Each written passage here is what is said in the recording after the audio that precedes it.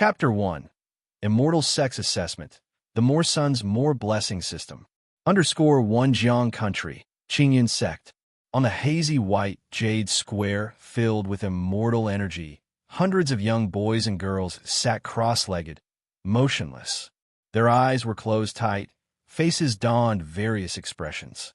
Some wore expressions of rage, others were covered in fear, some were ecstatic, while others appeared inconsolably sad. Hiss! Among the crowd, Lu Changsheng groaned softly, his eyes snapped open, and he instinctively clutched his forehead. Deep within his brain, bursts of memory flooded out like a deluge, battering against his mind. With these recollections, Lu Changsheng understood what had happened. He had traveled through time, had arrived in a world of fantasy and immortality. But for 18 years, he had not awakened the mystery within the womb. Not until today, during the fourth stage of Qingyan Sect's Immortal Sect Assessment, the Trial of Heart, where he awakened his past lives' memories. Someone has awakened so quickly, their Tao heart is top-notch. Not far off, several examiners from Qingyan Sect were surprised to see Lu Changsheng awaken.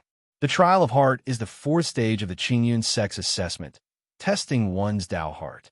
It is to say, one's state of mind and will. Lu Changsheng, because of the awakening of his past lives' memories, was the first to awaken from it. Lu Changsheng, 9th grade spiritual root, 18 years old, such a pity. He only displayed mediocre perseverance in the second stage. Yet to have such a Tao heart, strange indeed. With a Tao heart like that, if he had a 7th grade spiritual root, even at 18, he would be considered a decent immortal seedling. A 9th grade spiritual root at that age has limited potential. No matter how resolute the Tao heart, it is of no use. After reviewing Lu Changsheng's information, many people showed signs of regret. Lu Changsheng naturally couldn't hear the Immortal Master's evaluations. He was fully immersed in the sea of his mind. As his memories of his past life awakened, the all-but-guaranteed system for transmigrators also accrued. The multiple blessings system. As the name implies, the more offspring, the greater the blessings. These blessings don't refer to intangible good fortune, but real, tangible benefits. According to the system's information, there are currently 2 benefits. Firstly, there are numerous achievement rewards with regards to offspring. As long as achievements are triggered, the system will grant rewards. Secondly, the spiritual root talent and cultivation level of his offspring will all be multiplied onto him, their father. Moreover, the offspring of his offspring, his descendants' talent and cultivation level will also add to his own. However, it will not add as much as his immediate children's. With every generation, the bonus reduces by 50%. This feels like a child-rearing game, giving birth to children, nurturing them, unlocking achievements, receiving rewards. However, with this system in place, doesn't it mean my spiritual root talent can also improve? As long as my descendants have good talent and high cultivation level, I will soar right alongside them, perhaps even ascend to immortality while lying down. After getting to grasp his system completely, Lu Changsheng's emotions stirred, and he was incredibly excited. In this world, the first step to cultivation is to possess a spiritual root. And spiritual roots are categorized into 9 grades. 9th to 7th grade are considered lower grade. 6th to 4th grade are middle grade. 3rd to 1st grade are high grade. Above 1st grade, there are the Earth Spirit Root, Heavenly Spiritual Root, and other rare mutant spiritual roots. In the first stage of the assessment, the talent test, Lu Changsheng discovered that he had only a 9th grade spiritual root. It was the worst kind of spiritual root. To cultivate immortality was extremely difficult, and his future achievements were limited. But now, with the system, the multiple blessings system, Lu Changsheng felt that his path to becoming an immortal was not so bleak. Just by having many children and cultivating them well, with effort building a large family, he could ascend as the patriarch lying down. Dad, Mom, don't leave. It's fake. It was just an illusion. Ha ha. I did it. I became an immortal. No, this is fake. Don't try to fool me." At that moment, the boys and girls on the Trial of Heart gradually woke up. As if they had experienced a nightmare, they cried out, interrupting Lu Changsheng's train of thought. "Lu Changsheng, when did you wake up?" The few people next to him were surprised to see that Lu Changsheng had already awakened. "I've just woken up a little while ago, too," Lu Changsheng replied, taking in the 3 young men and 2 women before him. Hong Yi, 16 years old, 8th grade spiritual root, the son of a marquis. Han Lin, 15 years old, 7th grade spiritual root, born to a blacksmith. Li Feiyu, 18 years old, 7th grade spiritual root, young gang leader of the Crimson Whale Gang. Xianxia, 15 years old, 4th grade spiritual root, young lady from a scholarly family. Zhao Qingqing, 16 years old, 6th grade spiritual root, born to a physician. These 5, like him, were all immortal seedlings brought in by the secular branch of the Qingyan sect. On the way, they had come to know each other quite well. However, this familiarity was nothing more than banding together for warmth in an unfamiliar environment. The disparities in the backgrounds of the 5 were too great to allow for much common ground in conversation. Only Han Lin and Lu Changsheng hit it off somewhat better. Since Lu Changsheng came from a farmer's family, he found it easier to talk to Han Lin. "I seem to be the first one to wake up. I wonder if I can enter an immortal sect." Lu Changsheng, watching the others gradually wake up around him, pondered in his heart. Even with a system by his side, he still hoped to be accepted into the Qingyan sect. Because he was merely a common farmer by birth, it was only by a fortuitous chance that he had obtained an opportunity for cultivation and was led to the Qingyan sect's assessment. If he couldn't join the Qingyan sect, pursuing cultivation would be extremely difficult. Cultivation requires wealth, companions, techniques, and land, none of which can be lacking. Wealth needs no explanation. In both the secular world and the cultivation world, money is always of the utmost importance. Companion refers to fellow Taoists' companions. Technique refers to cultivation techniques, the teachings of others. The last, land, refers to the place of cultivation. In ordinary mortal regions, without spirit veins, and where spiritual energy is sparse and barren, cultivation progresses very slowly. If one can enter the Qingyan sect, at least in the initial stages, one would have wealth, companions, techniques, and land, all in place. This is why countless people yearn to be accepted into an immortal sect. Those whose names are called step forward. Before long, as everyone on the Inquiry Heart stage woke up, an executor from the Qingyan sect floated in the air, took out a jade scroll, and began to announce the list of successful candidates. Zhu San, Xiao Yuan, Han Lin, Xianxia, Zhao Qingqing. Names were called one after another. Those whose names were called were beyond excited, brimming with joy, and full of longing for their future as immortals. Those whose names were not called sank deeper into a heavy mood, fraught with disappointment. "Is that it?" Li Feiyu, seeing the Qingyan sect executor put away the list, showed a face of unwillingness. "How could my name not be on the list?" Hong Yi also bit his lip tightly. His complexion turned pale as he struggled to believe it. Although he possessed an 8th grade spiritual root, he was of noble birth and had previously spent connections and money to facilitate his acceptance. Sigh. Lu Changsheng, seeing that his name was not included, also sighed, feeling somewhat heavy-hearted. Still, with the system, the blow wasn't too hard to bear. Next to him, some people were crying out loud in distress at this moment. "The rest of you, leave the sect gate immediately," the Qingyan sect executor stated indifferently. Following that, with a sweep of his sleeve, a cloud of auspicious mist appeared beneath the feet of those chosen, and they rose up into the clouds and departed. The several hundred remaining all wore bitter expressions and left with reluctance. "Once you step out of this gate, you and I shall lead different lives. Between immortals and mortals, 2 separate paths unfold." As they left the gates of the Qingyan sect, many voiced their emotions, crying out loud. Failing to be accepted into an immortal sect, even if they embarked on the journey of cultivation, they would only be loose cultivators. their fates would drastically differ from those of Immortal Sect disciples. Hong Yi, too, looked regretfully at the Qingyun sect, shrouded in immortal mists and suffused with rosy clouds, sighing continually.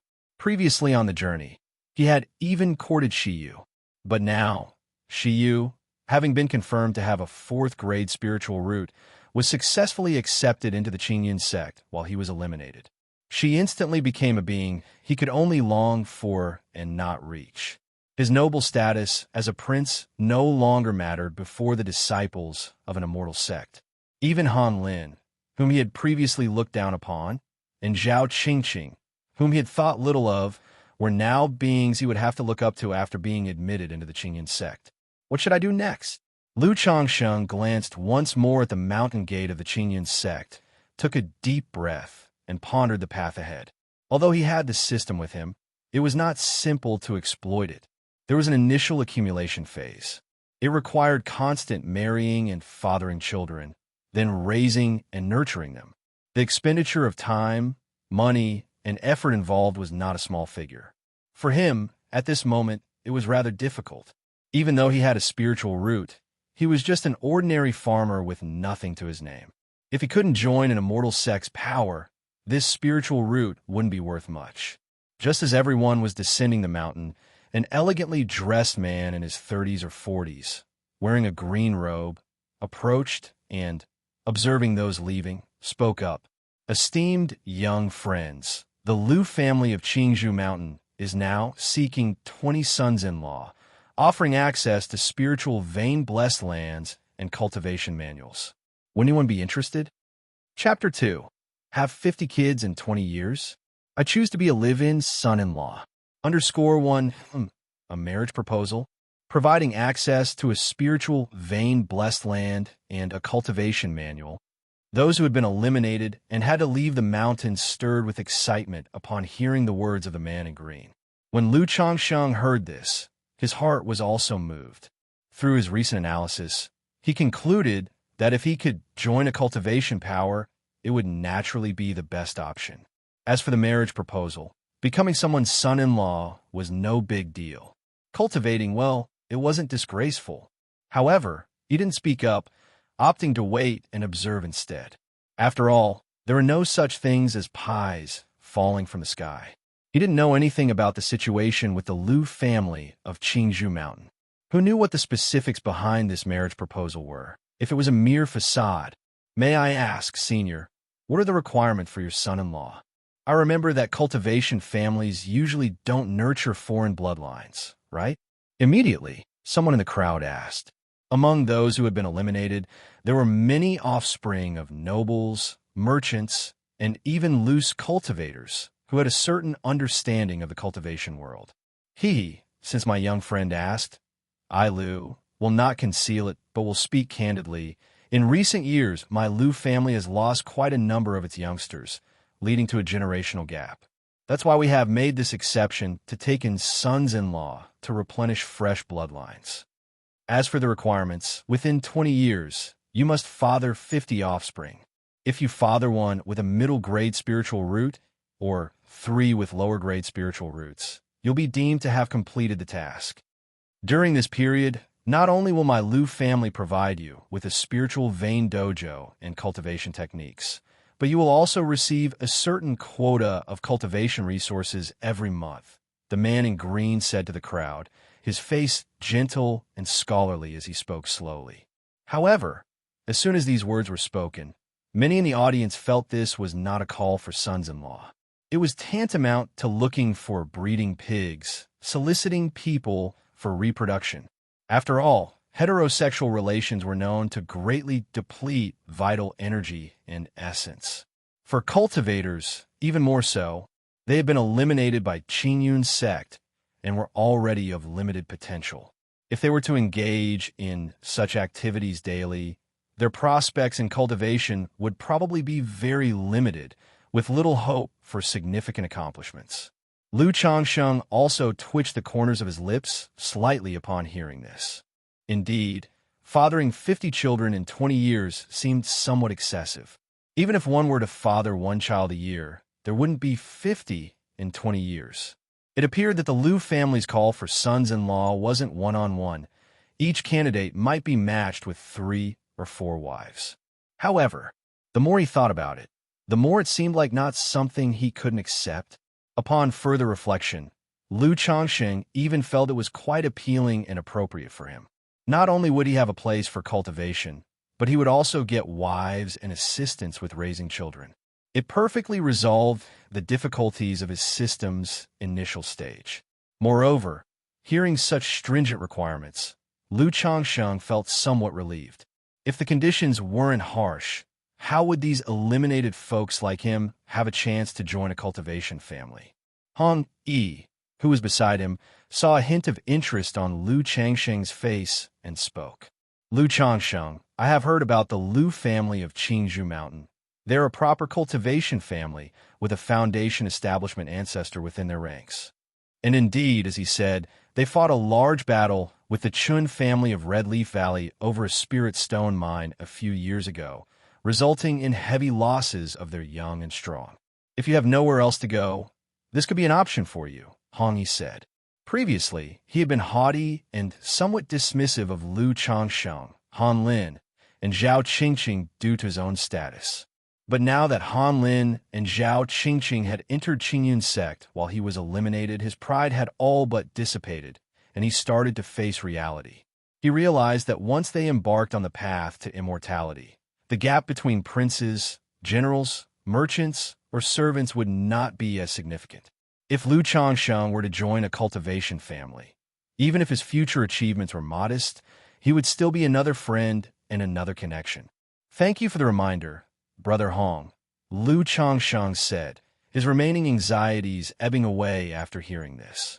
He felt becoming a son-in-law of the Liu family was a very sensible choice for the time being. With the system in hand, as long as he could get through the early phase, the sky would be the limit. Right then, Liu Changsheng stepped forward to sign up. Brother Liu, let's do this together. At this moment, Li Feiyu, as if making a difficult decision, spoke up. Brotherly, you want to join the Liu family as well? Hong Yi was somewhat surprised to see Li Feiyu choosing to join the Liu family. Liu Changsheng was of peasant origin, which he could understand. But Li Feiyu came from the Crimson Whale Gang, a sizable faction, and as the vice gang leader, he had decent conditions. Yet, he was willing to become this sort of son-in-law who serves like a breeding partner. Life is but a dream of 100 years. Once a chance for cultivation presents itself, it cannot be missed. Li Feiyu said in a deep voice. Insiders knew the state of their own affairs.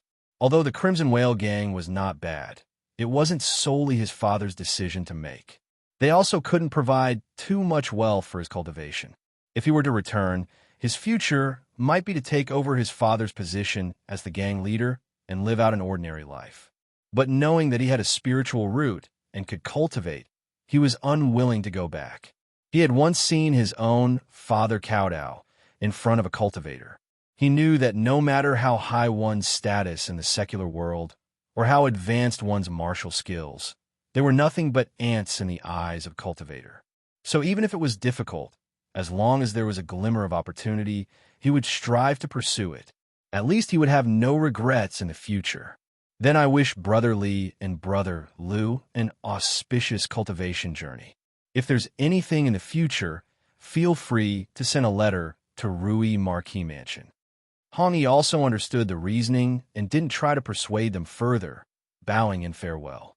Being of noble birth, he would still have some financial resources at home and could continue with his cultivation, so he needn't become a dependent son-in-law. Suddenly, Liu Changsheng and Li Feiyu came before the man in green clothes, indicating their willingness to join the Liu family. Upon hearing that Liu Changsheng only possessed a 9th-grade spiritual root, the man in green showed a hint of hesitation. Because the better the spiritual root, the greater the probability and higher the grade that the offspring will possess one.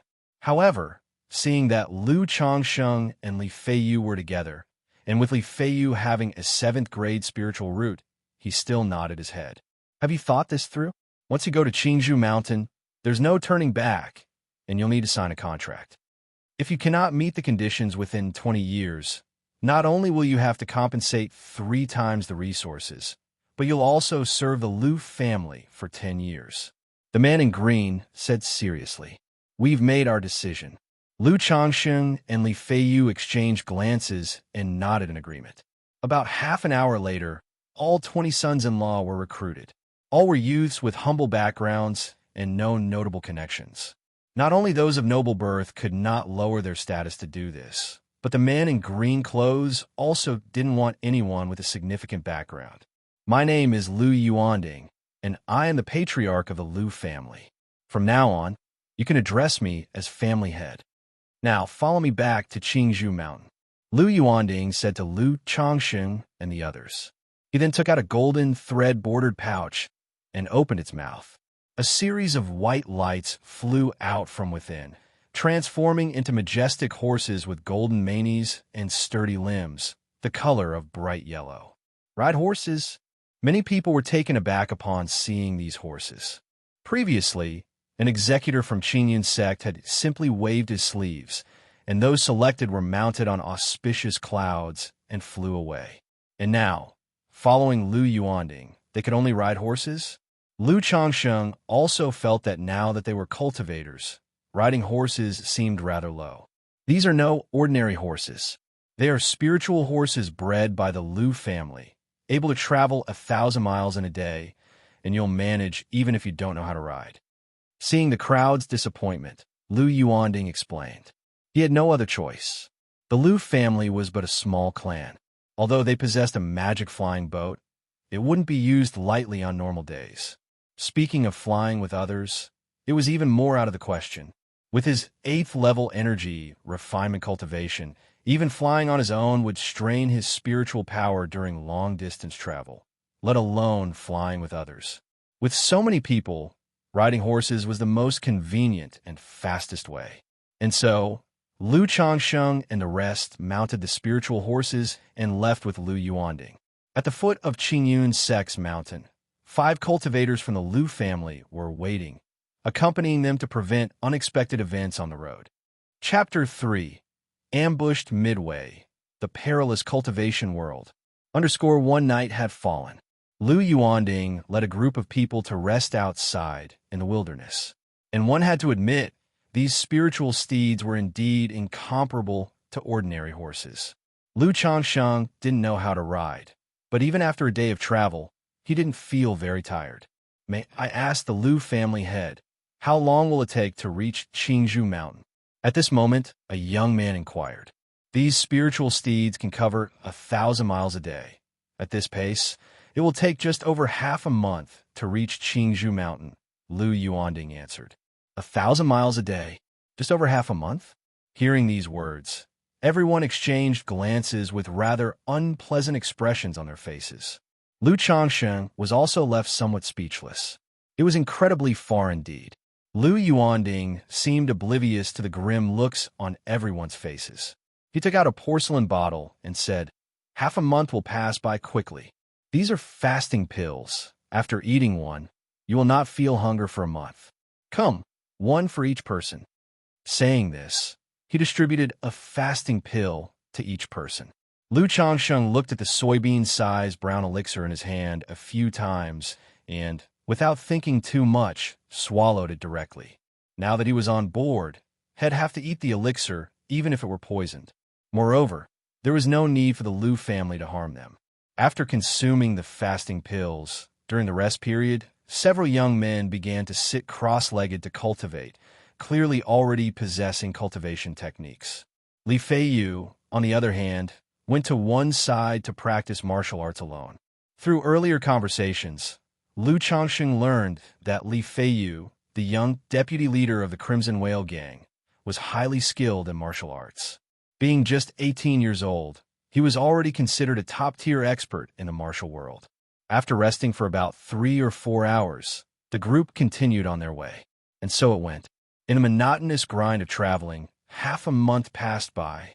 "Brace yourselves, we're about to arrive at Qingzhou Mountain," Lu Yuanding, riding a spiritual steed on the official road, called out to the listless youths behind him. After half a month of monotonous travel, everyone had become numb, their bodies and minds exhausted. Lu Changsheng appeared listless as well. In his past life, simply sitting in a car for a day left him feeling uncomfortable, let alone traveling by horse for half a month. Hearing Lu Yuanding's words that they were soon arriving at Qingzhou Mountain, everyone's spirits were visibly lifted. The days of hardship were finally coming to an end. The 5 accompanying cultivators from the Lu family also breathed a sigh of relief. Their mission for venturing out was a family task to ensure the safe homecoming of the immortal seedlings. However, just at that moment, suddenly, whoosh, whoosh, whoosh, several dozen crystalline, sharp ice cones erupted from the ground nearby, shooting towards Lu Changsheng and the others with fierce momentum. No good, we're under attack. Upon seeing this, Lu Yuanding's expression changed drastically, and he shouted in anger. At the same time, he stretched out his hand, fingers spread wide, casting out balls of fire radiating intense heat to intercept the ice cones. Protect the immortal seedlings. The other 5 Lu family cultivators also used their abilities, creating earthen walls and water barriers to shield Lu Changsheng and the rest of the immortal seedlings. However, faced with so many ice cones, 3 immortal seedlings were still pierced through their chests and fell from their spiritual steeds with a thump, lifeless.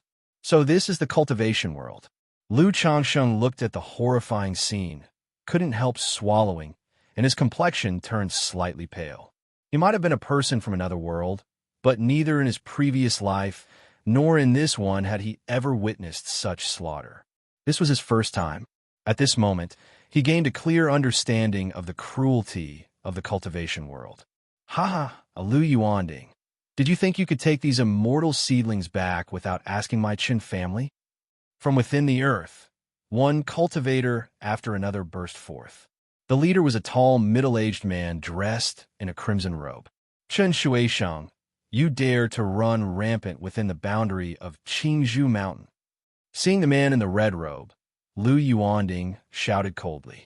He naturally recognized the other party. It was their nemesis, the Chun family patriarch of the Red Leaf Valley, from the Lu family of Qingzhou Mountain. But he had not expected the latter to dare to launch a sneak attack right at their doorstep. However, it was indeed the best time for the opposition to set an ambush. Everyone was not only exhausted, but also had their guard down. While speaking, he quickly burned a yellow talisman in his hand. It was a transmission talisman, requesting aid from the family. Quick battle, quick decision, kill. Chun Shuisheng let out a cold laugh, his lips moving slightly as he clapped his hands forward, bringing forth biting coldness and conjuring sharp ice spikes that flew towards Lu Yuanding. And the 10 cultivators behind him also took action, attacking the immortal seedlings, including Lu Changsheng. Their target was not to kill the members of the Lu family, but the immortal seedlings. Boom, boom, boom. The 2 sides began to clash. The Qin family had the advantage in numbers and therefore had the upper hand. Coupled with the Lu family's need to protect the immortal seedlings, they were at a disadvantage and immediately fell behind.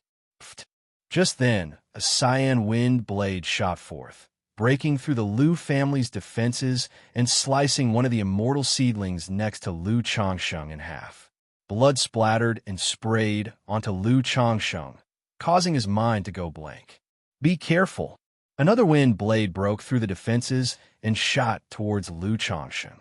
But Li Feiyu, quick-eyed and agile, leapt up and tackled Lu Changsheng to the ground, dodging the attack. Thank you, Brother Li.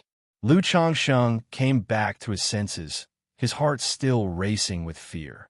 If it weren't for Li Feiyu's timely move, the wind blade would have struck him and he would have undoubtedly died. As a transmigrator with a system, it would have been truly frustrating to die in such a manner. After witnessing the cruelty of this world, Lu Changsheng, although scared, found his desire to cultivate even stronger. In this world where the law of the jungle prevails, without strength, you're nothing but an ant, your life as fragile as a blade of grass. Woo-woo, cultivation is too dangerous. I want to go home. Please, let me go. This has nothing to do with me. Run. Staying here is just waiting for death. seeing the Lu family members at a disadvantage and several immortal seedlings slain. Some seedlings begged for mercy, while others chose to flee. However, no sooner had two of them left the protection of the Lu family than they were killed by fireballs, wind blades, and ice spikes, deterring anyone else from running. At this moment, Lu Changsheng and the others were like lambs waiting for slaughter, only praying that the Lu family could hold on. Fortunately, before long, sounds of the air being pierced could be heard. Figures flew from Qingzhou Mountain towards them. Go! Realizing that reinforcements from the Lu family had arrived, Chen Shuisheng did not hesitate, made a quick decision, and immediately led his people to escape. "Daddy, are you all right?" At that moment, a woman dressed in a snow-white gown quickly descended from the sky to Lu Yuanding's side. Her voice sounded like a babbling brook, and her face was full of concern. She was delicately beautiful with a slender figure, graceful in every movement. Her white gown fluttered, revealing a small stretch of round, jade-like snow-white legs, resembling a goddess descending to the mortal realm, causing the immortal seedlings, who had just narrowly escaped death's door, to be lost in trance. Lu Changsheng was no exception. Having experienced the onslaught of beauties in the age of the internet in his previous life, he thought he would not be surprised. But upon seeing the woman in white, he was taken aback by her beauty. Her forehead was like a painting, her eyes deep as autumn waters, her nose high and proud, lips red as rosy dawn, with skin white as jade, perfectly embodying dazzling eyes and ivory skin. What moved people most was the temperament of the woman. Ethereal and elegant, like an immortal, she was reminiscent of a snow lotus from the heavenly mountains, standing unworldly and independent. If it weren't for the concern on her face, she would seem an ethereal fairy untouched by the mortal realm. If I were to marry into the Lu family and have children with such a woman, I wouldn't mind having 50, no, 100 children, Lu Changsheng thought to himself. But he knew it was impossible. As the daughter of the family head, how could she possibly marry a breeding son-in-law like them? It was a dream that could only be realized in his sleep. "Miaoga, father's fine, just drained of spiritual power," said Lu Yuanding, waving his hand to his daughter. Lu Miaoga. The young men engraved the name of this extraordinary and ethereal woman in their hearts. Lu Changsheng also remembered the name. The other arriving members of the Lu family also descended, relieved to find Lu Yuanding and the others mostly unharmed, with only 8 immortal seedlings dead. They didn't take it too heavily to heart. The death of 8 immortal seedlings was regrettable, but not something to grieve overly about. After all, the Lu family had not yet invested much in these seedlings. Soon after, the group safely made it to Qingzhou Mountain. Chapter 4. 3 Wives. One Qingzhou Mountain is not a single mountain, but a range filled with crystal-clear, translucent green bamboo. Upon entering the mountain, Lu Changsheng could clearly feel that the air was much fresher and more humid. There were streams in the mountain valleys, and colorful birds chirping, with terraced fields on some slopes cultivating grains and vegetables, much like a utopian paradise. The Lu family had built a number of villages and manors throughout these mountains. Lu Changsheng and a group of immortal seedlings were settled in Qingzhou Villa located in the outer periphery. Beneath Qingzhou Villa lies a first-grade spirit vein. From now on, you will live here and focus on your cultivation. Rest assured that as long as you fulfill the previously agreed-upon conditions, you're free to leave the Lu family or stay in the future. Uncle Fu settled them in. After giving some brief instructions, Lu Yuanding left. "I am in charge of Qingzhou Villa. You can call me Uncle Fu. Come with me now," he said. Uncle Fu was an old man with gray hair and a slightly stooped body. After introducing himself, he led everyone to go through the formalities and also introduced them to various aspects of Qingzhou Villa. Qingzhou Villa was vast, home not only to them, but also to the Lu family's own immortal seedlings who were cultivating there. However, they were mostly collateral family members with average talent. If anyone had exceptional talent, they would usually reside in the core area of Qingzhou Mountain, where the concentration of spiritual energy was much thicker due to a second-grade spirit vein. Along the way, the group saw many Lu family disciples. These people also looked at Lu Changsheng and the others curiously, as if watching monkeys, with a hint of disdain and arrogance in their eyes. Regarding this, Lu Changsheng was quite calm. To put it nicely, they were sons-in-law who had married into the family from different ethnic groups. To put it unpleasantly, they were here to breed. However, through observation, he could tell that the Lu family's disciples, both male and female, were quite good-looking. This made him somewhat relieved about the subsequent breeding part.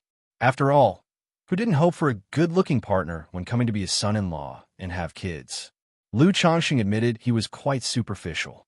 An hour later, under Uncle Fuss arrangements, Lu Changsheng and the others signed the marital contracts, processed their identity plaques, received cultivation techniques, and were allocated living quarters. The living space was a separate courtyard covering nearly 200 square meters, replete with pavilions, terraces, and towers. It was fully equipped. Lu Changsheng sat on a large bed in his room and took out the cultivation technique. Return to origin technique. Upon opening the technique manual, an image of a man in a gray robe appeared, demonstrating poses, and began explaining in detail how to cultivate. Worthy of being a cultivation method, it even has video functionality. Lu Changsheng couldn't help but admire the manual in his hands for a few moments. He couldn't figure out how the book projected the image and produced sound, but found it quite magical. Following the guidance of the figure in the manual, he began to try cultivating. After attempting for a long time, Lu Changsheng finally entered the right state. His mental spirit became lucid, sensing the wisps and strands of colorful spiritual energy around him. Knowing he had completed the first step, sensing the spiritual energy, he then tried to draw the energy into his body. Under his control, the spiritual energy slowly converged towards him, entering his body through the pores all over his skin. This process was very slow, and once the spiritual energy entered the body, it had to circulate a full cycle before a strand of it could remain in the Dantianqi Sea. While the spiritual energy circulated, it also nourished the Buddha's flesh, veins, and bones, slowly expelling impurities from the body, and thus performing a marrow cleansing. The night passed. So, this is what having a 9th grade spiritual root is like. At this rate, breaking through to the first level of qi refinement will take ages. Looking at the faint trace of cool aura in his Dantianqi Sea, Lu Changsheng gave a wry smile. And this was while cultivating in a place with a spirit vein. Without a spirit vein, the process would have been even slower. At that moment, Lu Changsheng gained a profound understanding of the difficulties of cultivation. Sigh. Looks like I have to rely on the system. Lu Changsheng exhaled deeply. Knowing that relying solely on his own efforts to cultivate was simply unrealistic, the only option left was to depend on the system. I wonder when the Lu family will arrange a wife for me. Lu Changsheng thought. Ding, ding, ding. It was at that moment the bells in the courtyard rang out. Someone had come. Lu Changsheng left his room and opened the courtyard door. Lu Changsheng, the Lu family has already organized a reception banquet to welcome and cleanse the dust of travel for you. Follow me. Uncle Fu spoke from the doorway. Behind him were the other immortal seedlings. A welcome reception? Hearing about this welcome reception, Lu Changsheng had a hunch and nodded, all right. Then, Uncle Fu gathered all 12 immortal seedlings and took them to a spacious and elegant hall within Qingzhou Villa. There was no one else inside. Only 12 seats were arranged, adorned with fine wines and delicacies. After everyone took their seats, it was not long before a stream of graceful and enchanting young ladies entered one by one, proceeding into the hall. Indeed, seeing these ladies, Lu Changsheng immediately knew his guess was right. This welcoming feast, intended to cleanse away the dust of travel, was meant for breeding arrangements. The women entering the hall numbered 50 or 60, all of them pleasant to look at. Although none were as stunning as Lu Miaoge, there were still many beauties, comparable to some online celebrities from his previous life. These women had clearly made an effort to dress up, each bearing a unique style. Some had a petite build, with a cute appearance. Some wore simple makeup, gentle and graceful. Some had brows like sharp swords, dressed in vigorous attire, their demeanor spirited and bold. Some were dressed in ornate court attire with their hair coiled up, dignified and elegant. There were also those with ice-cold faces like icebergs, their figures graceful, seductive, and alluring, dressed in diaphanous gauzy fabrics, with long legs and high heels, beguiling and tempting. One could say, with so many types available, there was bound to be one to stir your heart.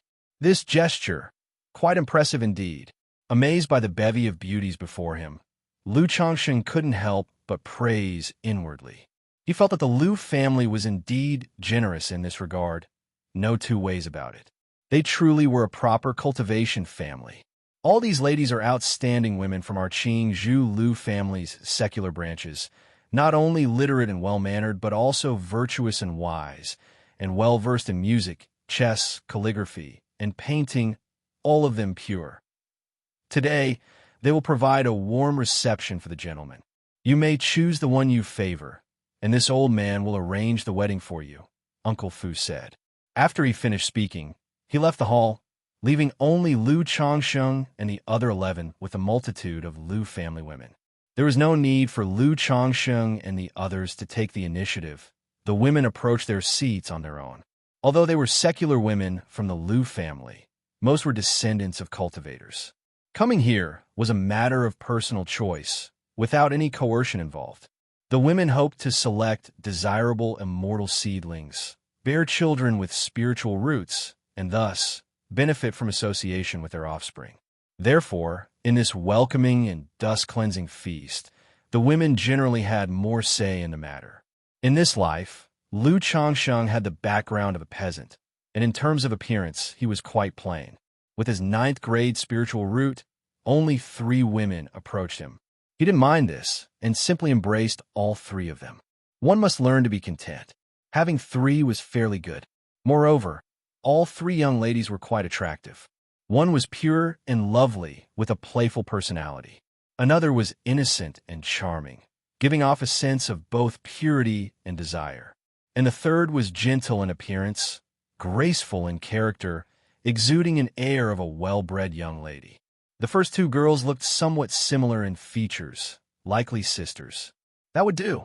In his previous life, if he could have had 3 wives like these, his ancestors would have been bursting with pride. In contrast to Lu Changsheng's initiative, the other 11 were much more resistant. For instance, Li Feiyu, with his handsome and valiant appearance along with a 7th-grade spiritual root, had 7 ladies approach him. However, he only chose 1 lady of exquisite beauty, sending the others away. An hour later, the reception feast concluded. Everyone had made their chosen 1 selections. Aside from Lu Xianxia, who chose 3, the others only selected 1 or 2. They still had aspirations for cultivation. It was simply because of the contract they signed with the Lu family that they temporarily chose 1 for the sake of formality. They hoped that once their cultivation reached a certain success, they would be able to change their status. Afterward, under Uncle Fu's arrangements, the 12 held a simple wedding banquet that very day. The wedding was kept simple, and once the formalities were completed, it was time for the bridal chamber. My lady, husband X3. In the bridal chamber, Lu Xianxia gazed at the 3 charmingly alluring ladies in front of him and drew the bed curtains closed. This year, Lu Xianxia was 18 and had taken 3 wives. The gentle and well-bred one was named Lu Lanshu. The pure yet charming one was named Lu Zier. The pure and lovely one was named Lu Qing'er. They were sisters. Chapter 5, Becoming a Dad. _1/2 a month later. Lu Xianxia, you've done well. Not only have you married 3 women from our Lu family, but within half a month, you've also gotten Lan Shu pregnant. Our Lu family always clearly delineates rewards and punishments. Naturally, we won't shortchange you. Here are your rewards. A lower-grade flying sword, a Qingzhou vestment robe, a bottle of yellow dragon elixir, 100 caddies of spirit rice. Within a grand hall of Qingzhou Villa, Lu Yuanding said to Lu Changsheng. It had already been half a month since Lu Changsheng's wedding day. Knowing his own cultivation had limited effects, Lu Changsheng didn't cultivate much in the past half-month, focusing all his energy on creating offspring. His efforts were not in vain. Among his 3 wives, Lu Lanshu was found to be pregnant. Upon hearing this news, Lu Changsheng was extremely happy and excited inside. Whether in his past life or this one, this was the first time he was going to be a father. Even if the birth of this child was mixed with many utilitarian motives, the joy was heartfelt. The moment he knew he was to be a father, he had already thought of the child's name. If it was a boy, he would be called Pingon. If a girl, she would be called Sheila. He wished for his child to live in peace and joy. When the patriarch of the Lu family, Lu Yuanding, heard this news, he went personally to Qingzhou Villa to commend Lu Changsheng and bestowed upon him generous rewards. A lower-grade magical instrument was worth 50 spirit stones. A vestment robe was worth 30 spirit stones. 100 caddies of spirit rice were worth 10 spirit stones. A bottle of yellow dragon elixir was worth 10 spirit stones. That is to say, the rewards given to Lu Changsheng were equivalent to 100 spirit stones worth of resources. Other immortal seedlings, upon hearing these rewards, turned red with envy. They looked at Lu Changsheng with eyes full of envy, jealousy, and resentment. To know, for their cultivation in the Lu family, the family provided only 2 spirit stones and 10 caddies of spirit rice per month. Now, the rewards given to Lu Changsheng were almost the equivalent of 3 years' worth of their resources. Just for being the first to produce a child, he received 3 years' resources. This made their back teeth nearly shatter with frustration. Many thanks to the family head. Lu Changsheng, too, wore a face full of joy as he respectfully expressed his thanks. He hadn't expected that being the first to produce a child would come with such rewards. However, he understood that this was Lu Yuanding's way of stimulating others, spurring them to quickly produce offspring as well. Hee, you've earned this. Our Lu family never mistreats anyone. For all who beget children, the family head has rewards as well. And if anyone is the first to produce a child with a spiritual root, the family head will give even greater rewards. Lu Yuanding surveyed the crowd as he spoke. At these words, everyone felt somewhat pressured, thinking about hastening home to create offspring. Even Li Feiyu was somewhat tempted. However, subsequently, when others bore children, the reward was only a bottle of yellow dragon elixir and 10 caddies of spirit rice, which couldn't compare to Lu Changsheng's initial reward at all. Another month passed, and Lu Changsheng's wife, Lu Qing'er, also became pregnant. For the second pregnancy, the family did not give any additional rewards. If rewards were given for each child produced, the Lu family would have been emptied out long ago. Then more than half a month later, Lu Changsheng's third wife, Lu Zier, was also found to be pregnant. In a little over 2 months since entering the Lu family, Lu Changsheng had managed to get all 3 wives pregnant, leaving the other immortal seedlings speechless, wondering if this man didn't need to cultivate at all. Was he that desperate?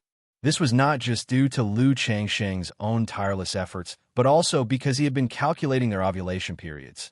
And with the help of the pregnancy tonic provided by the Lu family, he maximized the chances of conception.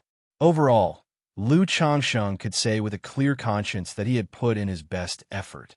After all 3 women became pregnant, Lu Changsheng also began to cultivate with a quieted heart.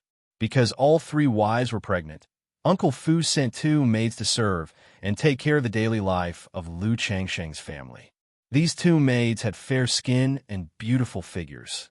It was obvious that they were not sent just to serve daily needs. Evidently, seeing his aptitude for reproducing, the Lu family had sent them to encourage more breeding from him.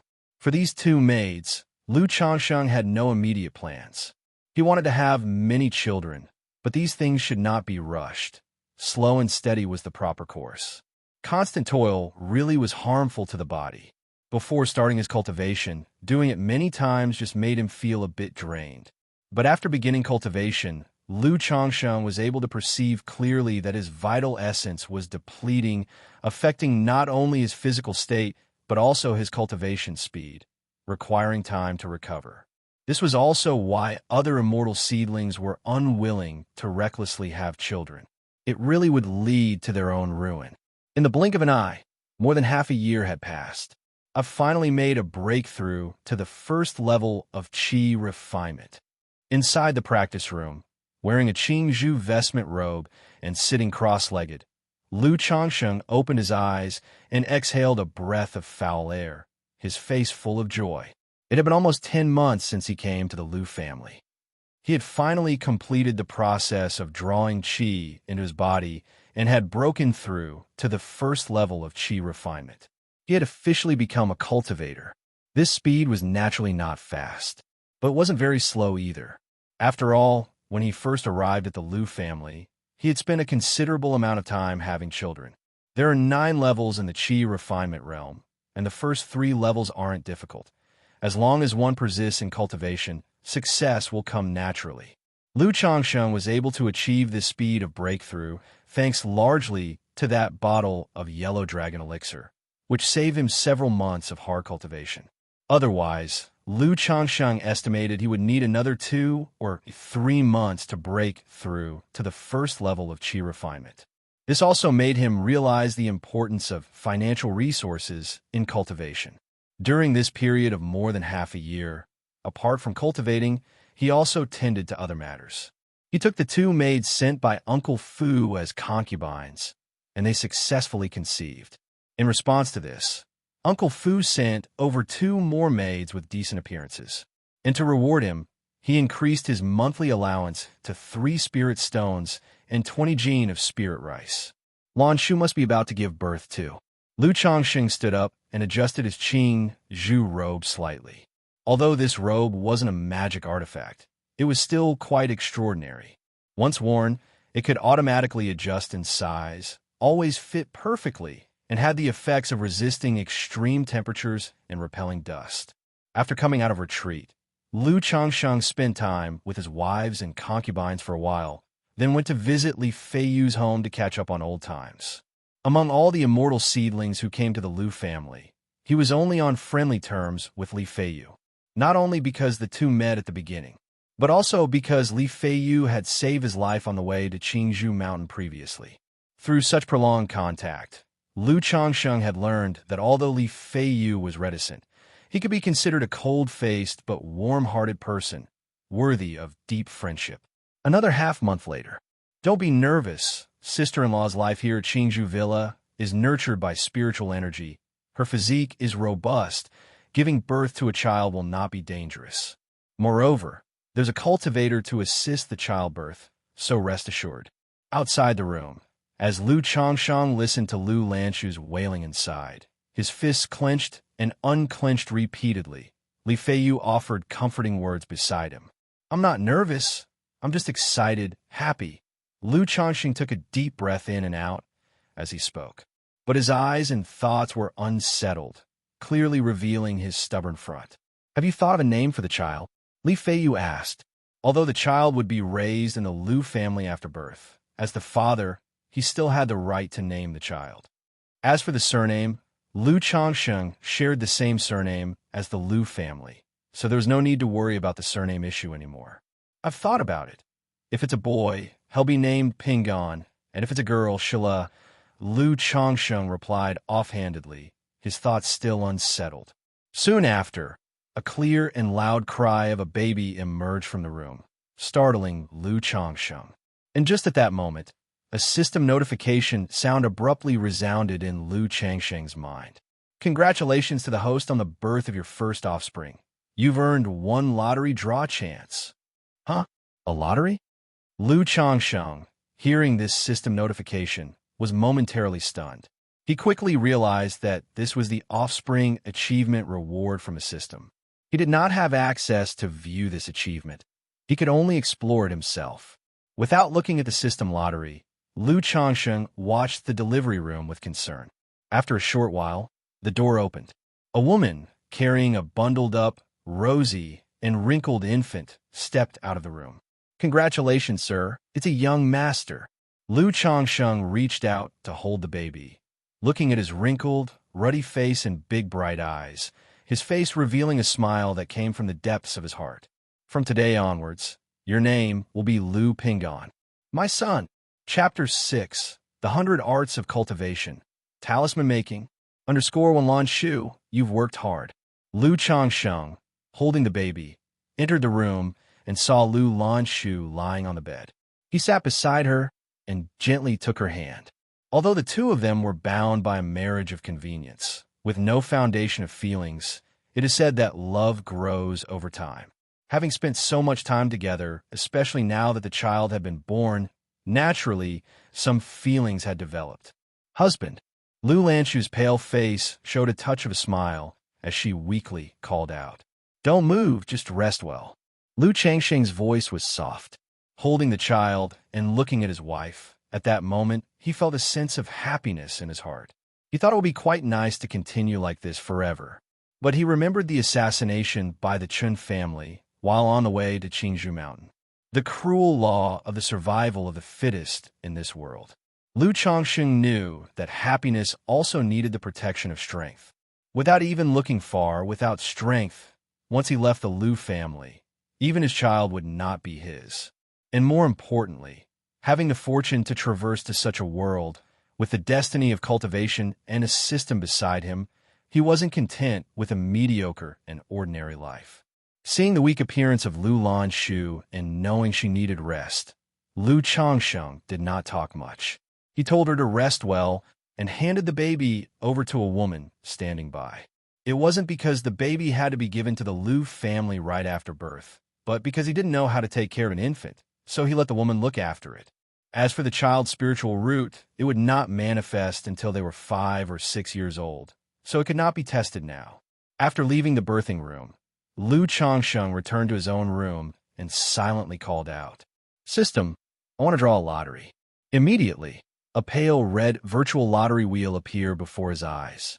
It was divided into 7 areas: cultivation technique, skills, pet beasts, elixir medicines, magical treasures, and others. It's quite comprehensive. Lu Changsheng looked at the items available for the draw, his face showing delight. The only caveat was that the lottery will look a bit like the roulette from the money-grabbing games of the Penguin Corporation from his previous life. It made him feel unreliable, somewhat panicky. Can good things really come out of this?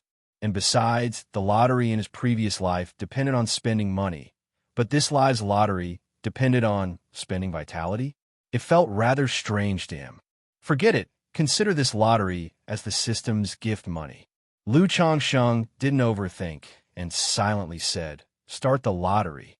At once, a golden light began to spin on the pale red wheel.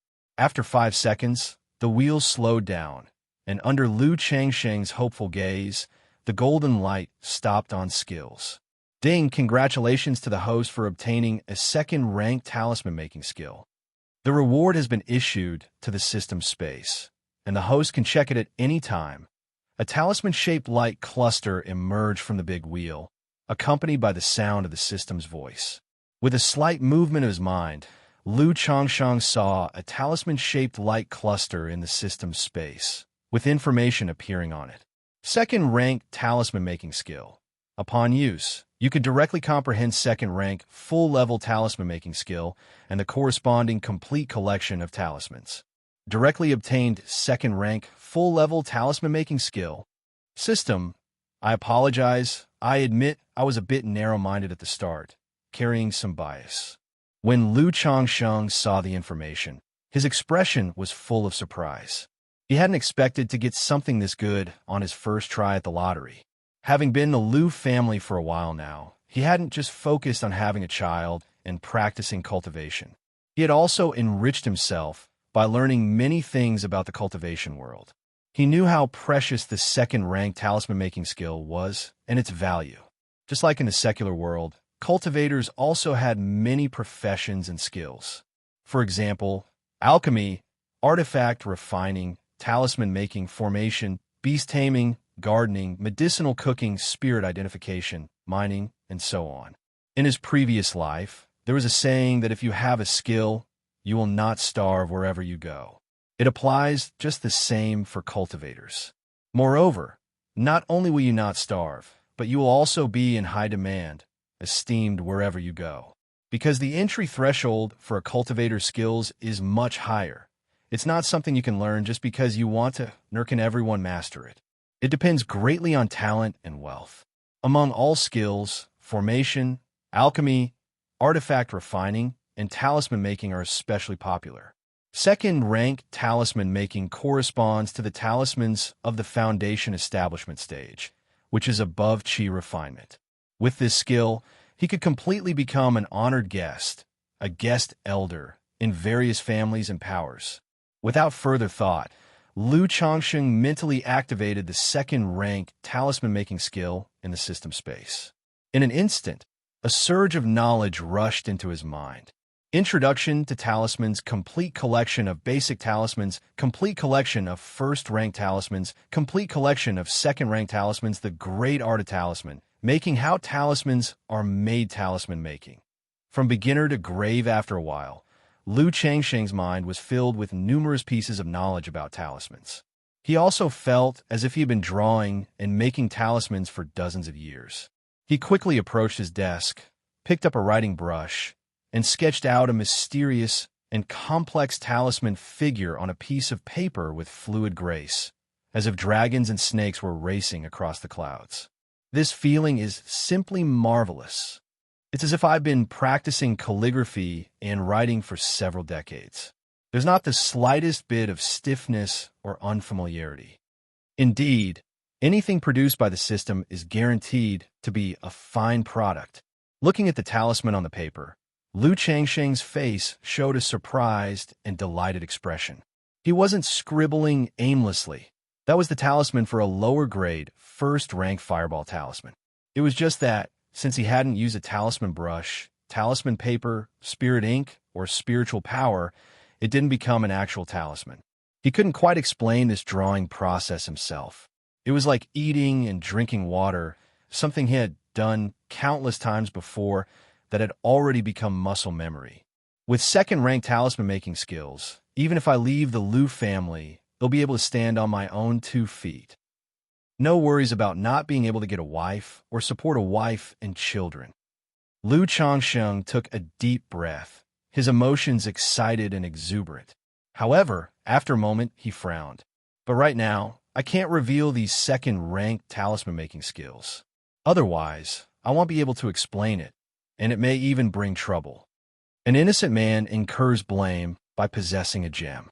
A son-in-law who was eliminated by the immortal sex and has only just started on cultivation, suddenly mastering talisman making will definitely give rise to suspicions and invite trouble. Besides, he was currently a son-in-law living at the Lu family's expense. If he revealed his talisman-making skills, who knows what attitude the Lu family would take. They might go from using him as a breeding partner to treating him as a talisman-making tool. I can't rush it. I need to take things slowly. First, I'll buy a set of talisman-making tools and materials to practice making talismans. Then I'll gradually reveal my talent for making talismans at the Lu family, eventually revealing my first and second-rank talisman master skills in a logical progression. That way, it won't arouse suspicion. Maybe even for my talent in making talismans, the Lu family will value me more and my status will rise. Lu Changsheng took a deep breath, and after pondering for a while, he made up his mind. Now seeing the effect of the system and possessing second-rank talisman-making skills, he felt more confident about this world and his future. He knew that as long as he was careful, had more children, and caused less trouble, even if he didn't become immortal or an ancestor, his achievements in the future would not be too bad. The next morning, Lu Changsheng went out and took out the magic flying sword that Lu Yuanding had rewarded him with before and headed towards the 100 Treasures Pavilion in Qingzhou Villa. The 100 Treasures Pavilion was akin to a department store. They sold all sorts of things such as magic artifacts, elixir medicines, talismans, spirit rice, spirit vegetables, demon beast meat, and everyday items. Every month, Lu Changsheng would use the spirit stones he received to buy demon beast meat and spirit vegetables from the 100 Treasures Pavilion. Elixir medicines were effective, but too expensive. For someone as poor as him, eating spirit vegetables and demon beast meat was more cost-effective. Today, he came to the 100 Treasures Pavilion intending to purchase a set of talisman-making tools and materials. As for the flying sword, he was out of money and planned to sell it for cash. Shopkeeper, do you sell talisman pens, talisman paper, and spirit ink for making talismans here? Upon arriving at the 100 Treasures Pavilion, Lu Changsheng asked the shopkeeper, who was lounging on a recliner, "What do you need these items for?" The shopkeeper was a gray-haired old man and also a cultivator. "I want to learn talisman making, so I plan to buy some materials to give a try." Lu Changsheng replied, "Learn talisman making?" The old man appeared to hear a joke and couldn't help laughing. Looking at Lu Changsheng, he said, "Do you know how difficult it is to learn talisman making?" There weren't many cultivators in Qingzhou Villa, only about 100 or so, and he knew most of them. Lu Changsheng, being a son-in-law who had fathered 5 children in 1 year, had gained some notoriety in Qingzhou Villa, leaving a relatively deep impression on the shopkeeper. "I don't know, but my talent is limited. Continuing to cultivate like this, I can basically see my limits. So, I might as well try learning a craft." Lu Changsheng shook his head, smiling wryly. He had prepared all these excuses the night before. "It's good that you have this thought, but I advise you not to waste your money. Any newcomer who wants to learn talisman making is likely to fail 100 times when they start, and if they have poor aptitude, even failing a few hundred times isn't surprising. That's still for the same talisman. If you try making a different talisman, although it gets somewhat easier, the failure rate is still shockingly high. For a novice to become an elementary talisman master, it requires thousands upon thousands of attempts. Think about the costs involved for yourself." The shopkeeper, seeing that Lu Changsheng was diligent in the Lu family, having made 5 women pregnant within a year, meant well with his advice. Chapter 7. Talisman Making. _1 Lu Changsheng, upon hearing this, was also somewhat surprised. Although he had acquired second-grade talisman-making skills through the system, he was truly unaware of the specific difficulties involved in talisman making. He had just realized that making talismans was much harder than he had imagined. For a rookie, it took tens of thousands of practice attempts just to get started and become an elementary talisman master. This elementary talisman master refers to a first-grade talisman master of inferior quality. First-grade talisman masters are categorized based on the talismans they can draw into first-grade talisman masters of inferior quality, middle grade, superior grade, and a top-level talisman master. Second-grade talisman masters are also classified the same way. Lu Changsheng, having obtained second-grade talisman-making skills, was at full mastery of the second grade. That is a top-level second-grade talisman master. For a newbie to elevate their talisman-making skills to the second grade, the time, effort, and the money spent are simply immeasurable. Even dedicating a lifetime of effort might not be enough to achieve it. At this moment, Lu Changsheng felt that his second-grade talisman-making skill was far more precious than he had imagined. "Shopkeeper, I still want to give it a try," Lu Changsheng said with a determined look on his face.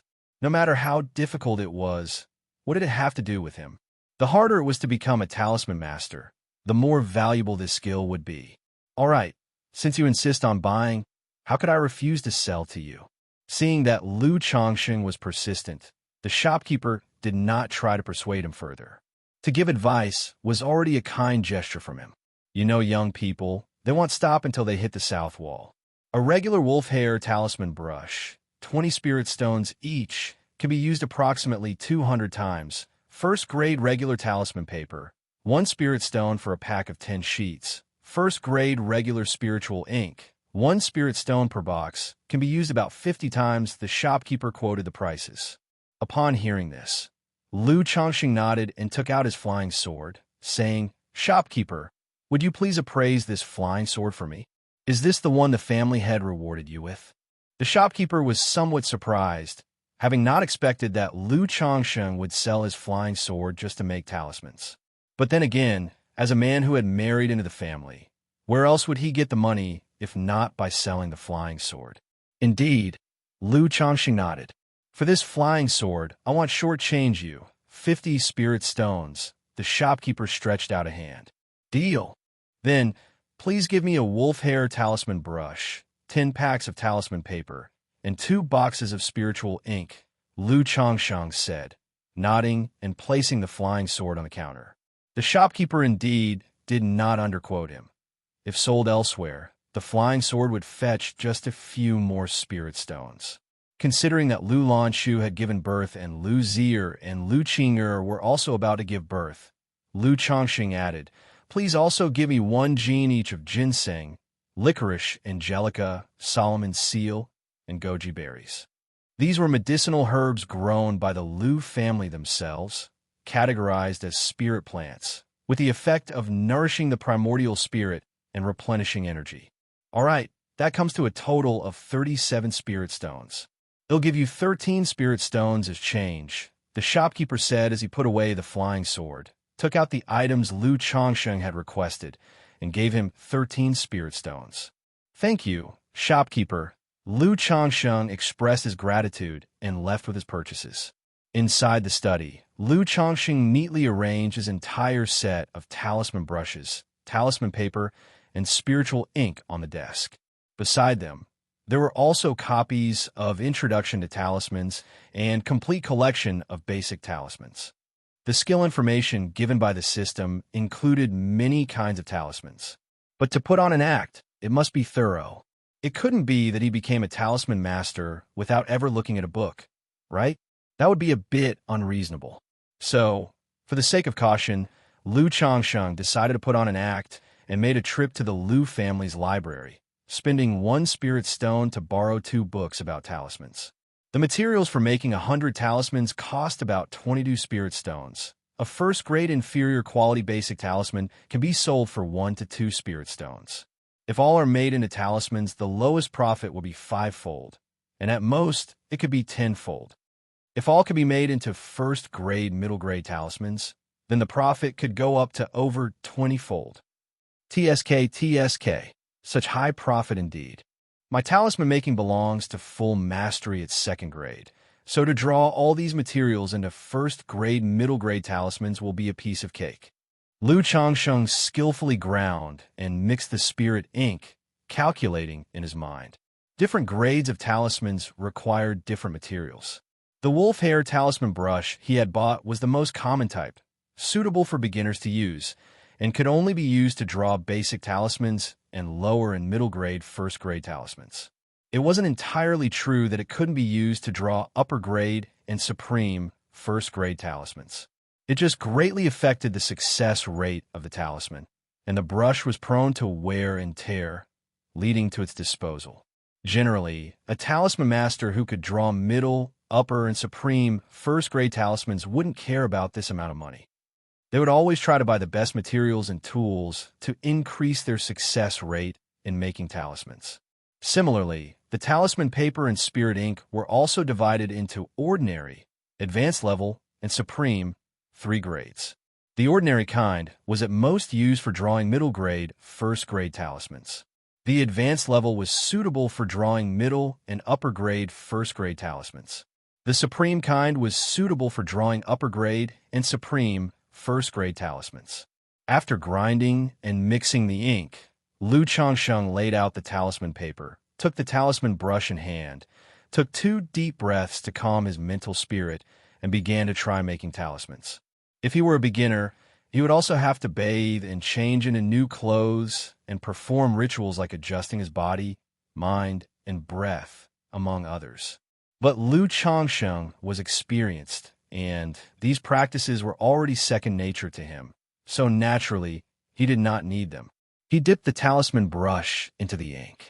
Afterward, spiritual power surged from inside his body to his palm, through to the talisman brush in his hand, and then to the tip of the brush, making the tip soaked in spirit ink emit a faint luminescence.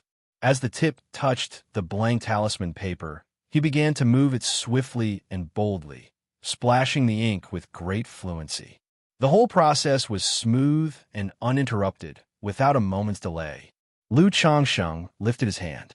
One could see a layer of light emerge on the talisman paper on the table, emanating faint fluctuations of spiritual energy, which quickly solidified the spirit ink.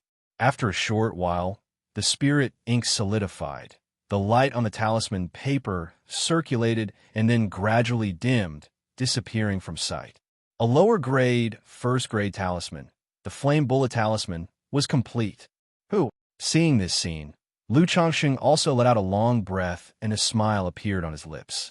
Acquiring related skills was one thing, but successfully making a talisman himself was another. Making talismans really depletes spiritual power. With my level of Qi refinement, I can at most draw 2 or 3 lower-grade first-grade talismans. If I were to draw a middle-grade first-grade talisman, I reckon I could only manage one at most. Lu Changsheng examined the flame bullet talisman he held in his hands closely. By injecting a trace of spiritual power, one could activate the talisman, releasing a fire bullet. As for its power, it was about the same as the flame bullet technique of the third-level energy refinement. This was the formidable aspect of talismans. Lu Changsheng, only at the first level of Qi refinement, would deplete all his spiritual power using a single flame bullet technique. But with that same amount of spiritual power, he could draw 2 or 3 talismans with the power of the flame bullet technique at the third level of energy refinement. Straight away, Lu Changsheng drew another featherweight talisman and rejuvenation insignia. Both were lower-grade, first-grade talismans.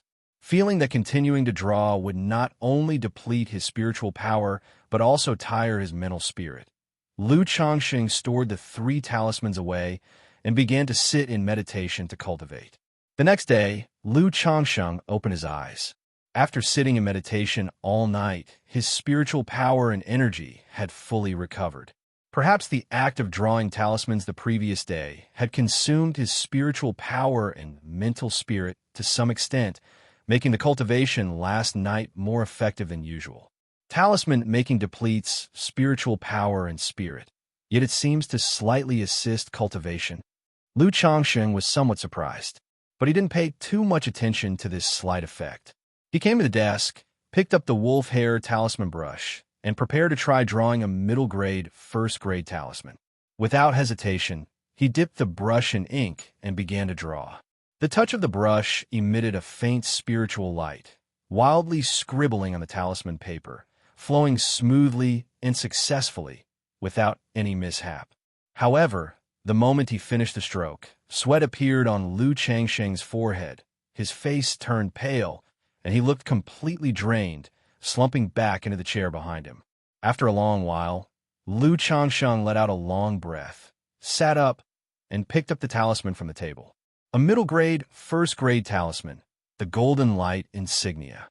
Once activated, it released a layer of golden light to protect oneself, capable of withstanding a strike from the 6th level of energy refinement. Right now, a middle-grade, first-grade talisman is still a bit strenuous for me, Lu Changsheng thought, as he stored and hid the talisman away. In the days that followed, besides cultivating, he also took up making talismans. Almost every day, he drew 2 or 3 lower-grade, first-grade talismans, or 1 middle-grade, first-grade talisman. He kept all these talismans hidden in the cupboard in his study, to be taken out when the opportunity arose. Chapter 8. Both sons and daughters, talents revealed. One time flew by, and in the blink of an eye, a month had passed. Lu Changsheng's wife, Lu Qing'er, gave birth as well. It was a son. This time, the system did not appear to grant any reward. Having tasted the sweetness of the system's rewards, Lu Changsheng felt somewhat disappointed. However, upon reflection, it seemed normal. If childbirth triggered an achievement and earned a reward every time, there would be no need to raise children at all. One could just keep having them and take off oneself. After the child was born, Lu Changsheng did not immediately name him. He planned to wait for half a month until the child of Lu Zier was also born to name them together. This was also the idea of his wife, who wanted to name the children of the 2 sisters at the same time. For such a small request, Lu Changsheng naturally agreed. 20 days later, Lu Zier's child was born. It was a daughter. The system still did not respond. Presumably a certain number had to be reached to trigger the achievement reward. But Lu Changsheng was still very happy. It was not a matter of favoring boys over girls, but rather that he was now blessed with both a son and a daughter. For these two children, Lu Changsheng and his wife discussed and decided to name the boy Lu Wuyu and the girl Lu Wuyo. The meaning was the same as the previously thought of Pingon and Sheila. They hoped their children could grow up safely and carefree, and that his own path of cultivation could also proceed smoothly without trouble. A month later, on this day, Lu Changsheng went to the 100 Treasures Pavilion, took out 5 unpromoted basic talismans, and asked, "Shopkeeper, do you take this cleansing talisman, and how much is it worth?" To reveal his identity as a talisman master would naturally require a gradual process. So, after spending nearly 3 months, he finished drawing on the 10 stacks of talisman paper he had bought, with Lu Changsheng keeping 5 blank talismans and crafting them into the simplest of the basic talismans, the cleansing talisman. After all, the shopkeeper had said that it was normal for a novice in talisman making to fail 100 times. So if out of 100 attempts at making cleansing talismans, he succeeded in 5, it might be considered a bit of talent, right? Cleansing talisman. On hearing this, the shopkeeper was stunned. He looked at Lu Changsheng and remembered the latter's sale of his flying sword to practice talisman making. Then, showing surprise, with some disbelief, he said, "You made spirit talismans out of the 100 sets of materials you bought last time? And you made 5 of them." Although the cleansing talisman is the simplest of the basic talismans, for a novice who had never touched talisman making, succeeding in creating 5 talismans in 100 tries was quite remarkable. "Yes, I kept failing at first, but after one success, it felt much better, so I made these 5 talismans. I wanted to ask the shopkeeper if these talismans are worth anything," Lu Changsheng said. Thinking that he might often have to act in the future, Lu Changsheng had also been practicing his acting skills in front of a mirror during these days so that he could appear more natural when speaking nonsense. "Let me take a look at the talismans," said the shopkeeper. Faced with this statement, he was somewhat at a loss for words. He hadn't expected Lu Changsheng, a breeding outsider of the family, to possess such talent in talisman making. Lu Changsheng placed the talismans he was holding onto the countertop. Subsequently, the shopkeeper picked up the talismans and examined them. As a cultivator, he naturally had some understanding of talismans. He could tell that, although the lines of these 5 talismans were not very smooth and the quality was not high, they were indeed successful and had no issues. The shopkeeper said with some emotion, "To be able to craft 5 talismans out of 100 sets of materials, even if they are the same type of spirit talisman, shows that you have considerable talent in talisman making. But cleansing talismans are just basic talismans and are not worth much, as few people need them." He paused before continuing. "However, our Lu family has an encouragement plan to motivate family members to learn skills. For such basic talismans, we're willing to buy them for 1 spirit stone per 3 talismans. Although you are an outsider to the family, you can also enjoy this benefit," said the shopkeeper. "As basic talismans have limited uses, mostly just for daily life, they are not very impactful for cultivators. Thus, not many buy them, and the price is low. 1 spirit stone for 3 talismans." Hearing this price, Lu Changsheng had also anticipated it.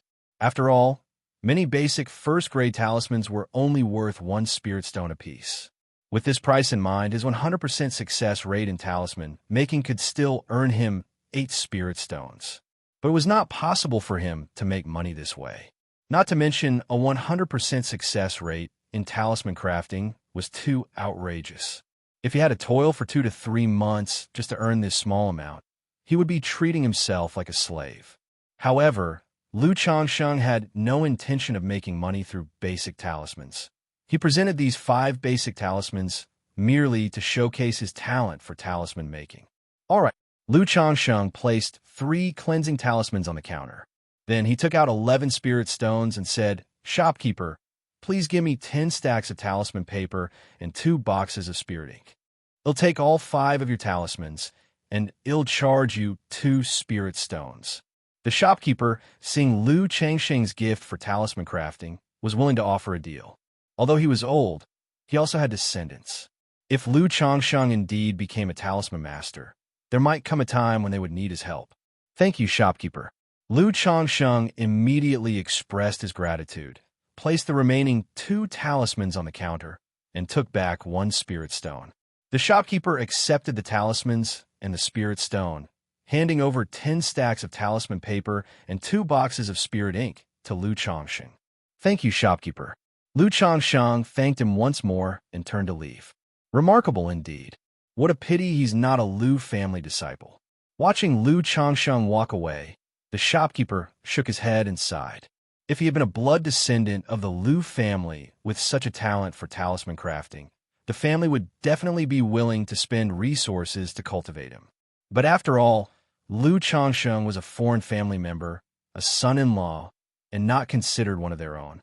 Late at night, afterwards, Lu Changsheng looked at the jade-like body stretched out on the big bed. Sitting up, he took a cleansing talisman from beside the bed and slapped it on himself. Instantly, a breeze blew, whisking away the stickiness on his body, leaving him feeling refreshed. These cleansing talismans are quite useful. Lu Changsheng was rather satisfied after testing the cleansing talisman.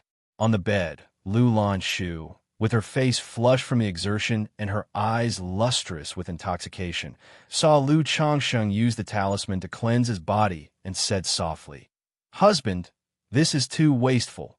Let your wife attend to you." "It's fine. These are self-drawn by me, not really worth much." Lu Changsheng waved his hand and said, "You drew these talismans." Lu Lanshu's lips parted slightly in surprise upon hearing this, her gentle face showing astonishment. Over the past few months, the fact that Lu Changsheng had often been drawing talismans in his study was something she was naturally aware of as one of his wives. Although she herself didn't practice cultivation, living in such a family environment, she had heard about it. She knew that talisman making was difficult, and being able to create talismans was considered very impressive. Initially, like the others in her group who had married the group of immortal seedlings, aside from the rewards given by the Lu family, they mainly took the plunge in the hopes of riding on their children's coattails. They didn't hold much expectation or desire regarding their husbands, because it was clear from the start that these immortal seedlings were highly unlikely to achieve anything. But understanding was one thing. If their husband turned out to be capable, that would, of course, be more than welcome. Whether for future livelihoods, conversations with sisters, or returning to the secular world, it was a matter of pride. After all, besides children bringing honor to their mothers, wives can also gain prestige through their husbands. Yes, your husband seems to have some talent in the domain of talisman making. Once I become a talisman master, I promise to give you all a good life, Lu Changsheng said gently with a smile. There was no need to keep hidden matters related to talismans. It was something he would eventually reveal. The Lu family might even investigate and inquire about his talisman making from those close to him. So there was no point in concealing it. Divulging some of this information to his wives might help keep the harmony in the inner chambers. Your wife believes in you, Lu Lanshu replied softly, looking at Lu Changsheng with eyes full of tenderness. Chapter 9. Martial Arts and Cultivation. _1 seasons changed. Spring turned to autumn and winter to summer in a cyclical dance. And before he knew it, Lu Changsheng had been at Qingzhou Mountain for over a year. During this time, he hadn't once stepped foot outside Qingzhou Villa, leading a life that could be said to be utterly mundane and dull to the extreme. However, with daily cultivation, talisman making, and spending time with his wives and concubines, his days were still quite fulfilling. As for having children, that had slowed down for now. Lu Lanshu, Lu Zier, and Lu Qing'er had just given birth not long ago and needed time to recover their vitality. The 2 maids who had been elevated to concubines were also pregnant and were due to give birth in a few months. As for the 2 maids sent later by Uncle Fu, due to Lu Changsheng being busy with talisman making over the past few months and his limited energy, he hadn't been able to get them pregnant. After all, He was nothing more than a Qi refinement first-level weakling. His body and energy were limited. Moreover, Lu Changsheng did not see his several wives and concubines merely as birthing machines. He would usually spend some time to develop a bit of affection and smooth over their relationships. The Lu family may treat him as a breeding partner, but he would not see himself as a mere sewing tool. His wives and concubines also had nice personalities.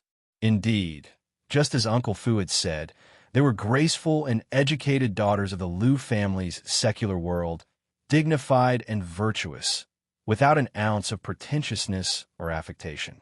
To Lu Changsheng, a transmigrator, they were unbelievably simple and easy to appease. Adding to that, all 3 wives and 4 concubines were from the Lu family. They got along quite well, so his domestic life had always been very harmonious. Today, after his cultivation session and drawing 2 talismans in his study, Lu Changsheng saw the weather outside was nice and took his 2-month-old daughter out to the courtyard to bask in the sun. Qingzhou Mountain, being such a place, also experienced climate changes along with the 4 seasons, complete with spring, summer, autumn, and winter. It was currently spring, with the sunlight being very mild and comfortable, perfect for sunbathing. After half an hour in the sun, Lu Changsheng heard some noise from the neighboring courtyard and went over with his daughter to visit Li Feiyu's home. Li Feiyu was practicing martial arts in his small courtyard, his prowess quite astonishing. To be not at all exaggerated, he could take out someone like Lu Changsheng with just 1 punch. Even though he was a cultivator, Li Feiyu had not abandoned the martial path. Seeing Lu Changsheng come over, Li Feiyu stopped and finished his practice. He wiped off his sweat with a towel and casually remarked, "I heard you've been busy with talisman making recently. What brings you to my place?" "Just busying myself with nothing much," Lu Changsheng laughed in response. Since he had a good relationship with Li Feiyu, and their wives often chatted when idle since they were neighbors, it was natural for Li Feiyu to know about his talisman making. "How's the talisman making going?" "I've heard it's quite an expensive endeavor." Li Feiyu sat by the stone table in the courtyard, picked up the teapot, and poured a cup of brewed tea. "Not bad. There's some hope. I'm not asking for much, just a craft to feed my wives and children in the future will do." Lu Changsheng also took a seat, then said, although he had a good relationship with Li Feiyu, he naturally wouldn't divulge matters concerning himself and kept the same explanation for outsiders. "That's pretty good. Having a craft to rely on means you can make a living anywhere in the future." Li Feiyu nodded, lifting the teapot to pour Lu Changsheng a cup of tea. "What about you? What are your plans? The Lu family can't possibly let you continue like this, can they?" Lu Changsheng took the tea, sipped it lightly. Of the 12 immortal seedlings who came to the Lu family together, all but Li Feiyu had sired children. Lu Changsheng even heard that Li Feiyu's wife was still untouched. "I cannot lose my virginity before reaching innate, according to the Red Sun Heart method. I cultivate. I've explained this to Uncle Fu, so the Lu family won't pressure me for now." Li Feiyu said so. As a 7th-grade spiritual root, the Lu family was somewhat more lenient with him, and the pressure would not start at this stage. "What about after breaking through to innate?" Lu Changsheng asked. Li Feiyu was silent for a moment before saying, "Having signed the contract and used the Lu family's resources, I, Li Feiyu, will naturally honor the agreement. In at most 1 year, I'll be able to break through to innate and also be able to lock in my essence to ensure that my vital yang doesn't leak, using it only for having children," Li Feiyu stated. "Awesome." Hearing this, Lu Changsheng couldn't help but express his admiration.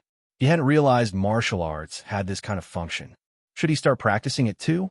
After all, he now had 3 wives and 4 concubines, which required considerable effort.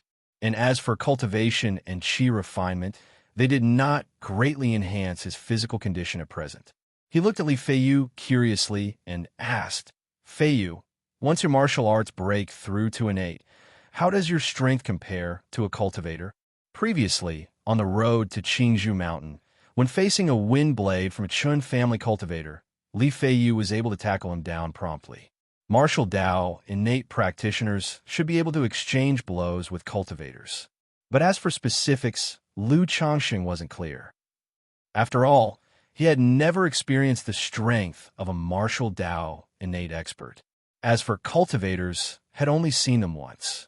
Breaking through to innate and possessing innate true Qi should be about the same as the spiritual power of the Qi refinement third level. So if it comes to a fight, it's all about whether you can get in close.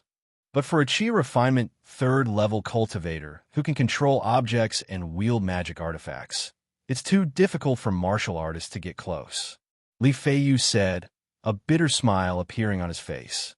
A martial Dao innate expert was already a top-level expert in the Jianghu.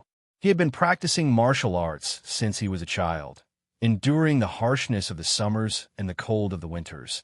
And after more than 10 years of hard training, he was only considered a first-rate expert. It was only because of his time with the Liu family over the past year, eating spirit rice and being nourished by spiritual energy, that his martial cultivation was able to progress so quickly, allowing him to break through to innate so rapidly. Yet a cultivator who reached the Qi refinement third level was comparable to an innate master. There was simply no comparison between the two.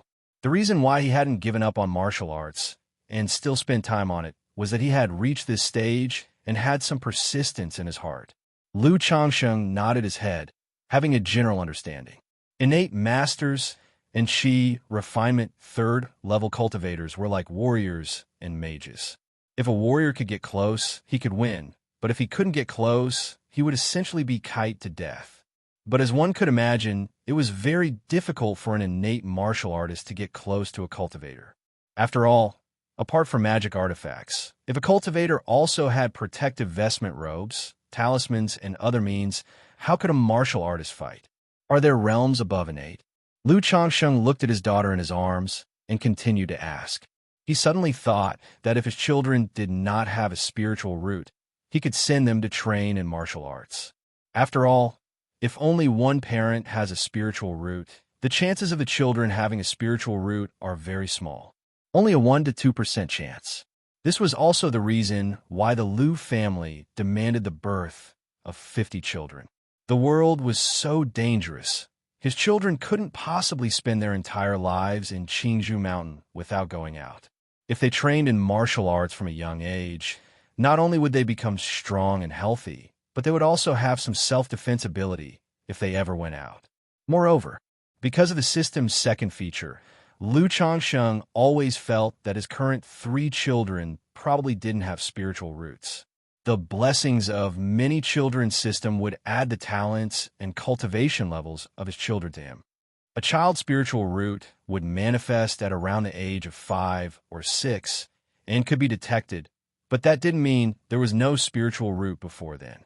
Yet with the birth of the 3 children, Lu Changsheng did not feel any slight changes in his own spiritual root. So he had this faint guess in his heart. Of course, the specific situation would only be known after the children were older and tested, so Lu Changsheng was just guessing and not sure. Above innate, there are innate grandmasters and great innate grandmasters. But even a great innate grandmaster is only on par with a Qi refinement 5th or 6th level cultivator.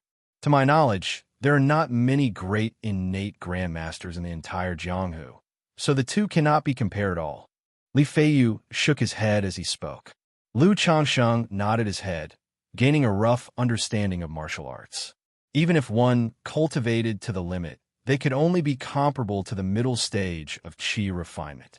Thinking of his children's talents and how their strength could be added to his own, Lu Changsheng couldn't help but think that if his dozens or hundreds of children cultivated to the level of great innate grandmasters, whether he could, under this enhancement, be comparable to the energy refinement late stage, or even a foundation establishment.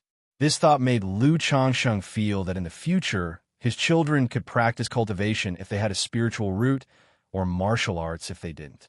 As for practicing martial arts himself, Lu Changsheng just thought about it and had no real intention of acting on it. Currently, cultivation and talisman making, along with his wives and concubines, took up most of his energy. He did not have extra time or energy to spend on martial arts. Time flew by, and another month had passed. Lu Changsheng's 4th child was born. It was the fourth child born by one of his concubines, a girl. Lu Changsheng named her Luxia. He had thought of the name from the beginning. At this time, Lu Changsheng also realized a problem. If he kept having children like this, naming them would also become a problem that would make heads bald. He thought about establishing a family naming sequence, which would make it much simpler to name future children. As for another concubine, she would also give birth in 2 months. It's worth mentioning that through testing, this concubine was found to be carrying twins. Chapter 10. The Second Revelation of Talent. _1 in the study. Lu Changsheng turned the last piece of talisman paper into a first grade, middle grade talisman. He still found it somewhat difficult to draw first grade, middle grade talismans. It wasn't a problem of skill. Talisman making was very consuming of spiritual power and mental spirit. If it weren't for his second grade talisman master skills, with his third level Qi refinement cultivation level, it would simply be impossible to draw a first grade, middle grade talisman. After resting for a moment, he picked up the talisman and then opened a nearby locked cabinet. Inside the cabinet, neatly stacked, was a thick pile of talismans amounting to hundreds. It had been almost half a year since he won the talisman-making skill from the lottery, and these talismans were the fruits of his labor over the past half year. Sigh. So many talismans, yet there's no way to sell them for money. As Lu Changsheng looked at these talismans, he couldn't help but shake his head and sigh. Having bought 20 bundles of talisman paper, apart from the few he tried with his crafty hands, attempting several more difficult first grade, middle grade talismans, and failing due to insufficient spiritual power, all others were successfully made into talismans. To say he had a 100% success rate in making talismans wasn't an overstatement at all. But Lu Changsheng didn't dare sell a single one of these first-grade talismans. He could only let them gather dust here. After all, last time he had only taken 5 basic cleansing talismans to the 100 Treasures Pavilion, and that made the shopkeeper show a look of astonishment. If he were to take out first-grade talismans, he feared it would directly alarm the higher-ups of the Lu family. As for secretly selling them somewhere else, that wasn't realistic either. Not to mention that he would have to apply to the Lu family to leave Qingzhou Mountain. The idea of him going out alone to sell things in the marketplace of an immortal town made Lu Changsheng himself feel somewhat afraid. In this cultivation world, there was nothing like laws.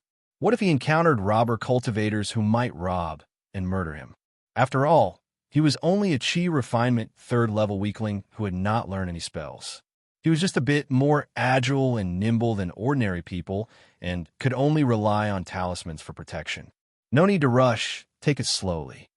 Lu Changsheng took a deep breath and told himself that one must never be too hasty in matters, as prudence was the best policy.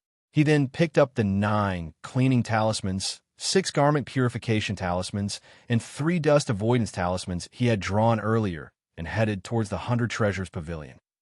He intended to exchange these 18 basic talismans for spirit stones. At the same time, it was also to showcase his talent in talisman making once again. Shopkeeper, could you please exchange these talismans for spirit stones? Upon arriving at the 100 Treasures Pavilion, Lu Changsheng called to the shopkeeper and placed the 18 basic talismans on the counter. You've managed to make 18 talismans this time. And not just the cleansing talisman, but also the garment purification talisman and the dust avoidance talisman. The shopkeeper picked up the talismans and immediately recognized the other 2 types, astonished. I'm now quite confident with the cleansing talisman and the garment purification talisman, but the dust avoidance talisman still needs some work, Lu Changsheng said with a deep sigh. You were right before, shopkeeper. Talisman making is too difficult and costly. At this rate, I don't know how long it will take before I can draw first-grade talismans and become a talisman master. Lu Changsheng feigned a sigh of hardship. Although all 3 talismans were basic talismans, their difficulty varied and increased gradually. You're already doing very well. You indeed have a talent for talisman making, and if you keep it up, you will certainly become a talisman master, the shopkeeper said with a face full of emotion, finding it incredible. As of now, since Lu Changsheng could draw 3 kinds of basic talismans, he was considered a talisman-making apprentice. As long as he persisted, he was guaranteed to become a talisman master. He took the talismans and handed over 6 spirit stones to Lu Changsheng, encouraging him with a "keep it up." "Thank you, shopkeeper." Lu Changsheng grabbed the spirit stones and left without buying anything else. "Aren't you buying talisman paper this time?" The shopkeeper was surprised to see Lu Changsheng leave with only the spirit stones. "The previous talisman brush I had is worn out and can't be used anymore, so I'm planning to wait a bit until I have more spirit stones to buy a new talisman brush," Lu Changsheng replied, shaking his head with a bitter expression. Although the expression was false, the words were true. The wolf hair talisman brush was said to be usable 200 times, but really, after 180 uses, it barely functioned. The rest depended solely on Lu Changsheng's second-rank skills to keep using the damaged brush for talisman making. With his current income of 3 spirit stones a month, even if he saved continuously, he couldn't afford a new talisman brush, unless he sells the vestment robe he's wearing. However, Lu Changsheng had worn this robe for so long and had grown quite fond of it, he didn't want to sell it. The shopkeeper also remembered that Lu Changsheng had been using the same talisman brush for a long time as well. After a brief thought, he said, "Lu Changsheng, what is your success rate now for drawing basic talismans?" "For the cleansing talisman and garment purification talisman, I'm already familiar with them and am 70 to 80% confident. For the dust avoidance talisman, it's about 30%, and for the peace charm, I've tried a few times but failed each time." Lu Changsheng didn't know why the other party was asking this, but he was certain there was a reason, so he replied after some thought. "The difficulty of the dust avoidance talisman is 1 level higher than that of the peace charm. If he were about 70 to 80% confident with the peace charm, he could try challenging a lower-grade basic talisman." "Good." The shopkeeper nodded upon hearing this and didn't say anything further. Lu Changsheng bowed and turned to leave.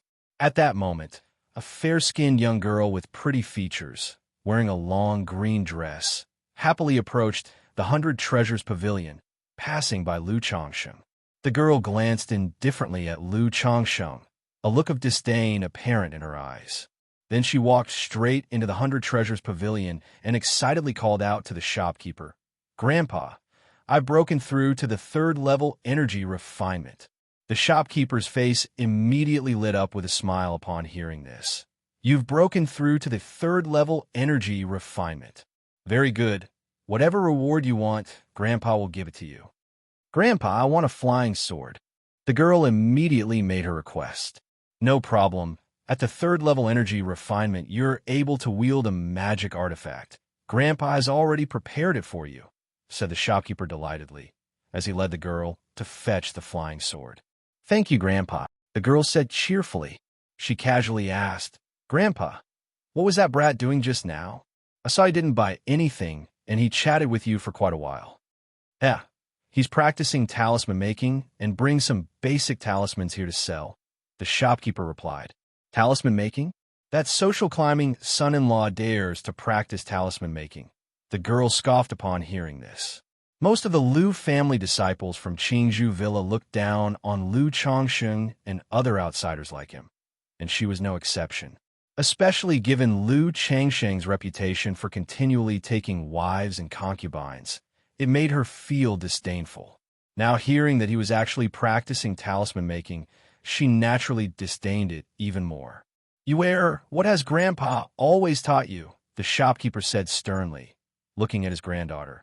"Although Lu Changsheng is a son-in-law who married into our family and came from another clan, he has been diligent and practical over the past year and has done right by our Lu family. If your word spread, it would make our Lu family appear petty and intolerant. Moreover, this Lu Changsheng is quite extraordinary. He has a talent in talisman making and is already an apprentice. As long as he persists, he will surely become a talisman master in the future. So, such talk is forbidden from now on, and when you meet him in the future, try to get along well. Once he truly becomes a talisman master, it will be beneficial to you as well." The shopkeeper instructed. "Really? That upstart, Lu Changsheng, is an apprentice in talisman making? He could become a talisman master?" The girl exclaimed in disbelief after hearing her grandfather's words. It should be known that there were only two first-grade talisman masters in the Lu family. One was the fourth elder, and the other was the eldest daughter. But now, her grandfather was saying that an in-law, a nobody, could actually become a talisman master. This was something she found hard to believe. "Of course it's true. Why would Grandpa lie to you?" said the shopkeeper as he affectionately ruffled his granddaughter's hairband. "Why him? And besides, as an in-law, where would he get the money to buy materials to practice talisman making?" The girl still couldn't believe it and grumbled unhappily. She had attempted talisman making before, but discovered she had no talent for it.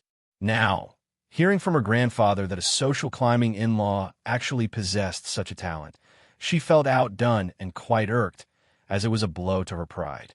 A spiritual root doesn't define everything. Some people just have a natural gift in certain areas, and that's something nobody can predict. Now, when you meet him in the future, you don't have to flatter him. Just be a bit more polite, the shopkeeper taught and comforted his granddaughter. As he spoke, he took out a lower-grade magical instrument flying sword from the cabinet and handed it to the girl. Chapter 11. Lu Miaoga _1 Qingzhou Villa within a courtyard. Uncle Gue, how come you've taken an interest in Lu Changshang? Uncle Fu had thought his good friend had come to drink and chat, but hadn't expected him to bring up serious matters. He was somewhat surprised to hear about Lu Changsheng's talent in talisman making. They were both elders in the Lu family, but had mostly retired, only handling some simple affairs in Qingzhou Villa. Since this child is in our Lu family and possesses such talent, it naturally must not be wasted. Aren't you aware of our family's current situation? The condition of the Lu family ancestor is getting worse by the day, and the Chun family is always looking for opportunities to make a move. If this continues, the boy has an exceptional talent for talisman making. If he's given some cultivation, gaining a talisman master for our Lu family would indeed be a good thing. The shopkeeper of 100 Treasures Pavilion let out a sigh as he said this. Hearing these words, Uncle Fuss face also showed a hint of gravity. In the past few years, the strife between the Lu family and the Chun family had not only led to significant casualties among the Lu family's younger generation, but the Lu family ancestor had also sustained severe injuries in that battle. Since the Lu family ancestor was already advanced in years, with the addition of these injuries, he probably didn't have many years left.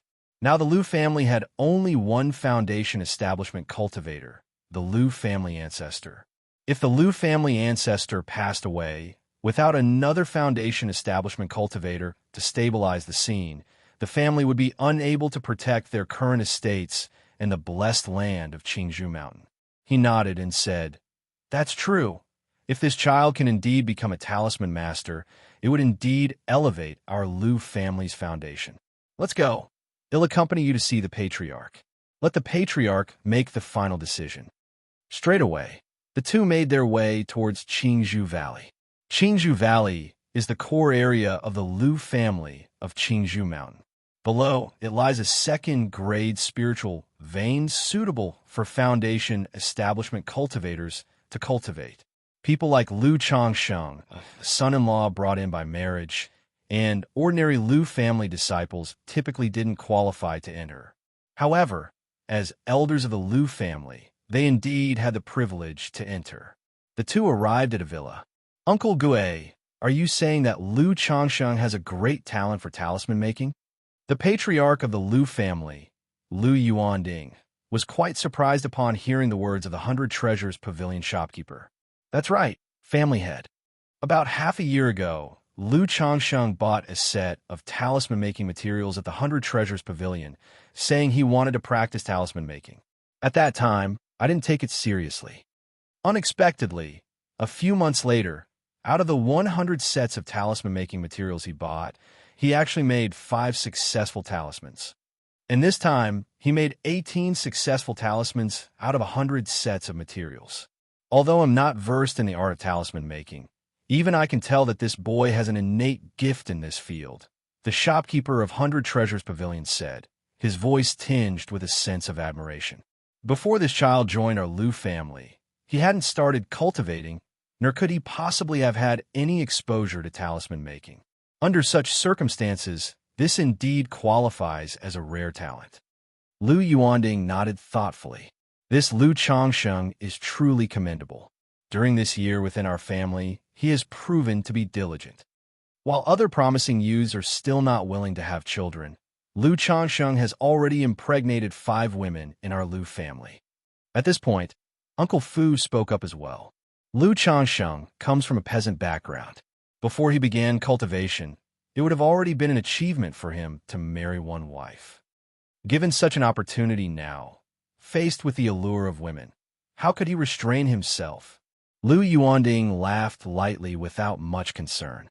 He continued, "However, since this child comes from a peasant background and is willing to marry and have children, it shows that he is relatively simple and easy to control. Since he also possesses such talent for talisman making, we can consider officially accepting him as a disciple of the Lu family. Uncle Fu, go find Miaoga and let her assess Lu Changsheng's talent and skills in talisman making. If he is indeed as worthy as Uncle Gue suggests, then we shall nurture him accordingly. Still, this child has been with our Lu family for just over a year and certainly hasn't developed a deep allegiance yet, so we need to observe him more." Lu Yuanding muttered thoughtfully. "Yes, family head," Uncle Fu responded, bowing his hands in acknowledgement. That day, Lu Changsheng was practicing his cultivation when he heard from his wife Lu Lanshu that Uncle Fu and the young mistress had come to visit. He immediately got up and went to the hall. Inside the hall, 2 figures were seated. One was the manager of Qingzhou Villa, Uncle Fu. The other was a woman about 18 or 19 years of age. The woman's jet black hair was tied up simply, and she wore a pure white-on-snow dress. Her slender and curvaceous figure sat on the chair with elegance and dignity.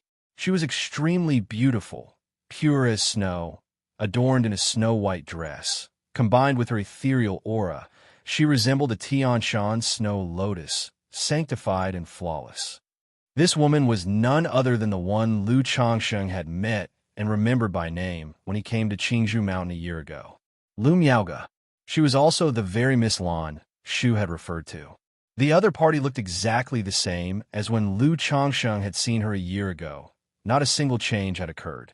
Lu Changsheng glanced at her and then diverted his gaze. Now that the system's effects were beginning to show, and with the skills of a second-grade talisman master, Changsheng's thoughts were clear. He believed that through hard work, his future achievements would not fall short. In the face of this miss, unlike the first time he met her when he felt she was out of reach, now she seemed within grasp. He clasped his hands in a bow and said, "Uncle Fu, miss." He felt a bit strange in his heart that Uncle Fu would come over. But what could the daughter of the family head, the miss of the Lu family, possibly want by coming here? Someone like Lu Miaoga would ordinarily reside in the core area of Qingzhou Mountain and would not bother coming to Qingzhou Villa at all. Lu Changsheng, I heard from Ah Gue that you've been learning talisman making recently and are now an apprentice in talisman making. Upon seeing Changsheng arrive, Uncle Fu started to speak. Ah Gue. Lu Changsheng was taken aback when he heard the name. It's the shopkeeper from the 100 Treasures Pavilion. Uncle Fu reminded him. The shopkeeper from the 100 Treasures Pavilion is named Ah Gue. Lu Changsheng found this quite odd and also had a vague understanding of what was going on. It must be because of the talent he had shown in talisman making. He immediately replied, I only have a 9th grade spiritual root and am well aware that cultivation is hopeless for me. I thought it would be better to learn a craft, so I've been practicing talisman making all this while. Currently, I can draw 3 basic talismans. It's very good that you have this mindset. Your performance over this past year since you joined the Lu family has not escaped my attention. Therefore, the miss and I have come to see how your talisman making skill is.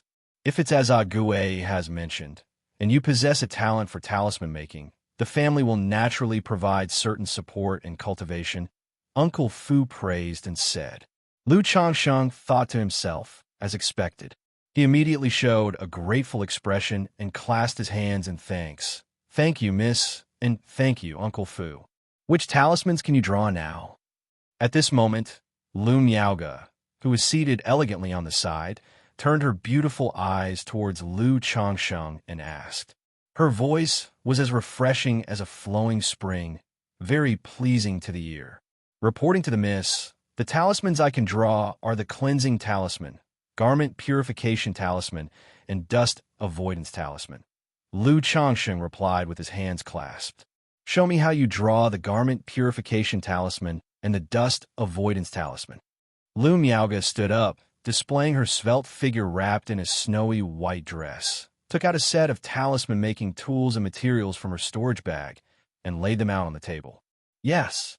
Lu Changsheng pursed his lips, approached the table, and immediately smelled a faint fragrance, which was the body scent of the Mississippi. He suppressed his distractions and picked up the brush from the table. This brush wasn't the same as the wolf hair brush he had bought before. It was a golden yellow brush. The handle and the tip emitted a pale yellow light, and the end of the handle was engraved with the words golden bamboo. Lu Changsheng recognized at a glance that it was an exquisite brush.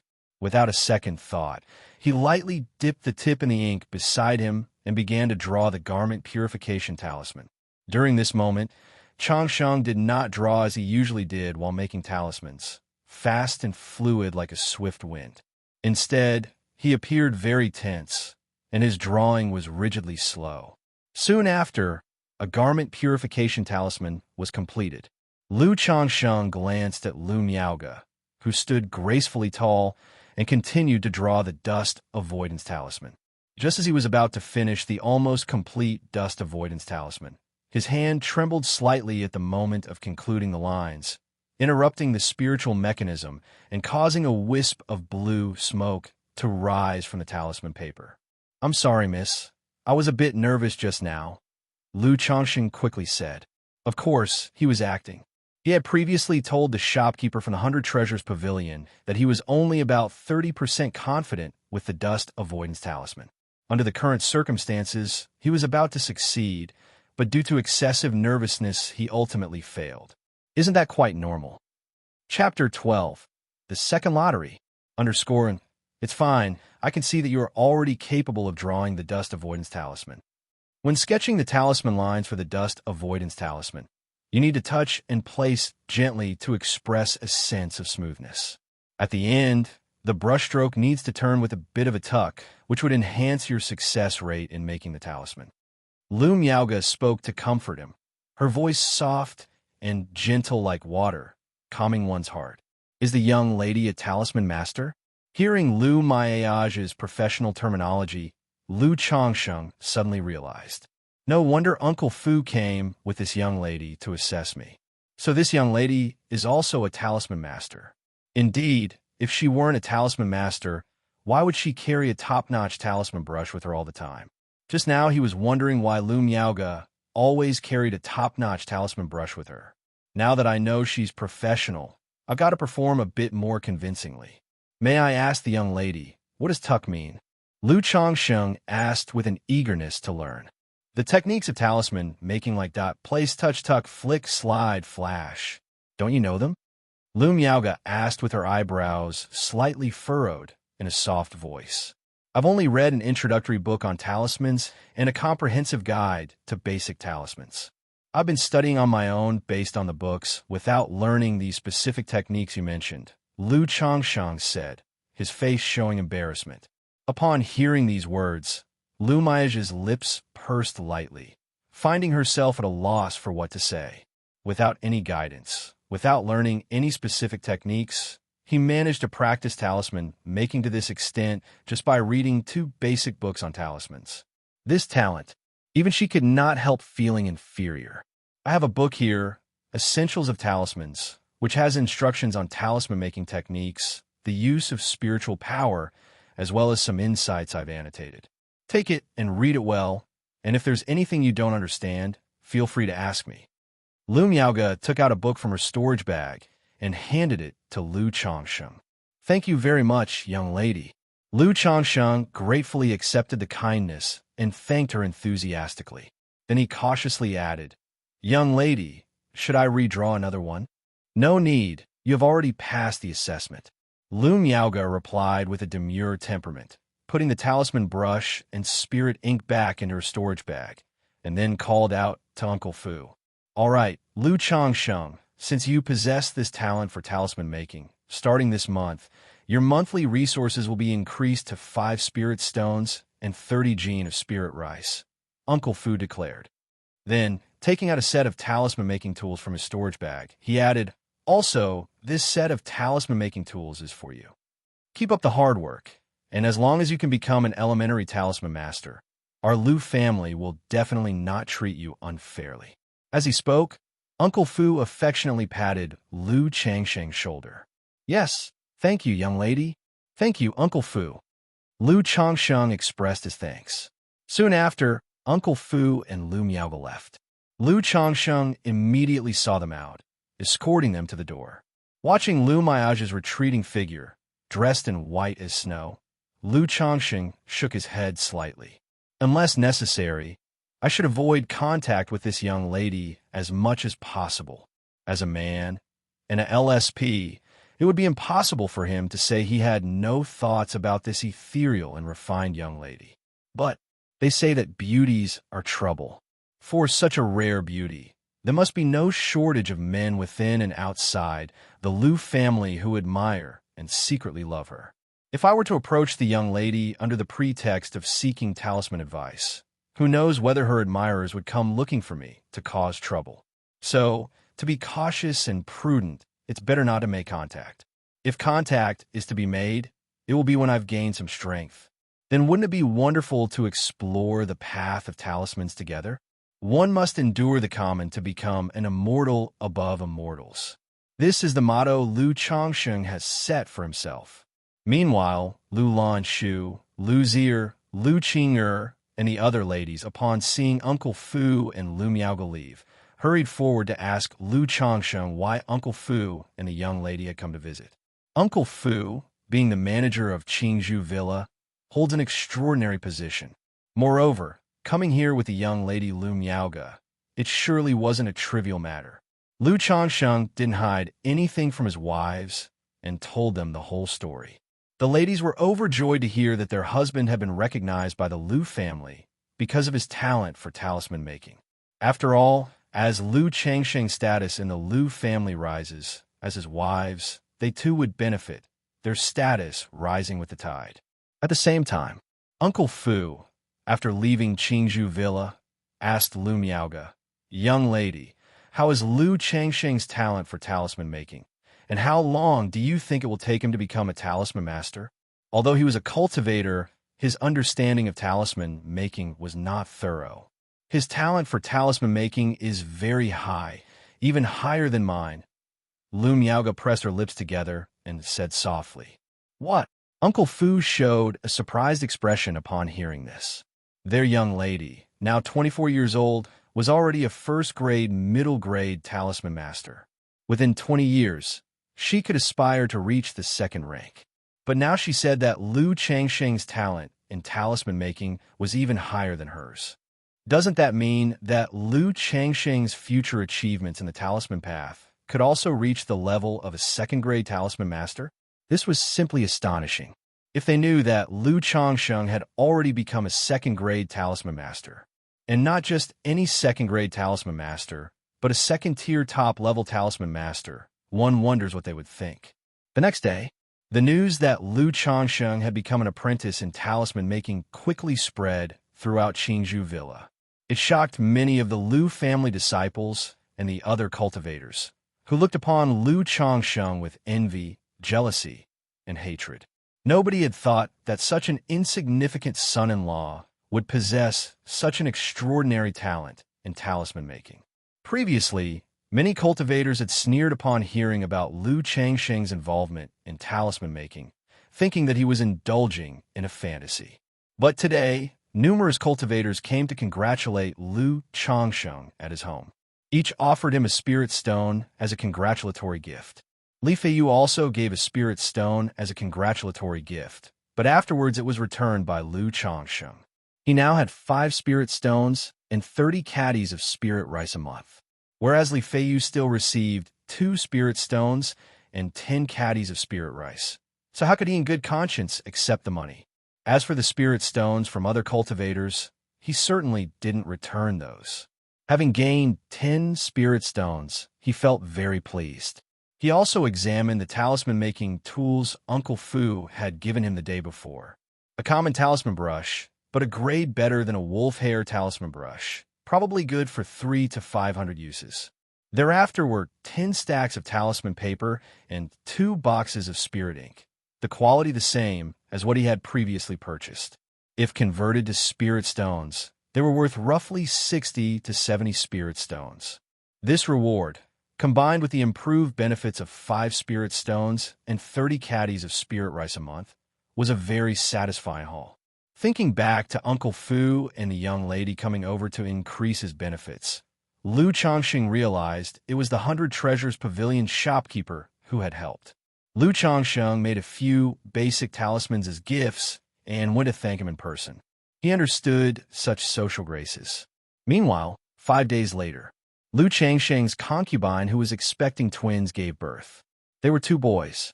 Since he had known early on that they would be twins, Lu Changsheng did not show too much surprise. Moreover, now the father of 4 children, Lu Changsheng had grown used to seeing births and no longer felt the initial tension and excitement. He had become much more composed than before. However, it was at the birth of the twins that he heard the system's notification sound, which brought him a surge of excitement. Ding! Congratulations to the host for the first birth of twin offspring, granting you 1 lottery draw opportunity. First twin offspring. It seems this system's achievements are similar to those in some games from my former world. As long as something happens for the first time in certain regards, or a certain number is reached, the system gives out a child money gift. Upon hearing the system's notification, Lu Chongsheng felt excited, pondering this to himself. After looking at his twin boys, Lu Chongsheng went to his study and muttered to himself, "System, I want to do the lottery draw." Instantly, a pale red virtual lottery wheel identical to the last one appeared. It was divided into 7 zones: cultivation technique, skills, pet beasts, elixir medicines, magical treasures, and others. I wonder what'll draw this time. Lu Chongsheng took a deep breath, filled with anticipation. After all, the 2nd-grade talisman-making skill from before had been a very pleasant surprise. Begin the lottery draw. With that said, a streak of golden light began to spin on the pale red wheel. Under Lu Changsheng's hopeful gaze, the golden light slowly came to a halt, finally resting on the cultivation technique sector. Chapter 13, Immortal Beauty Technique. _1. Ding! Congratulations to the host for acquiring the Immortal Beauty Technique. The reward has been delivered to the system space, and the host can check it at any time. A crystal-clear jade scroll pattern emerged, accompanied by the system notification sound. Immortal Beauty Technique? Lu Chongsheng furrowed his brows slightly as he looked at this reward. Why does the name sound so strange? He stirred his mental spirit and checked the Immortal Beauty Technique in the system space. Instantly, a surge of information appeared. All things in the world have their beauty and ugliness, and the appearance of people, their outer expressions and tones, are innate, but everyone has the right to pursue beauty. This technique, called Immortal Beauty Technique, is designed to let everyone pursue an unrivaled immortal beauty. Cultivation Technique, Immortal Beauty Technique, Grade, Peripheral Sect Level, Description. In ancient times, there was an incredibly talented and beautiful individual known as the Heavenly Weeping Elder. Born with an unattractive and repulsive visage, he suffered countless disdainful hardships on his path of cultivation. Thus, with immense wisdom and perseverance, he created the Immortal Beauty Technique. Cultivating this method can improve one's physical appearance and charm, transforming bone beneath the skin and altering voice and appearance, enhancing charisma, and preserving eternal youth. This, after seeing the information about the technique, Lu Chongsheng felt somewhat. He hadn't expected his 2nd lottery to yield such a trifling cultivation technique. The Immortal Beauty Technique, after cultivation, aside from making one look more attractive, sounding nicer, enhancing temperament and charm, and maintaining everlasting youth, had no other effects. Although Lu Changsheng thought it was not bad, under his current circumstances, wouldn't any proper cultivation technique be better than this type of technique? How bored must someone be to create such a trifling technique, he wondered. What a waste of a peripheral sect-level technique. Lu Changxing shook his head and sighed deeply, feeling very regretful. According to his understanding, in the cultivation world, techniques were classified as primary level, advanced level, exquisite level, peripheral sect level, orthodox level. The returning origin technique that he was cultivating was a primary level cultivation technique. And the core technique of the Lu family, he heard, was an advanced level cultivation technique. Now he had acquired a peripheral sect level technique. A technique 2 levels higher than the Lu family's core technique turned out to be an auxiliary technique that was of no help in cultivation or combat. This caused Lu Changsheng to feel very uncomfortable, almost nauseous. Although it's trifling, it can't be said to be completely useless. At least it has the effect of keeping one's youth forever, and being handsome and charismatic indeed makes it easier to win people's good favor, bringing many advantages. I remember in my previous life, I played a cultivation game where there was a play style called living off a wealthy patroness where you rely on good looks to latch onto rich ladies and big shots. If in the future I could find some fairy who's a few thousand years older than me, my path to immortality would be smooth sailing. Lu Changsheng took a deep breath, beginning to comfort himself. Then he stirred his mental spirit and used the technique directly to inherit it. Immediately, detailed information about the immortal beauty technique and the method of cultivation flooded into Lu Changsheng's mind. TSK, to think being ugly could be so difficult, no wonder the heavenly weeping elder created such a technique. After comprehensively understanding the technique, Lu Changsheng voiced a sigh of realization. According to the records in this technique, it classifies a person's appearance into 7 levels: revolting, ugly, odd, ordinary, outstanding, transcendent, and immortal beauty. And the appearance of the Creator, the heavenly weeping elder, fell into the revolting and ugly category. This also led to his suffering of countless disdainful hardships on his cultivation journey. After all, with such a visage, one tends to be perceived as untrustworthy. Not only are people generally reluctant to interact, but also, in the event of any trouble, suspicions easily fall upon him.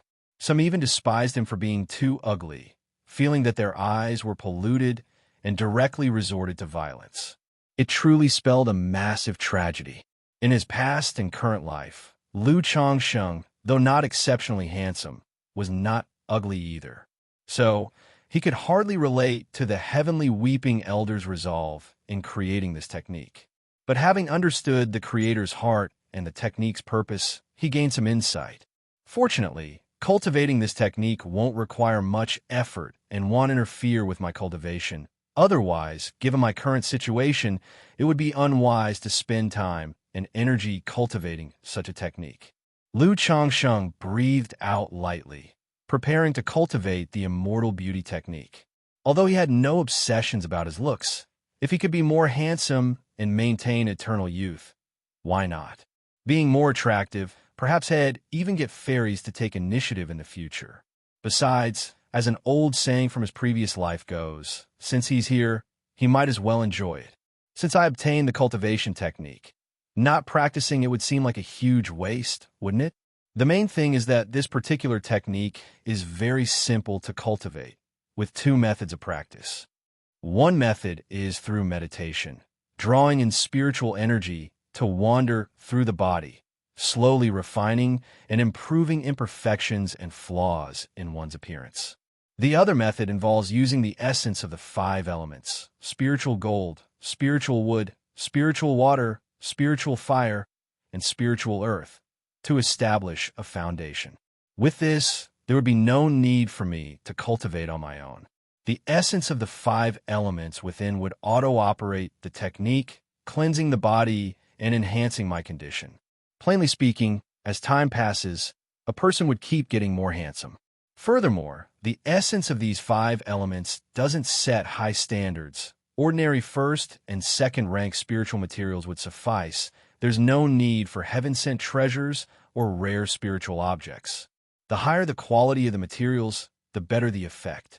However, Lu Changsheng could only use the first method for the time being, because he couldn't afford even the first-grade spiritual materials.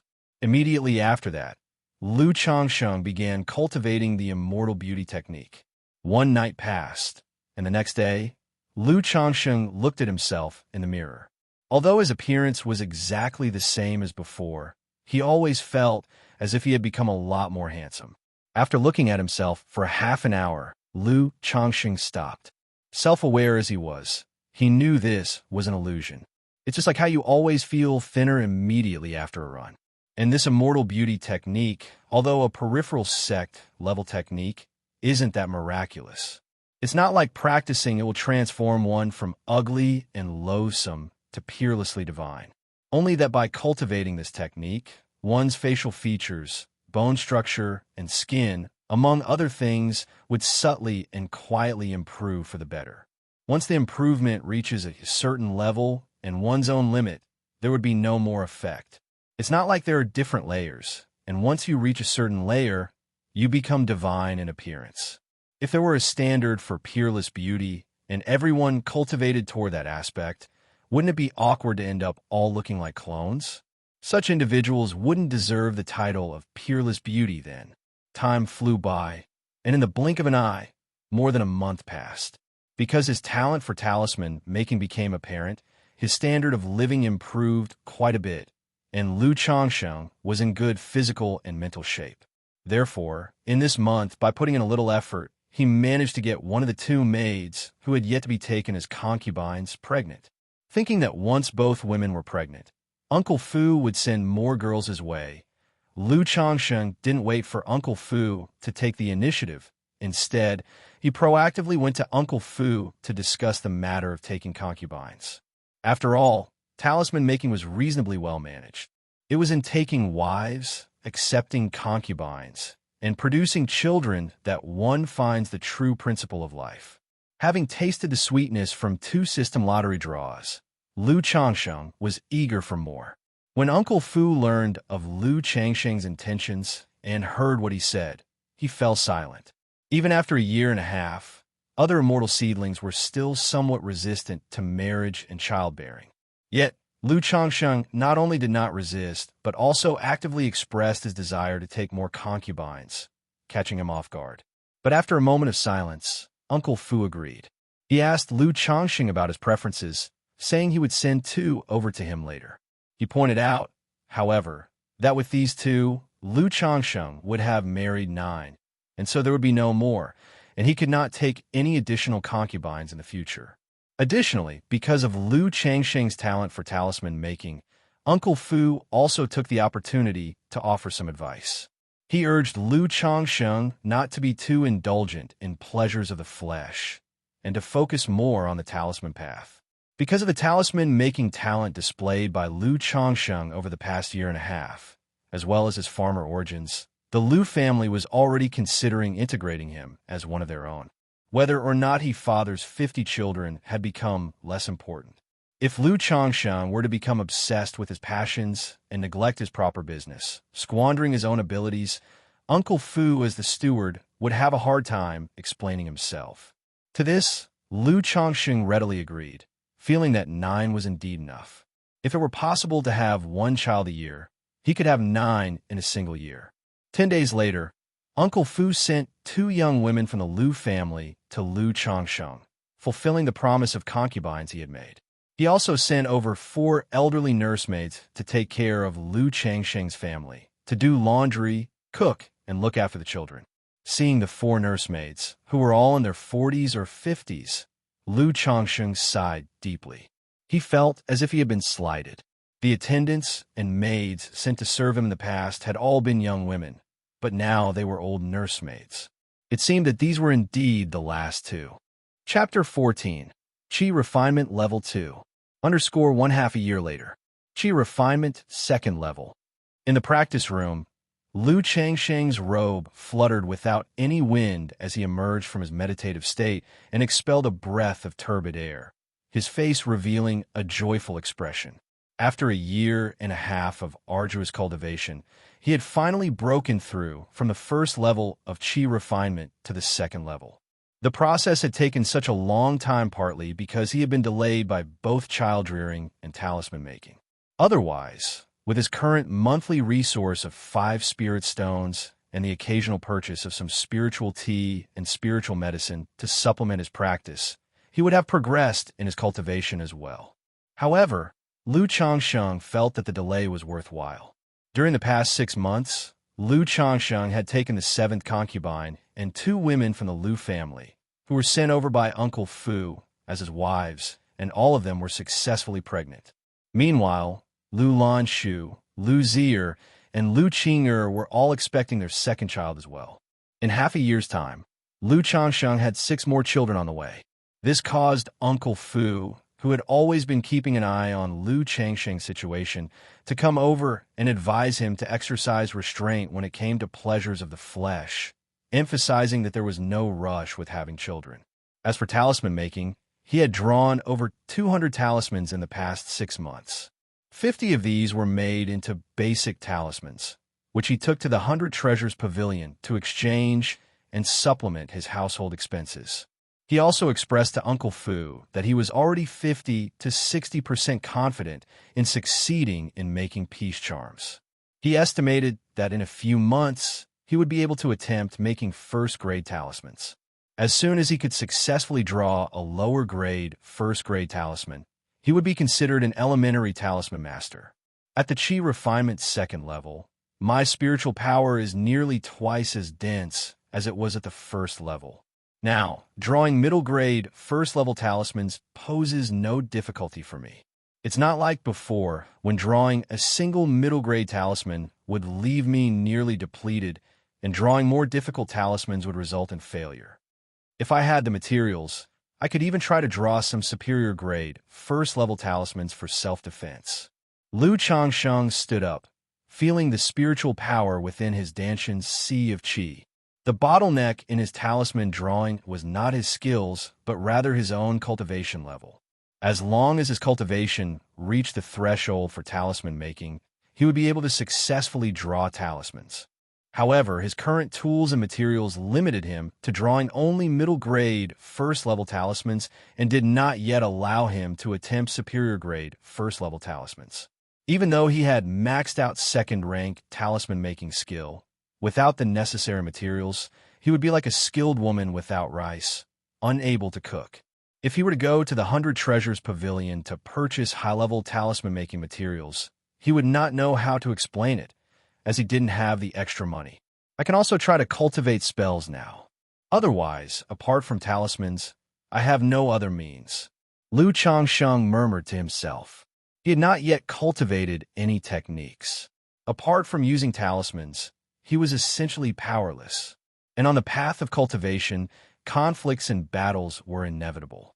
Even if Lu Changsheng didn't wish to compete or fight and only wanted to live a peaceful life, marrying and having children, trouble would still find its way to him. Counting on just getting by safely all the way was impossible, a clear case of self-deception. But there's no need to hurry. As long as I don't leave the Lu family, there shouldn't be any danger for now. Lu Changsheng shook his head, left the practice room, and went to relax and play with his children. No sooner had he picked up a child to go to the courtyard than he saw Li Feiyu arrive. He playfully addressed his eldest son in his arms. "Come, call him Uncle Li." However, the child was only a little over a year old and could only babble repetitive syllables. "Changsheng, congratulations on breaking through to the second level of qi refinement." Li Feiyu congratulated Lu Changsheng as he approached. He lived next door to Lu Changsheng. Just now, while practicing martial arts in the courtyard, he had sensed the fluctuation of spiritual energy here and knew that Lu Changsheng had broken through to the qi refinement second level. "It's about time I made the breakthrough," Lu Changsheng responded with a chuckle. Li Feiyu, possessing a 7th-grade spiritual root and dedicating himself completely to cultivation without wasting time on the distractions of women, had made his breakthrough to the second level of qi refinement half a year ago. "Changsheng, Why do I feel like you've gotten a lot fairer than before, and you look quite a bit better overall? What have you been doing?" At this moment, Li Feiyu looked at Lu Changsheng, who was holding his child, and suddenly remarked with a click of his tongue. Although the two lived next door, they only got together once every month or two. "Oh, really?" Hearing Li Feiyu's words, Lu Changsheng paused for a moment. He immediately thought that it must be the effect of cultivating the immortal beauty technique. Although he did not pay much attention to this cultivation technique, he would still cultivate it whenever he remembered. Cultivating qi refinement does have the effect of cleansing the marrow and reshaping one's features. But in the early stages, there isn't much improvement in terms of appearance and changes to the fairness of the skin. Soon, Lu Changsheng said nonchalantly, "Maybe it's because I used to do farm work, but now I've been living a life of luxury. And it's also the age when I'm growing, so naturally, I become a bit more well-nourished." TSK originally, the two of us together were like a beautiful flower paired with green leaves. "If you keep this up, won't I lose my ability to set you off?" Li Feiyu teased. "Get lost. Wait a few more years, and you will be the green leaves that set me off." Lu Changsheng laughed and cursed. The next day, Lu Changsheng came to the Lu family's library, spent a spirit stone, and rented the primary level spells introduction to start cultivating spells. ZZZT. In the practice room, Lu Changsheng extended a finger of his right hand, and sparks and fire stars appeared half an inch above his fingertip. But just as the spark formed a fireball, it extinguished. The spell Lu Changsheng was practicing was one of the primary spells, the flame bullet technique. It allowed the release of a small fireball to be shot out. However, this spell was not easy to practice. Not only did it require the cooperation of spiritual power, but also the chanting of a mantra. And this mantra was not something like shouting flame bullet technique. It was a series of ancient and obscure syllables. Coordinating them with spiritual power was very awkward, so even after practicing for so long, Lu Changsheng still hadn't gotten the hang of it. After practicing for an hour, Lu Changsheng's spiritual power was nearly depleted, and he began to sit and rest in meditation. And so, practicing spells became another part of Lu Changsheng's daily life. A month later, crackle, a red fireball the size of a thumb, appeared on Lu Changsheng's fingertip. The fireball was not large, but it emitted an intense heat, causing the temperature in the practice room to rise. Looking at the small fireball on his fingertip, Lu Changsheng continued to pour spiritual power into it, letting the flames of the small fireball start to grow. When the small fireball reached the size of an egg, Lu Changsheng's fingertip holding the fireball began to quiver. With a sharp flick of his finger, he targeted the front target and released the flame bullet. Bang! The flame bullet hit the target, and in an instant, it melted the fine, iron-made target into molten iron. Phew! No wonder Feiyu said that the strength of a martial Dao innate is only comparable to the third-level energy refinement. In front of such a fireball, even if one's martial skills are high, a direct hit would undoubtedly be fatal. After seeing the power of the flame bullet technique, Lu Changsheng felt somewhat emotional. He thought back to the confrontation between the Lu family and the Chun family on the road to Qingzhou Mountain. The spells released by both sides were much faster than his own, and they could release multiple fireballs, water arrows, and wind blades at once, which was very difficult to defend against. But this spell is too difficult. I've only mastered a single flame bullet technique after a whole month. There's also the wind control skill, object manipulating technique, spiritual eye technique, sound transmitting technique, aura concealment technique, and a whole bunch of other basic spells. How long is it going to take to learn all of these? Lu Changsheng took a deep breath, shaking his head in frustration. If an elementary spell took so much time, what about more advanced spells? Cultivation truly consumes a great deal of time, effort, and money. This made him think of the talisman-making skill he had obtained. He now understood why such a skill was so precious and sought after. It wasn't just because of the difficulty. Cultivation itself was already a massive drain on time, effort, and finances. To practice an additional skill meant to spend even more time, effort, and money. Most cultivators simply did not have the time, effort, or finances to practice other things. They could only focus on cultivating one aspect. Chapter 15. Talisman Treasure, Golden Light Brick. Underscore 2 months later. Lu Changsheng welcomed his 7th child into the world.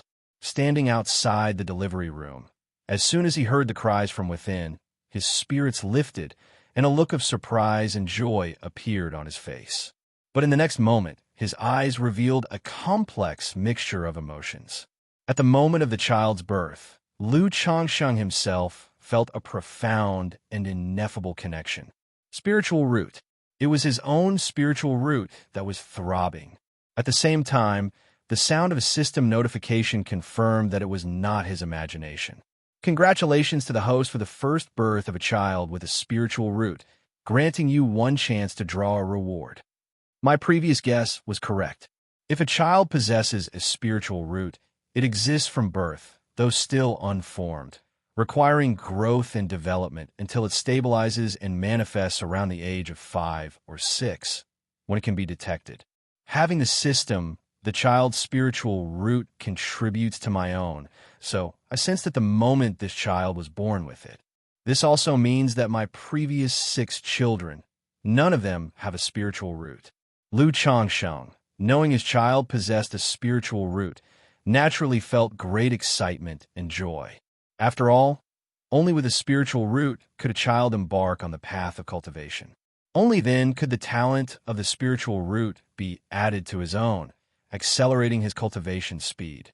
However, having a lack of spiritual roots in his other 6 children confirmed also complicated Lu Changsheng's feelings, causing him some distress. Although he had been prepared for this possibility, facing the reality still brought discomfort. Without a spiritual root, the child would have no choice but to lead an ordinary life, and he would have to watch each of his children go through life and death. This was one of the cruel truths of the cultivation world. "Husband, what's the matter?" Lu Lanshu, standing beside him, noticed Lu Changsheng suddenly become absent-minded and asked with concern. "It's nothing, I just suddenly thought of something." Lu Changsheng shook his head, dispersing the thoughts from his mind. Birth, aging, illness, and death are the natural ways of life. It's not only the children without spiritual roots. All of his wives and concubines lacked spiritual roots as well. They would also eventually go through life and death before his eyes. Even though he had the system and could practice cultivation, it didn't guarantee that he would achieve immortality and witness longevity. So why worry about so much for now? With the system present, if his children could all step onto the path of immortality in the future, nothing could be better. If not, as their father, he could still ensure that his children would face as little suffering as possible in their growth, giving them a good environment to live a happy and contented life. "Congratulations, son-in-law, it's a little master." At that moment, a midwife walked out, holding a baby wrapped in a blanket. A son is good. As my first child to possess a spiritual root, he may have to endure some hardships following me on the cultivation path." Lu Changsheng took the child, looking at the swaddled, ruddy, and wrinkled baby, his face showing a hint of a smile. "Let's name this child Xianxia." Lu Changsheng lifted the child high and said softly. This was his first child born with a spiritual root. He hoped that this child could follow him on the path of cultivation into the future and eventually attain immortality. Xianxia, Lu Lanshu, Lu Zier, and a few other women were somewhat surprised at the name. In the past, Lu Changsheng's names for his children were always based on themes like peace, joy, comfort, and tranquility. Why did he suddenly change his approach for this child? Seeing the expressions of the women, Lu Changsheng paused for a moment and then chuckled. "I was planning to tell you all later, but today I have successfully drawn a first-grade talisman and have become an elementary talisman master. It is akin to taking the first step on the path of cultivation. Since my son was born today, naming him Xianxia is also a wish for him to step onto the path of cultivation in the future." Lu Changsheng found a reason to explain. It was an explanation for the women, but also for the Lu family. just in case it turned out that only this child among all his children happened to have a spiritual root, it could raise suspicions and lead to unnecessary conjecture. Congratulations, husband. Congratulations, my husband. Today is truly a double blessing. The husband has just become a talisman master, and now the child is born. Such an auspicious sign. Upon hearing these words, the joy immediately spread across the faces of the women as they congratulated Lu Xianxia. Under his influence, they had come to know a lot about talisman making. They knew that with their husband becoming an elementary talisman master, his status in the Lu family would henceforth be greatly different. As his wives and concubines, their status would also rise with the tide. The family entered the birthing room full of joy to visit the concubine who had given birth to the child. This concubine was named Lu Yuzhu. Upon hearing the news that Lu Xianxia had become a talisman master in the name of her son, she was also extremely delighted. After a brief chat, everyone left the birthing room. Lu Xianxia handed the child over to Lu Lanshu and went to his study for his third lucky draw. System, I want to draw a prize. It was still that familiar prize wheel. Having gone through 2 draws before, Lu Xianxia looked at the prize wheel with the same mix of nervous anticipation. I hope it won't give me another immortal beauty technique like before. Give me something useful. With a silent prayer in his heart, Lu Xianxia muttered, "Start the draw." Immediately, a golden light began to spin on the pale red wheel. Under Lu Xianxia's expectant gaze, the golden light slowly came to a halt, finally stopping above the treasure column of the draw. Ding! Congratulations to the host for obtaining the talisman treasure, golden light brick. The reward has been dispatched to the system space. The host can check it at any time. A talisman paper with the image of a golden brick shimmering in golden light appeared along with the system's notification. Talisman treasure. Upon hearing this notification, Lu Xianxia was instantly overjoyed. He had seen information about talisman treasures in a Lu family book. This was an item that bridged the gap between talisman and magical treasures. It sealed a portion of a magical treasure's power within a specially made talisman, allowing lower-level cultivators to temporarily unleash the power of magical treasures. However, only 10 to 20% of the original magical treasure's power. But 10 to 20% was already a lot. After all, these are magical treasures, the kind that only a nascent soul immortal could use. For an ordinary foundation establishment cultivator, it already possessed an overwhelming lethality. Talisman treasures were incredibly rare and priceless, and Lu Xianxia had only read about them in books. He never imagined he would actually draw one. Lu Xianxia immediately checked the talisman treasure in the system space. Talisman treasure, golden light brick. Description: a talisman treasure refined by the immortal golden light from his high-grade magical treasure golden light brick. Using it will produce a golden brick that attacks enemies, possessing 20% of the golden light brick's power. Note: the full power can be unleashed 3 times if used by a cultivator at the foundation establishment stage using their mana. A cultivator at the Qi refinement realm can only exert part of the power with their spiritual power, refined from a high-grade magical treasure. This indicates that the power of this talisman treasure is stronger than ordinary ones. Lu Xianxia, looking at the information about this talisman treasure, was ecstatic. Talisman treasures were refined by nascent soul immortals using their own magical treasures. Naturally, the power would vary according to the grade and quality of the magical treasures. Like this golden light brick talisman treasure, being refined from a high-grade magical treasure, it indicated that its power was among the higher ranks of talisman treasures. With full power unleashed, I can use it 3 times before this talisman treasure becomes ineffective. Using my current cultivation at the Qi refinement realm, will be able to exert only 10 to 20% of its power, which should allow me about 10 or so uses, right? Lu Xianxia thought to himself. Each use of a talisman treasure would consume some of the power sealed within it. Once its power is exhausted, the talisman treasure will naturally become ineffective. Unless one finds the original magical treasure to nourish and replenish its power, it cannot be repaired. This talisman treasure drawn from the system naturally had no one to repair it. Additionally, not many nascent soul immortals were willing to expend their magical treasure's power to refine talisman treasures. Mostly, it was the nascent soul immortals nearing the end of their lives, about to transcend, who would do so to leave something valuable for self-defense for their descendants and successors.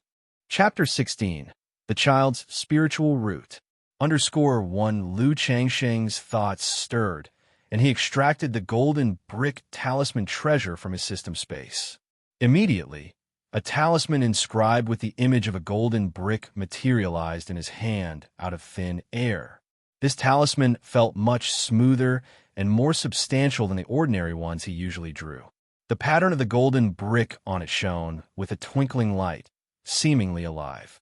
With the knowledge of a second-grade talisman master, Lu Changsheng could tell at a glance that the material of this talisman treasure was made from the fur of high-rank demon beasts. The standard talisman paper he currently used was mostly made from lower-grade spiritual materials. For instance, the abundant Qingzhou bamboo on Qingzhou Mountain was one such lower-grade spiritual material, whereas advanced, top-quality talisman paper required entry-grade spiritual materials or demon beast fur. The materials needed to draw second-rank talismans were the same.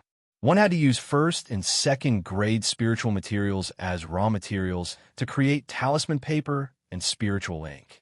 This was one of the reasons why it became increasingly difficult for a talisman master as one progressed. Not only was it harder to advance, but the cost of materials was also high.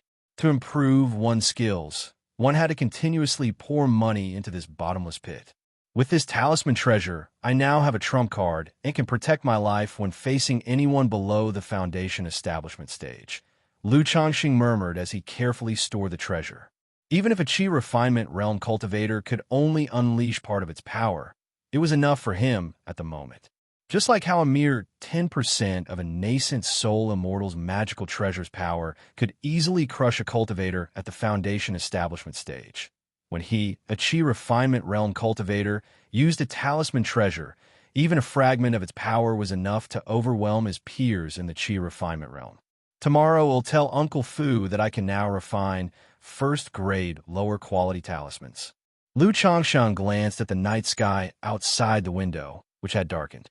It had been a year and a half since he first purchased talisman, making materials from Hundred Treasures Pavilion. In this year and a half, he had bought talisman paper and drawn talismans amounting to 560 in total. The time was ripe. He had also intended to reveal his status as an elementary talisman master around this time. Since he had discussed his son Lu Xianxi's situation with his wives today, there was no need to wait any longer. Thinking of his son, Lu Xianxi, Lu Changsheng suddenly remembered his own spiritual root. His spiritual root had experienced a mysterious tremor the moment his son was born. But since then, until now, he had felt nothing. I wonder what grade of spiritual root my son possesses. And to what extent has my spiritual root changed under his innate enhancement? Lu Changsheng pondered silently. Spiritual roots are an abstract indicator of one's aptitude for cultivation. They're not an extra organ within the body that can be seen. According to what he had read in books, cultivators with a spiritual root had different heavenly gate acupoints and dantian compared to ordinary people. Therefore, even though Lu Changsheng was a cultivator, he could not specifically see what changes his spiritual root had undergone or how significant the changes were. He could only discern through specialized treasures used to test spiritual roots, or by using spells and divine skills like spiritual eye technique. However, Lu Changsheng was not in possession of these means at the moment. Thus, he chose the simplest and most direct method, to observe the speed at which he was drawing in nature's spiritual energy during cultivation and how it compared to before. After all, an increase in one's spiritual root would most directly and clearly be reflected in one's sensitivity and throughput of spiritual energy. The better the spiritual root, the higher the degree of fusion with spiritual energy, the faster the cultivation speed, and the fewer the bottlenecks. Several hours passed. Lu Changsheng was certain that his cultivation speed had indeed increased. But this increase was very slight, less than 10%. With such a small enhancement, Lu Changsheng came to a conclusion, his son's spiritual root was nothing remarkable. Even though Lu Xianxia had just been born and his spiritual root had not yet stabilized, and even if it could grow until he was 5 or 6 years old, it was unlikely to reach a high level. As expected, it was an 8th grade, the lower grade spiritual root. To have a spiritual root in the 7th child is lucky enough. How could the quality of the spiritual root be any better? Lu Changshang sighed softly, knowing this was quite normal. His wives and concubines were all ordinary people, and his spiritual root was only 9th grade. The probability of his children having a spiritual root was about 1 to 2%. To have a spiritual root in the 7th child was already very fortunate. As for how good the born spiritual root was, hoping for a middle grade or higher grade spiritual root was truly wishful thinking. Except for a few rare cases, most children's spiritual roots are similar to their parents, not much higher in grade. Moreover, 99% of people with spiritual roots have lower grade ones. All these immortal seedlings that came to the Lu family had lower grade spiritual roots. Not a single one had a middle grade spiritual root. If you want to have more children with spiritual roots, you need to have them with a woman who has a spiritual root. If both parents have spiritual roots, especially if they are cultivators, the probability of their children having spiritual roots can be as high as 10 to 20%. Lu Changsheng thought to himself. He realized that if he continued like this, having children with ordinary women, 99% of his offspring would be mortals. Indeed, he had mixed many utilitarian intentions into his marriages and reproduction. But he didn't want to keep having children blindly. Otherwise, the children without spiritual roots could only watch as they experienced the suffering of birth, aging, sickness, and death. As for ensuring their happy growth and a blissful life, it was not a problem now with fewer children, as he could treat them all well and evenly. But what if the number of children became too many? Lu Changsheng knew that at that time, it would be impossible for him to treat them all equally without favoritism. Looking at the history of past emperors killing their sons, you would know. If he had too many, he would inevitably do the same, neglecting the children without spiritual roots. Furthermore, taking wives and concubines to father children also required a certain amount of his time and energy. Thinking about this is still somewhat far-fetched. To have children is natural, and if the conditions are met, one should still strive for good breeding. Lu Changsheng took a deep breath, shook his head, and stopped dwelling on these thoughts. He also felt that he was overthinking and being indecisive and emotional. Cultivation itself is an act against the natural order. If he gets too entangled in emotions, it will be hard to go far, and he might even invite a heart demon upon himself. I wonder if I could take a woman with a spiritual root from the Lu family after becoming a talisman master. Seeing that it was already daylight, Lu Changsheng got up to leave the house, ready to tell Uncle Fu about his ability to draw first-grade lower-rank talismans. Suddenly, he thought whether becoming a first-grade talisman master would allow him to marry a woman with a spiritual root from the Lu family. If it had been before, this would have been absolutely impossible. Merely wishful thinking of a live-in son-in-law, daring to covet marrying above his status. But now, with the talent he had displayed in talisman making, becoming an elementary talisman master was not impossible. As long as he wasn't trying to marry Lu Miaoga, one of the core females of the Lu family, there might be hope. If I could marry several women with spiritual roots, it would be ideal. The children born later would likely have spiritual roots. Whether for myself or for the children, it would be a good thing.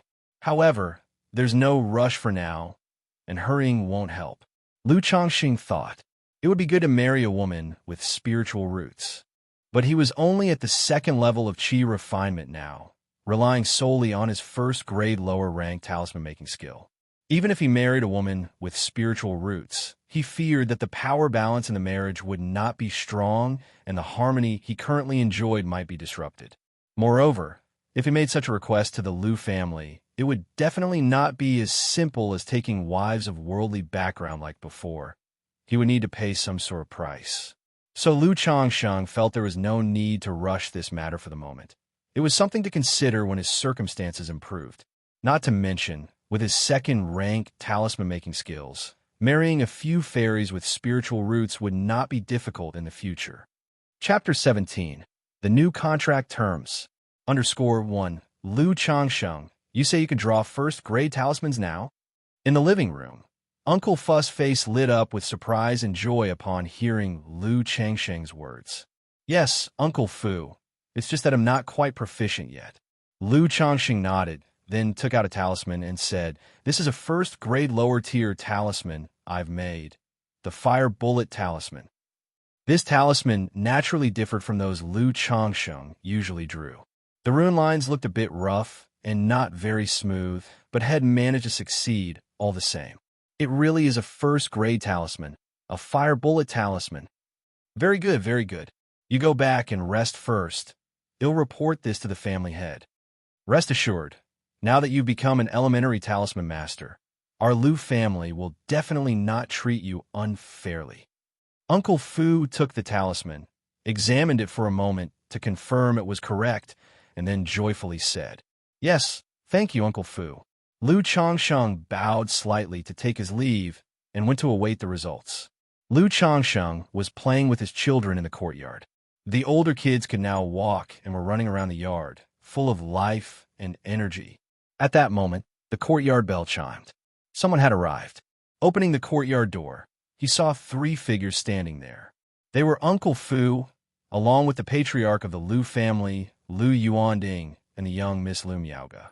Seeing the 3 of them, Lu Changsheng immediately understood their purpose. It was regarding his ascension to the rank of elementary talisman master. He hadn't expected that just one day would pass before the family head came to visit, and to personally come to his doorstep, no less. I pay my respects to the family head, the young miss, and Uncle Fu. Lu Changsheng hurriedly bowed and gestured for the 3 to enter, leading them to the main hall. He signaled for his wife to take the children to the back courtyard. These are all your children, right?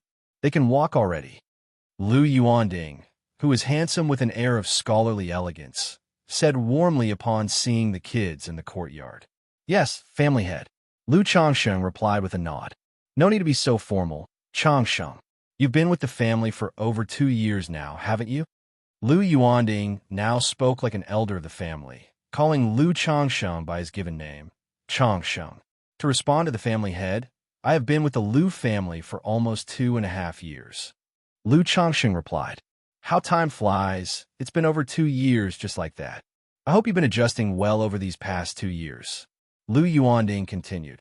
Apart from the beginning, when he took some time to check on the immortal seedlings and made a couple of trips to Qingzhou Villa, he hadn't visited much thereafter. Thank you, family head. I have been doing very well these 2 years, and Uncle Fu has taken good care of me, Lu Changsheng said. Yet, in his heart, he couldn't help but think to himself that he was already 20 years old, not some 3-year-old child to be played with like this. Some actual benefits would be the real deal. At that moment, one of Lu Changsheng's wives brought in some spiritual tea to the main hall, then left after setting it down. Changsheng, Uncle Fu told me that you can now draw first-grade lower-tier talismans. Lu Yuanding then took a sip of the tea and got straight to the point. Yes, family head, after continuously practicing for this period of time, I've managed to draw the Fire Bullet Talisman. It's just that the success rate isn't high right now. Only about 1 or 2 chances in 10, Lu Changsheng explained. All beginnings are difficult. In just over a year, you've honed your talisman-making skill to this level and become an elementary talisman master, which is very impressive. Show me what you can do. It's perfect that Miaoga is here too. She could take a look and give you some guidance. Lu Yuanding said in a gentle tone. Having seen the Fire Bullet Talisman, Lu Changsheng gave Uncle Fu. He naturally knew that Lu Changsheng could draw a first-grade talisman. But such matters certainly required another direct observation for confirmation. Yes, family head. I'll go get the talisman-making tools. Lu Changsheng stood up and said. No need, I have them here. Lu Miaoga, who was sitting nearby, stood up and said. She took out a set of talisman-making tools. Her voice remained soft and gentle as flowing water, making one feel as if they were basking in the spring breeze. "Thank you, young Mississippi." Lu Changsheng took the tools from Lu Maiage's hands. The talisman brush was still the golden bamboo brush from the last time. Approaching the table, he spread out the talisman paper and took a deep breath as if slightly nervous. He dipped the brush in ink and began to draw the fire bullet talisman. The first talisman was about halfway completed when a mistake led to the paper emitting blue smoke and the talisman being ruined. Lu Yuanding and the others didn't say much and gestured for Lu Changsheng to continue. In the second attempt at drawing, Lu Changsheng, despite being somewhat clumsy, still succeeded. "You were still a bit nervous, but you've improved greatly compared to the last time. It's just that the application of your spiritual power is not yet precise and natural enough," said Lu Miaoge, gently pursing her moist lips as she offered her critique from the side. With Lu Changsheng's second-rank peak-level talisman-making skill, deceiving her was naturally an easy feat. "Thank you for your guidance, young Mississippi. My progress is largely due to the essentials of talismans you gifted me," Lu Changsheng said, bowing with hands folded, his voice filled with excitement. "Very well, I didn't expect you, Changsheng, to successfully depict the fireball talisman on your second try. It seems your earlier claim of only having 10 to 20% confidence was a bit too modest." Lu Yuanding also chimed in with a laugh from the side. Internally, he couldn't help but feel impressed. He had never thought that Lu Changsheng, once nearly discarded due to his 9th-grade spiritual root, would possess such astonishing talent in talisman making. In just a year and a half, he had gone from a novice to an elementary talisman master. This talent was not only on par with his daughter Lu Miaoge, but even surpassed her by quite a bit. With such age and talent, he was indeed worthy of the Lu family extending an olive branch. "This time it was just luck, good fortune," Lu Changsheng said, somewhat shyly, like a simple young man. "Young man, there's no need to be too modest." Lu Yuanding waved his hand, continuing, "I've been watching your performance in the Lu family for the past 2 years. I've long regarded you as one of our own. Now that you've become an elementary talisman master, our Lu family cannot possibly underappreciate our own people. This is the revised offer I have for you. Have a look." As he spoke, Lu Yuanding took out a parchment of brownish-yellow sheepskin from his sleeve and handed it to Lu Changsheng. This was a spiritual contract, somewhat similar to modern contract from his previous life. Upon Lu Changsheng and other immortal seedlings' arrival at the Lu family, they had signed such a contract. "Thank you, family head," Lu Changsheng said, visibly overwhelmed as he took the spiritual contract and began to read through its contents. The terms laid out were quite straightforward and simple. Not like modern contracts that were densely packed through several pages, where one could miss a trap if not careful. Firstly, the previous contract was voided. Lu Changsheng was no longer an upstart son-in-law or a live-in son-in-law of the Lu family. Instead, he was formally married into the family as a son-in-law. Therefore, he no longer needed to provide the Lu family with 50 offspring within 20 years, nor was he confined to how many children with a spiritual root he must have. The children would be his own. Second, he would enjoy the same treatment as the direct descendants of the Lu family. He could move to the core area of Qingzhou Valley, live in Qingzhou Valley, and have access to a second-grade spirit vein. Moreover, the monthly resources he received were increased from 5 spirit stones to 10, along with 1 bottle of yellow dragon elixir. In return, his obligation was to help the Lu family refine a certain quantity of talismans every month, and, depending on the family's needs, practice making the appropriate talismans, among other things. Of course, these talisman materials would naturally be provided by the Lu family as part of the cultivation investment from the Lu family side in talisman making. With Lu Changsheng's second-rank talisman making skill, these obligations were essentially all profit. However, the final clause caused Lu Changsheng to frown slightly. Should he decide to leave the Lu family, he would need to give a 20-year notice in advance. Otherwise, he would have to repay 3-fold the resources that the Lu family had invested in him. The initial terms were indeed favorable, no doubt about it. But the last clause gave him slight hesitation. In essence, the last clause meant that staying with the Lu family was naturally for the best, a reason for everyone to rejoice. If he ever wanted to leave, there were two options available. Either repay 3 times the resources the Lu family had invested in him over the years, essentially buying his freedom, or give the Lu family a heads up, then work for them for 20 years. Deep within, Lu Changsheng had always harbored thoughts of leaving. Once he overcame the initial phase and gained sufficient strength, he would choose to leave the Lu family and establish his own cultivation clan.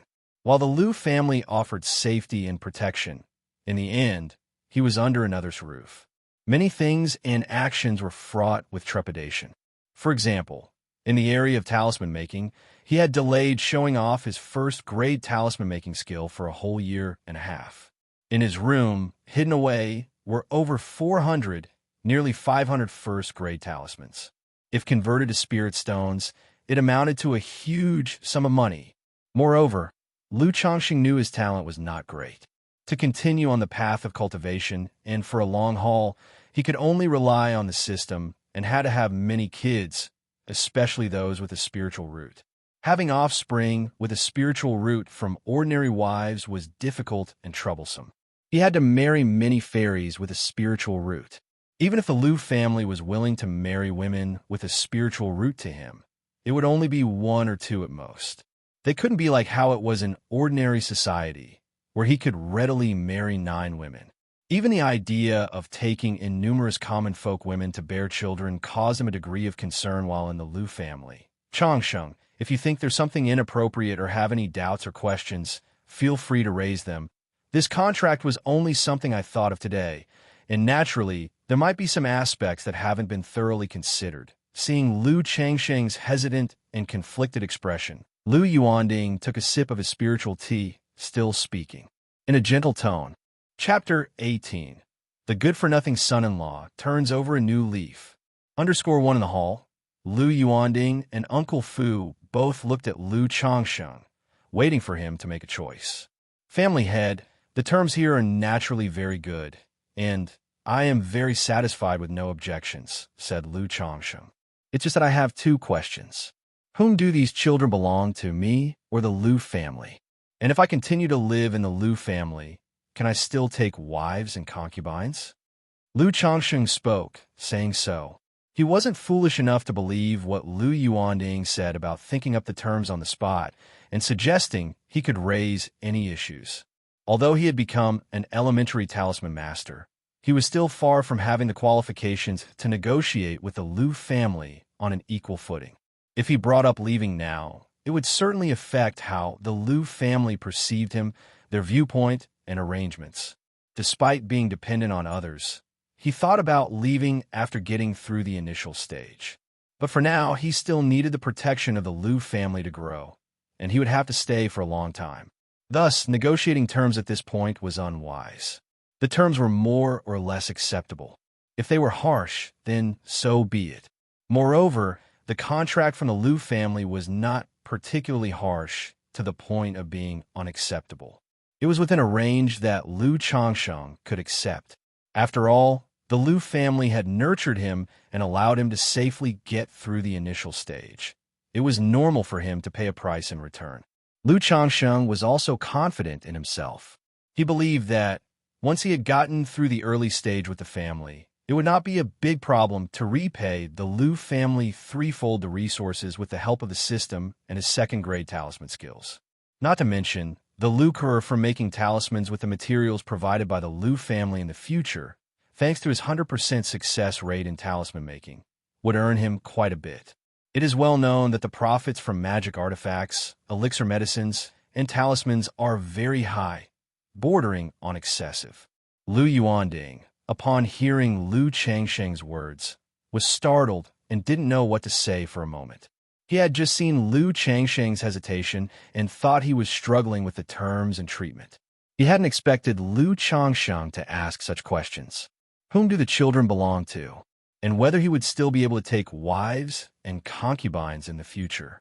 It was simply, but then he thought about how Lu Changsheng was just a common peasant, and he came to terms with it. This was entirely a smallholder mentality, concerned only with a wife and children keeping a warm bed. It was only because of a fortuitous coincidence that he possessed a spiritual root and stepped onto the path of immortality, while also having an innate talent for talisman making. In Lu Yuanding's view, this was even better, as it would make it easier for Lu Changsheng to integrate into the Lu family and be of use to them. Uncle Fu, on the other hand, was somewhat speechless because of Lu Changsheng's questions. He thought to himself that Lu Changsheng really had a mind full of lust for women. After having taken 9 Lu family women, he was still not satisfied and was thinking about taking more wives and concubines. It was fortunate that the servants he had previously arranged for Lu Changsheng were all older women. If they had been young and beautiful maids, they probably would have been spoiled by now. It wasn't that he was unwilling to part with the girls. He truly wished that Lu Changsheng would focus on the talisman path instead of being constantly engrossed in his desires for women. Lu Miaoge, on the other hand, remained as indifferent as ever, her demeanor otherworldly, her thoughts unknown. "Ha! Don't worry," Lu Yuanding laughed. "According to these terms, you'll be a son-in-law to our Qingzhou Lu family, not just an added member. Naturally, all the children are yours. As for taking wives and concubines, that's your freedom. Our Lu family naturally won't interfere," Lu Yuanding continued. They valued Lu Changsheng as a person. The talents and worth that Lu Changsheng displayed, a few children and worldly women were trivial in their eyes. "Thank you, family head. Then I have no other questions," Lu Changsheng said as he made an obeisance with his hands. Immediately after, Lu Yuanding had Uncle Fu bring out the contract that Lu Changsheng had signed earlier to dissolve it, and had a new contract signed with Lu Changsheng on the spiritual contract. "From now on, consider the Lu family your own home," Lu Yuanding said with a gentle, scholarly smile. He then gently patted Lu Changsheng's shoulder and continued, "In the next few days, I will have someone prepare your identity plaque and arrange for your residence in Qingzhou Valley. Once everything is set up, Uncle Fu will notify you. For the next few days, you'll still stay here. As for your welfare and treatment, it will start from this month," he added. Lu Changsheng was slightly startled, aware that the other party was buying his favor. But undeniably, these actions and words were indeed comforting. He nodded and said with his hands cupped, "Yes, Changsheng thanks the family head." Thereupon, Lu Yuanding, together with Uncle Fu and Lu Miaoge, departed. Lu Changsheng went out to see them off. Sigh. Watching the 3 leave, Lu Changsheng took a deep breath and slowly exhaled. From now on, he would be considered as having secured his footing in the Lu family, wouldn't he? Afterward, a group of wives and concubines also hurried over. Surrounding Lu Changsheng, the family head asked if his visit was due to Lu becoming a talisman master. Ever since they learned that Lu Changsheng could draw first-grade talismans 2 days ago, they had been even more anticipating this than Lu Changsheng himself. Lu Changsheng didn't conceal anything and spoke the truth. He told the women that in some time his whole family would be able to move and live in Qingzhou Valley with the children. Upon hearing this news, all the women were unexpectedly overjoyed, their eyes looking at Lu Changsheng with even deeper affection and tenderness. The next day, news of Lu Changsheng becoming an elementary talisman master and soon moving to Qingzhou Valley spread throughout Qingzhou Villa. This news was like throwing a huge rock into a calm lake, creating ripples upon ripples. It made the Lu family disciples in Qingzhou Villa extremely envious and jealous of Lu Changsheng. You should know, despite being Lu family disciples, they weren't qualified to live in Qingzhou Valley and could only reside in Qingzhou Villa. Yet now, Lu Changsheng, a son-in-law from another clan, was able to move into Qingzhou Valley. This implied that Lu Changsheng's status as a son-in-law was already higher than theirs. As for the group of immortal seedlings who had arrived at the Lu family along with Lu Changsheng, they were even more envious to the point of grinding their teeth. There's a saying that one fears not only the hardship of one's brothers, but also their driving of luxury cars. Usually, they wouldn't compare themselves with the Lu family disciples. But like them, Lu Changsheng was also discarded by the Qingyan sect, and moreover, he was a son-in-law who had married into the Lu family. Seeing Lu Changsheng's achievement now naturally sparked their envy, jealousy, and discomfort. They secretly cursed their lack of talent in this area. No matter what they thought, now that Lu Changsheng had become an elementary talisman master, they chose to ingratiate themselves with him. One after another, they came to offer congratulations and present gifts. After all, having been in contact with cultivation for so long, everyone knew the value of a 20-year-old talisman master. Not just the immortal seedlings.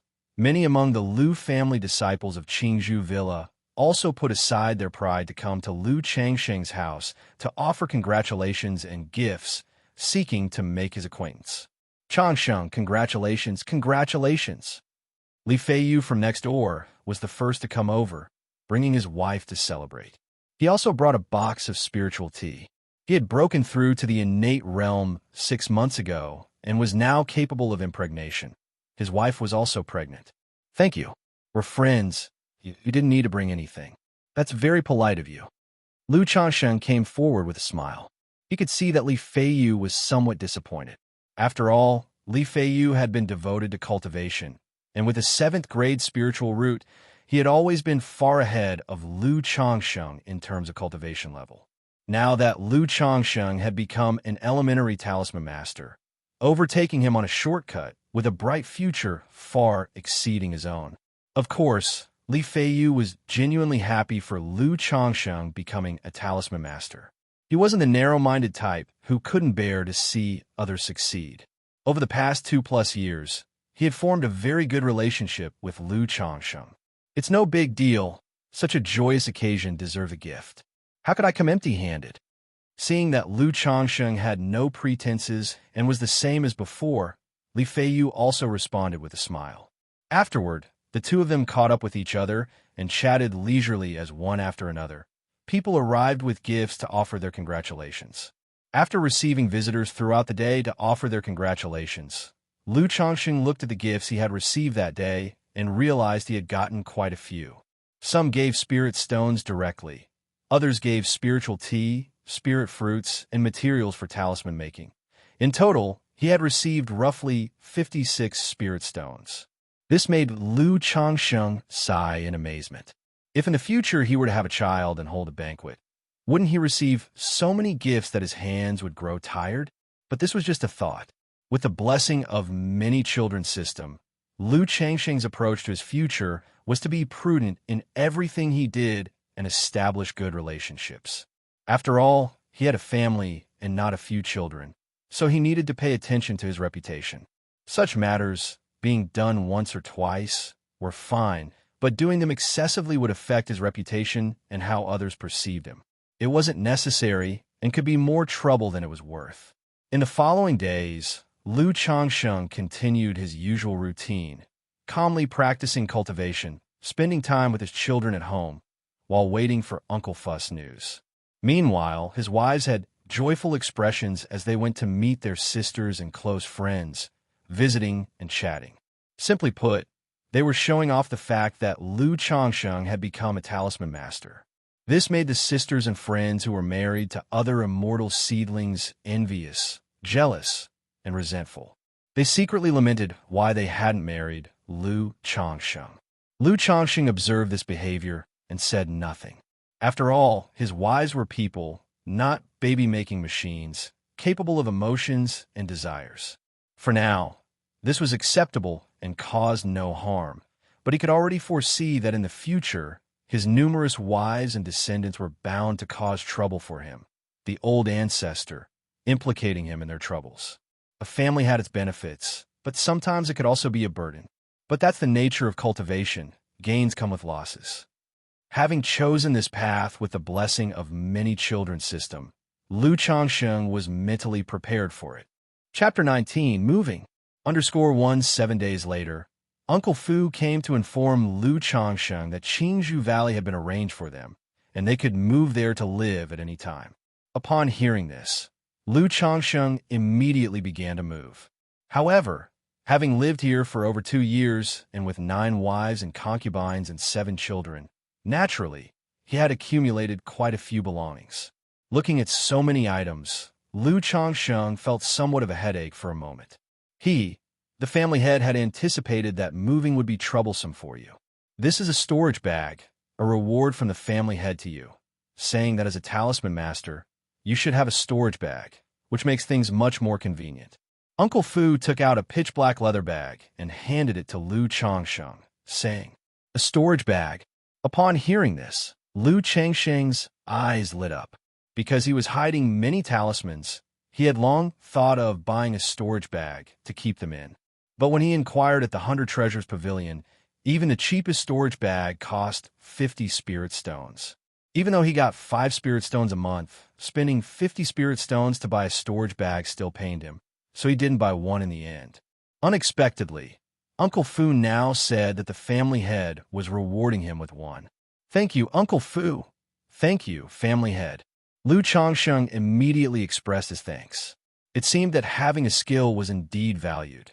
Now that he had become a talisman master, the Lu family was much more generous with him. "As long as you work hard for the Lu family, we will never treat our own people unfairly," Uncle Fu said with a chuckle. Then, taking the bag, he continued, "You must have never used a storage bag before. Let me show you. Just aim the opening at the item you want to put inside, then inject a strand of spiritual power into the bag, lock onto the item, and it will be automatically sucked in."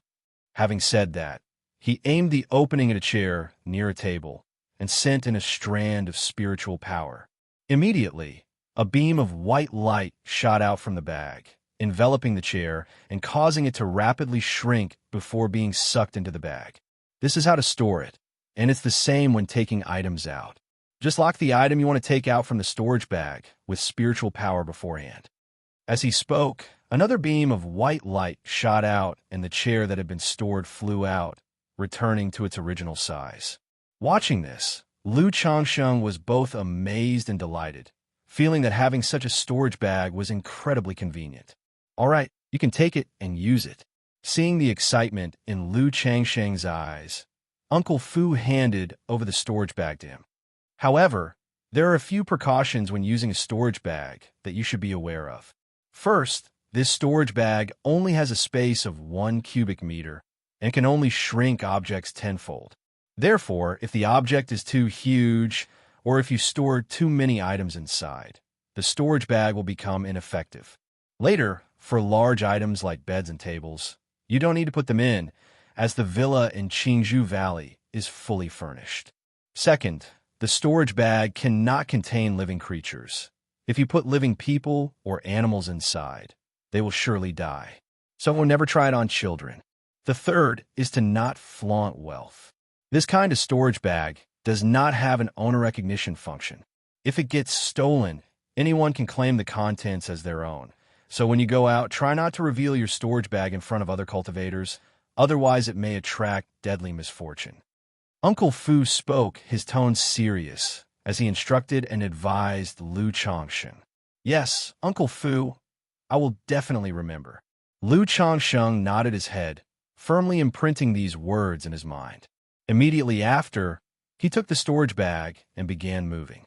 He stored all the scattered talismans from the study's cabinets and all the other items he needed to bring with him into the storage bag.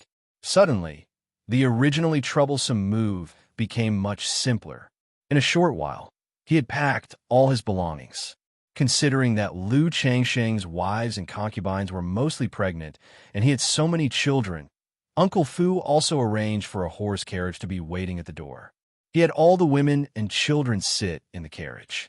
Seeing Li Feiyu, who had come to see him off, Lu Changsheng approached with a smile and said, "Feiyu, I won't be able to drop by casually from now on, but don't worry, it'll still come to bother you when I have time. If you ever need anything, feel free to look for me anytime. You know our relationship. There's no need for me to say more, right?" Lu Changsheng said warmly, patting Li Feiyu on the back.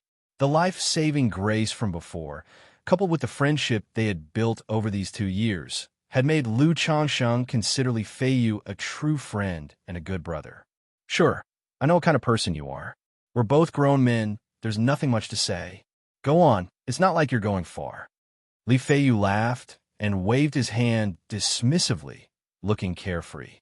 Right away, Lu Changsheng got on the carriage, and together with Uncle Fu, they drove towards Qingzhou Valley.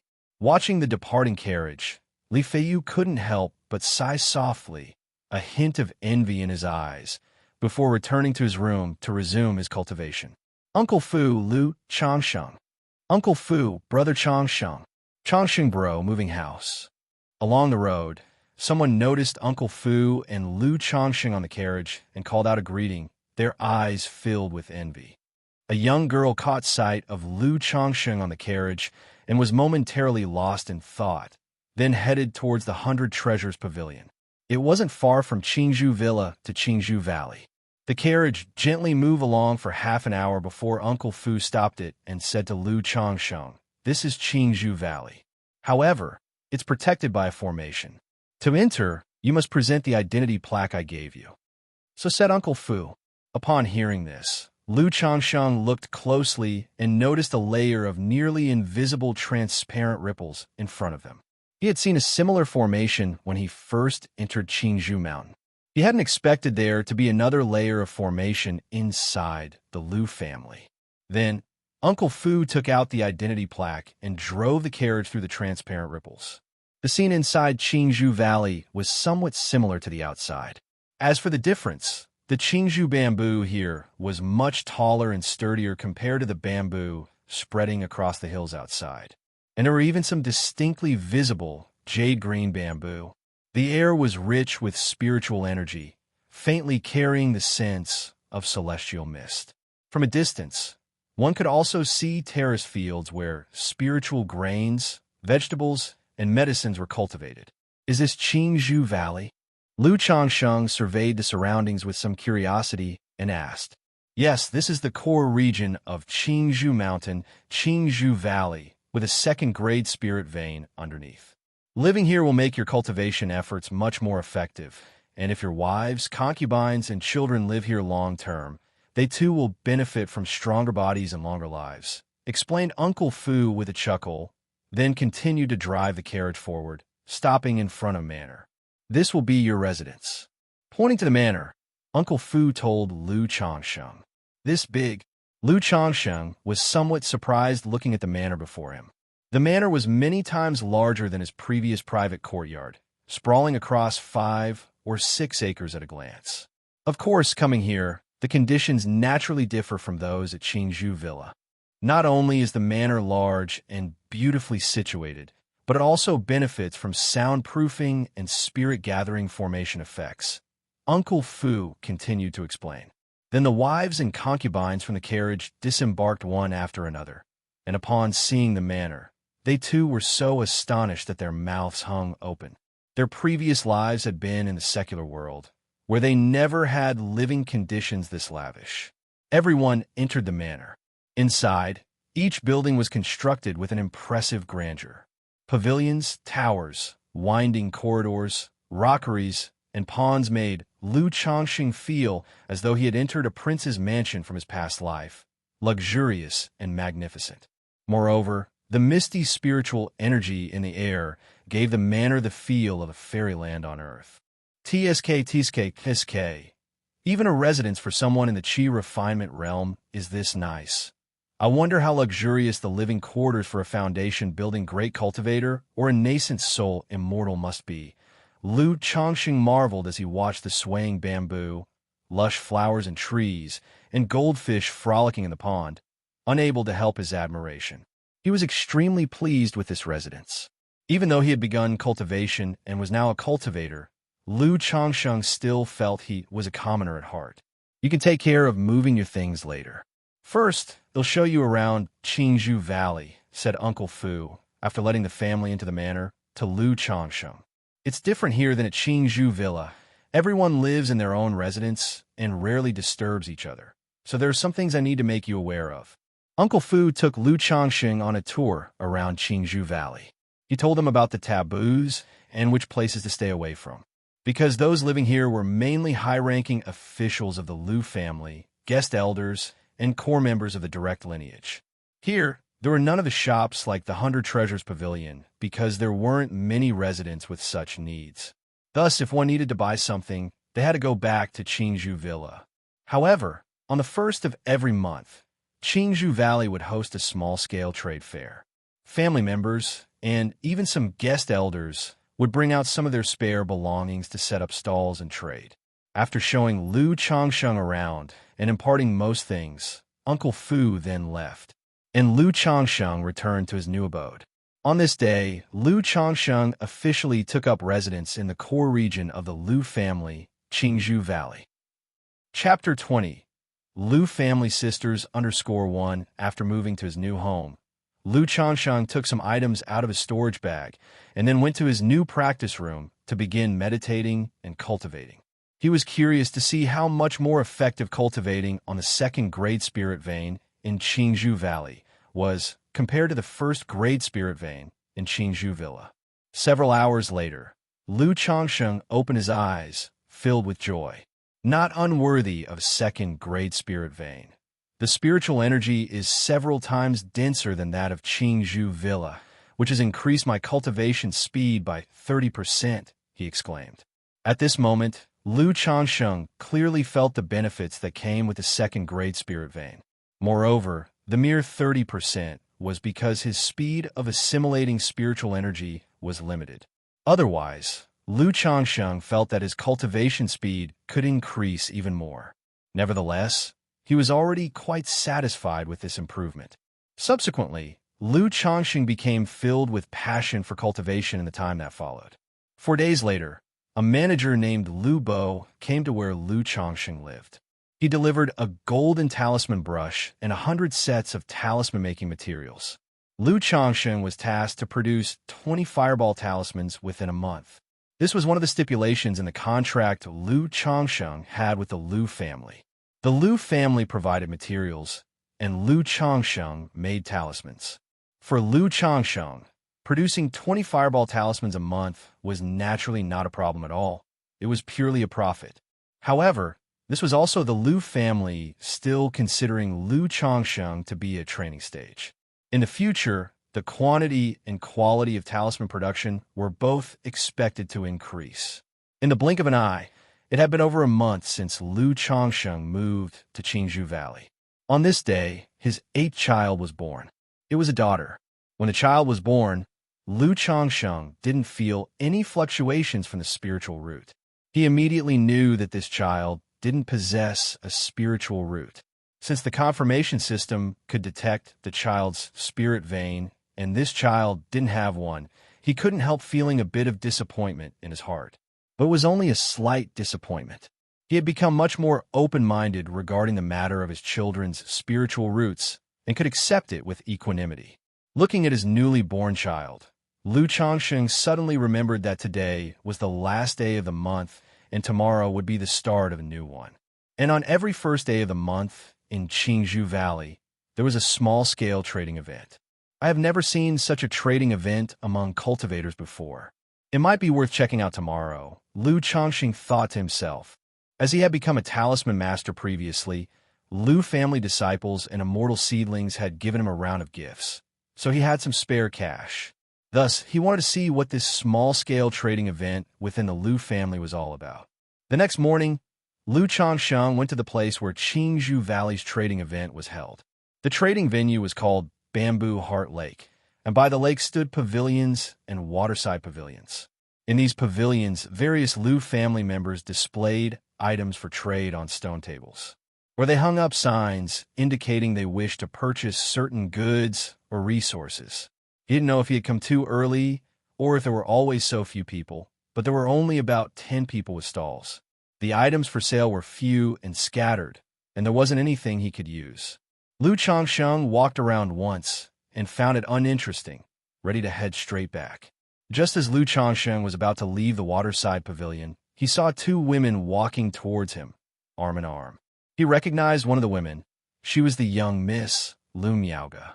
Miss Lu Miaoga was dressed very simply, her 3,000 strands of verdant hair bound behind her with a moon-white silk band, elegant and graceful. She wore a moon-white, plain long dress without any other adornments, simple and refined, with a celestial and ethereal allure.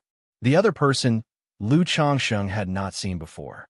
But upon seeing this woman, he couldn't help but take a few more glances. This woman appeared to be 18 or 19 years old, extremely beautiful, and bore a 7 to 8 points of resemblance to Lu Miaoge. However, her makeup, dress, and temperament were starkly different from Lu Miaoge's. Her makeup was elaborately done. Her black, lustrous hair was fastened behind her head with a dark gold hair ornament, with a few locks falling on either side of her chest, while she wore dazzling rhinestone earrings on her tender earlobes. She was draped in a sexy, form-fitting dark dress embroidered with gold threads, revealing her shoulders and perfectly showcasing her curvaceous figure, leaving little to the imagination. The slits in the sides of her dress, akin to a Chong Sam, were cut very high, allowing one to glimpse the woman's partly voluptuous thighs and her jade-like smooth calves. However, at this moment, a pair of slender and beautiful legs were not the pure and smooth white that could shame the frost and snow.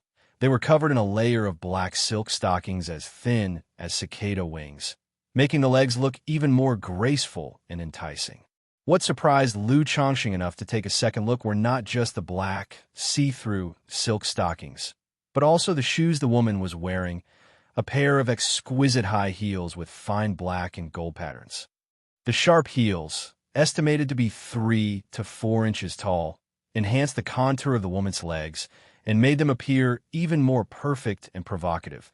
They were simply leg-loving material. The whole person looked coolly elegant and nobility personified, sexy and alluring, standing a good half-head taller than Miss Lu Miaoge, who was beside her. "What are you looking at? If you leer any more, it'll gouge out your eyes."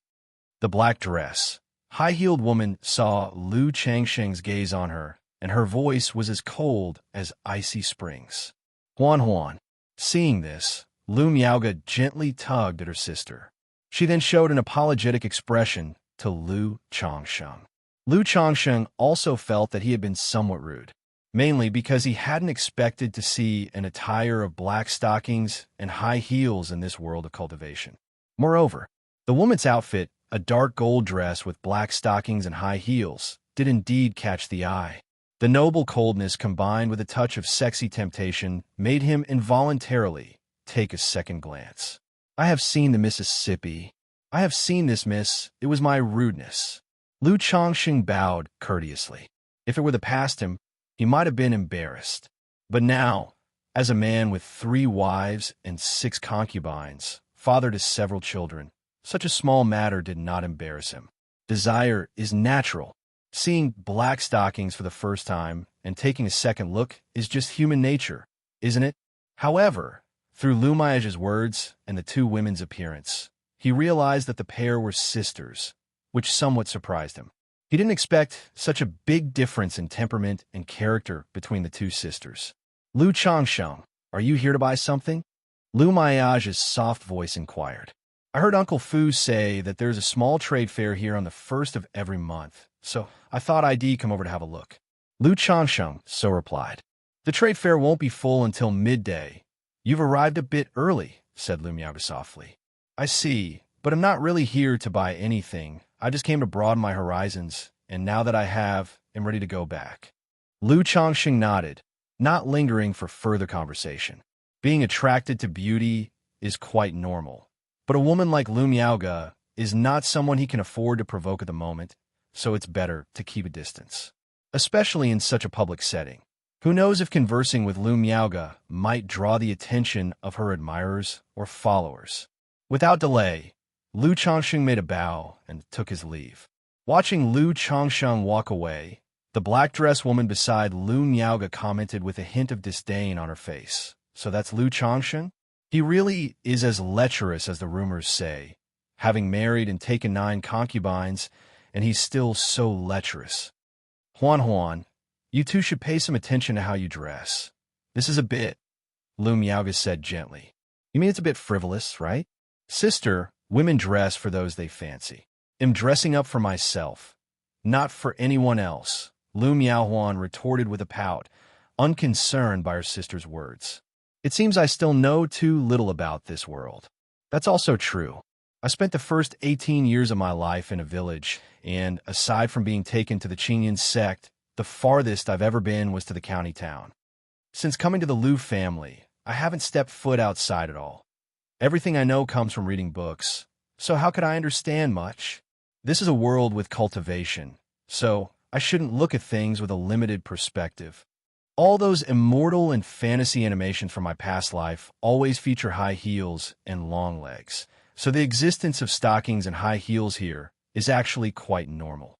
Liu Changsheng returned to his quarters, feeling somewhat reflective. He didn't take today's incident to heart. It was just a minor interlude in life. But in the future, he should look into where to buy such shoes and stockings. He had no other intentions. He merely wanted to give his wives and concubines some gifts. Chapter 21. 3-Year Agreement. Underscore 1 in the monotonous and dull life of cultivation, talisman making, and spell practicing. Another month had passed.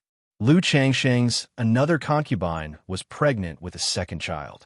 At the same time, the 9th child was also born. Still, there was no pulsation of the spiritual root, indicating the absence of one. On the second day after the birth of the 9th child, Liu Changsheng received a letter. He was somewhat surprised when he saw the letter. It was actually from Hong Yi, who had attended the Immortal Sex examination with him. The letter started with simple greetings and then inquired whether Liu Changsheng still remembered the 3-year agreement they had made. It had been more than 2 years since they had parted from the Qingyan sect. He hoped that Liu Changsheng and Li Feiyu would also come together to catch up, and he mentioned that Xianxia, Zhao Qingqing, and Han Lin had all agreed to the meeting. The 3-year agreement. Liu Changsheng, looking at the content of the letter, narrowed his eyes slightly. This 3-year agreement was a casual remark made by Hong Yi when the 6 of them were introduced to the Qingyan sect. They had agreed, regardless of whether they entered the immortal sects or not, to gather at Rui Prefecture's largest restaurant, Rui Tower, 3 years later. If it weren't for Hong Yi's letter, Liu Changsheng would have forgotten about it and considered it just a joke. He did not expect that Hong Yi would actually write to mention it. He also said that Xiaoxia, Zhao Qingqing, and Han Lin would all come. There is about half a year left. Should I go? Liu Changsheng thought to himself.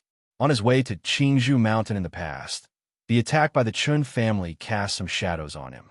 He felt the cultivation world was too dangerous and did not want to leave the Liu family lightly. But the thought of the meeting and that Xiaoxia, Zhao Qingqing, and Han Lin would also be there gave him some inclination to attend. As the saying goes, the more friends one has, the more paths one finds. All 3 were disciples of the Qingyan sect, and maintaining this friendship might be beneficial and advantageous for him in the future. He wasn't close to Xiaoxia and Zhao Qingqing, but he had a fairly good relationship with Han Lin back then.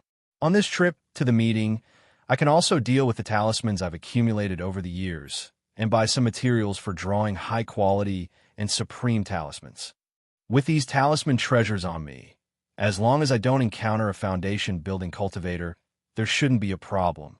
Moreover, after seeking the path of cultivation and leaving my home for 3 years, it's time to go back for a visit. After thinking it over, Liu Changsheng decided to make the trip. Besides attending the meeting, there were other things he needed to do. He had to make some decisions about his worldly family affairs as well. Since I've received the letter, Feiyu must have received one too, Liu Changsheng thought. Immediately, he went out and headed towards Qingzhou Villa to see what Li Feiyu planned to do. It would be safer for the 2 of them to travel together. Liu Changsheng did not go directly to Li Feiyu's house. Instead, he first went to the 100 Treasures Pavilion to greet the shopkeeper. If it were not for the storekeeper of the 100 Treasures Pavilion, his talent for talisman making wouldn't have become so smoothly known by the higher-ups of the Liu family. Thus, he came to visit and express his gratitude. Besides, he was still dependent on the Liu family, and it was good to cultivate a favorable impression by befriending the people of the Liu family. After all, cultivation is not only about practicing and fighting. There are also interpersonal relationships and worldly affairs to navigate.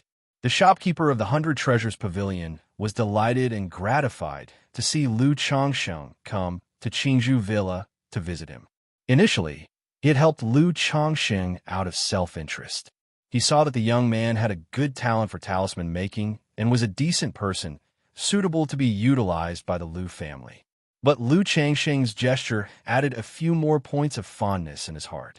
He felt the young man was indeed commendable. Afterward, Lu Changsheng bought some medicinal herbs for strengthening the foundation and nurturing vitality from the 100 Treasures Pavilion as gifts and brought them to Li Feiyu's home. He now had 10 spirit stones a month, while Li Feiyu still had only 2 spirit stones. Directly providing for the latter would not be accepted, and he wouldn't do that either. Not to mention, he wasn't wealthy enough to afford it. Doing so would also change the nature of their friendship. Visiting now with some gifts in hand was just appropriate. Carrying the gifts, Lu Changsheng arrived at Li Feiyu's home. If you're going to visit, why bother bringing gifts? Li Feiyu was somewhat surprised and delighted to see Lu Changxing coming. It's not like we're just neighbors dropping by, so it's perfectly normal to come over and bring something. Besides, in 2 months, my sister-in-law will be giving birth, and all these are things to nourish her body. Lu Changsheng said casually. He and Li Feiyu were of the same age, but Li Feiyu was older by several months, so Lu Changsheng also called Li Feiyu's wife sister-in-law. All right, then I'll take it without being polite. Upon hearing this, Li Feiyu did not hesitate and directly accepted the gifts. You've received Hong Yi's letter too, haven't you? As they entered the living room, Li Feiyu brewed a pot of tea and, guessing the purpose of Lu Changxing's visit, started the conversation. I did, and after seeing the letter, I thought that since Han Lin and the others are going, I might as well go too, to get together. And I've been away from home for so long, it's time to go back and settle things, so I came over to see what you think. Lu Changsheng stated directly. I have the same idea. Li Feiyu nodded and said, Great, then we'll go together. We still have half a year, and we should set out about a month in advance. After all, traveling from Qingzhou Mountain to Rui Prefecture takes quite some time, Lu Changsheng said. No problem. I usually don't have much going on. Just come and call me on the day you leave, Li Feiyu said. Subsequently, the two chatted for a while, and Lu Changsheng had lunch at Li Feiyu's home before leaving. Time flew, and another half a month passed by. On this day, Lu Changxing's 10th child was born.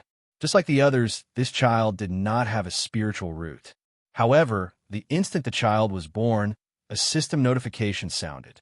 Congratulations to the host. The number of progeny has reached 10. You've earned 1 lottery chance. As expected, upon hearing the system notification, Lu Changsheng was delighted and thought to himself that it was as he expected. He had previously suspected that once certain achievements were triggered, they would lead to rewards. The first numeral was 1. It was highly likely that the second numeral was 10. I wonder if the next one is 20, 50, or 100, Lu Changxing pondered. Without further thought, Lu Changsheng went to see the child. It was a girl, adorable indeed. After visiting his wives and children, Lu Changxing returned to his study to start his 4th lottery draw. System, I want to draw a prize. Lu Changsheng silently wished. Immediately, a pale red virtual lottery wheel appeared before his eyes. Looking at the familiar lottery wheel, Lu Changsheng took a deep breath and prayed in his heart. He hoped for a cultivation technique. His current returning origin technique was a primary level common cultivation technique. The advantage was that the cultivation was steady and smooth, with almost no risk of issues during the process. However, the downside was the same, too steady, which caused the absorption of spiritual energy to be exceedingly slow. He hadn't felt it much while at Qingzhou Villa. Now that he had come to Qingzhou Valley to cultivate on the 2nd grade spiritual vein, this feeling was very pronounced. Therefore, Lu Changsheng thought that if he could obtain a cultivation technique, this situation should improve. After all, even if the system was stingy, it would at least provide a peripheral sect-level technique, right? Start the draw. Lu Changsheng exhaled and declared. Instantly, a golden light spun on the pale red wheel. After 5 seconds, the wheel slowed down. Under Lu Changsheng's gaze, filled with a mix of nervousness and anticipation, the golden light settled on pet beasts. Chapter 22, 9 Netherhound. Underscore one ding. Congratulations to the host for obtaining a 9 Netherhound cub. The reward has been distributed to the system space, and the host can check it at any time. An image of a small creature, dark as the abyss and resembling a wolf or a dog, emerged from the big wheel, accompanied by a system notification sound. A 9 Netherhound cub? Lu Changsheng paused, his face lighting up with joy. Although it wasn't the cultivation technique he wanted most, he also considered pet beasts quite nice. After all, those who played games in their previous lives know the importance of having a good pet. It's pretty much the same in this cultivation world.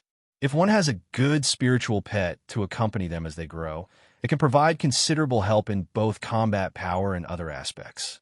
Although he had never heard the name 9 Netherhound, Lu Changsheng was unsure of what rank this demon beast was, but after the previous 3 draws, Lu Changsheng had some trust in the system. He knew that while products from the system might sometimes be useless, they were never trash. Lu Changsheng directed his mental spirit to look at the 9 Netherhound in the system space, and information immediately surfaced. Spiritual pet, 9 Netherhound.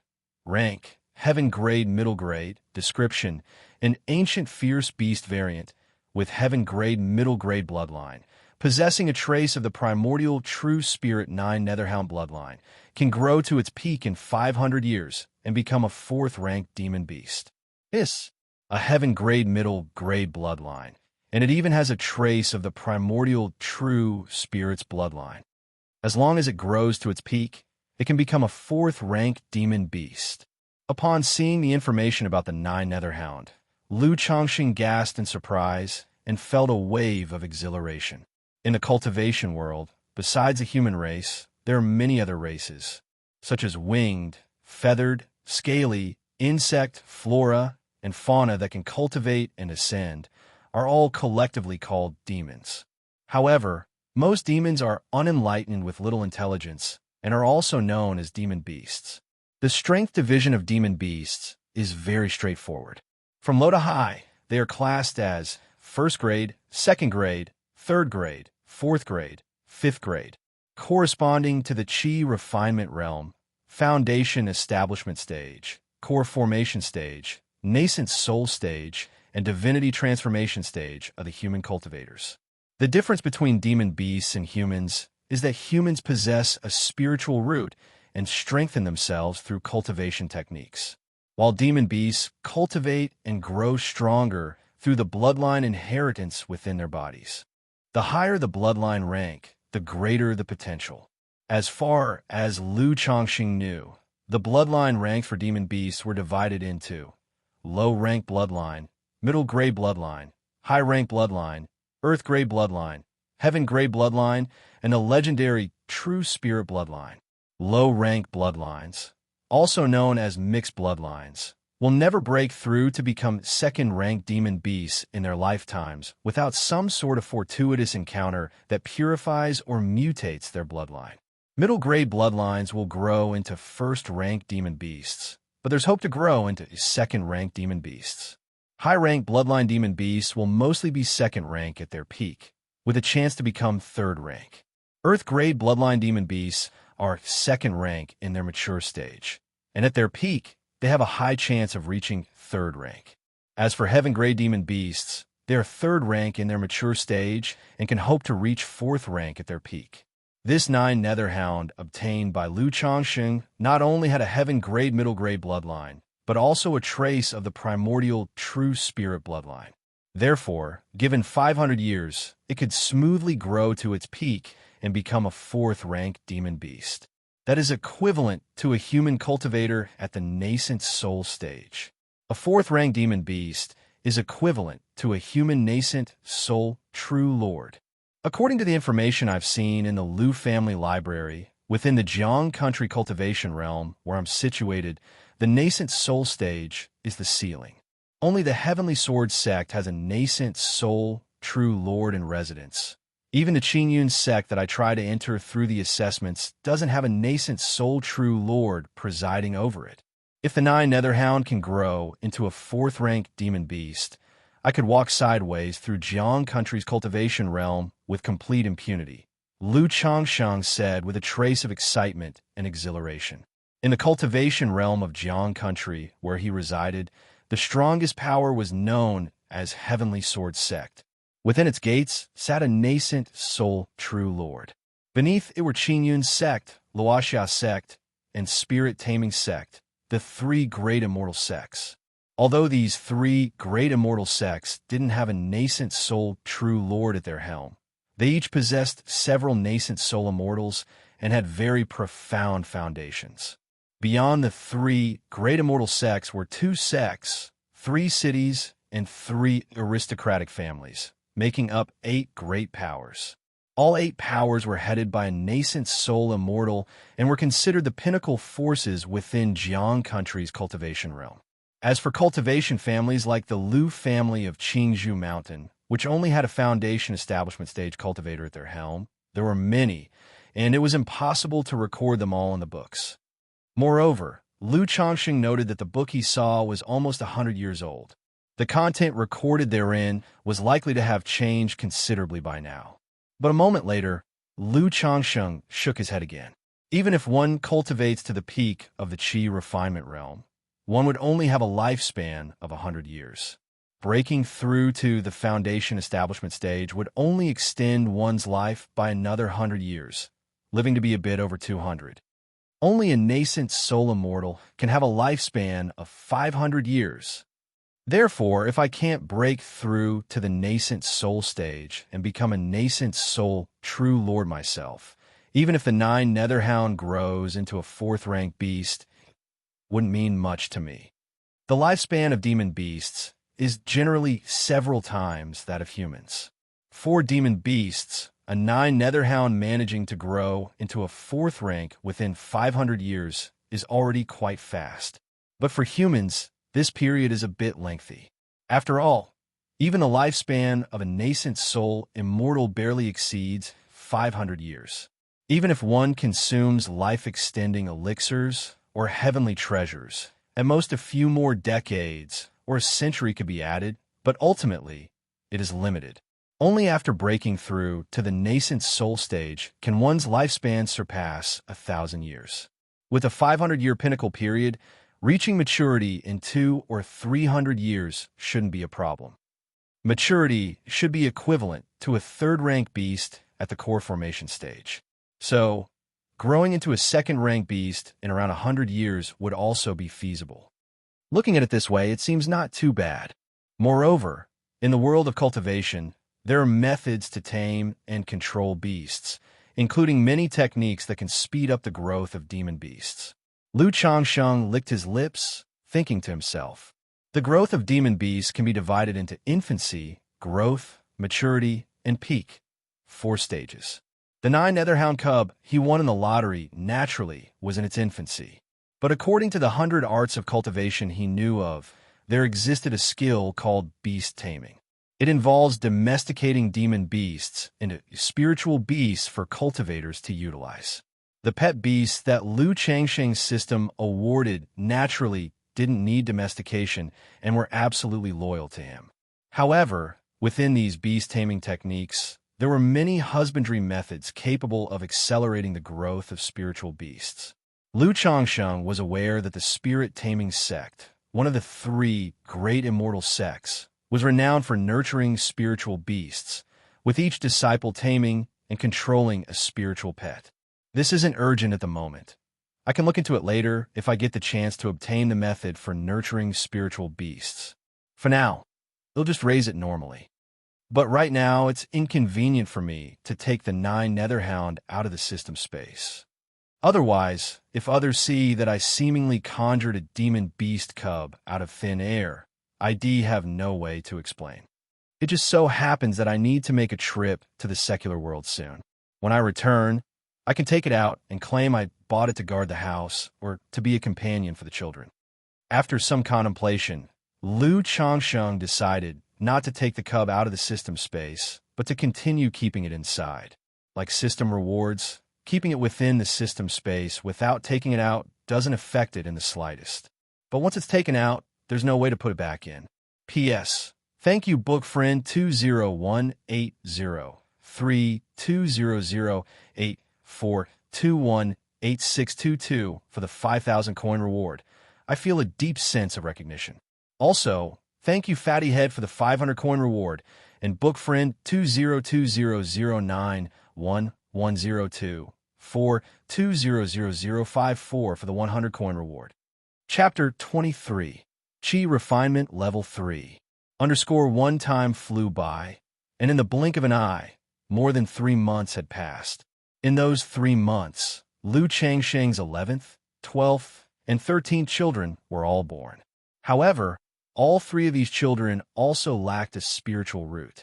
Regarding this, Lu Changsheng had already completely let go, knowing that it couldn't be forced. But he did not stop having children because of this probability.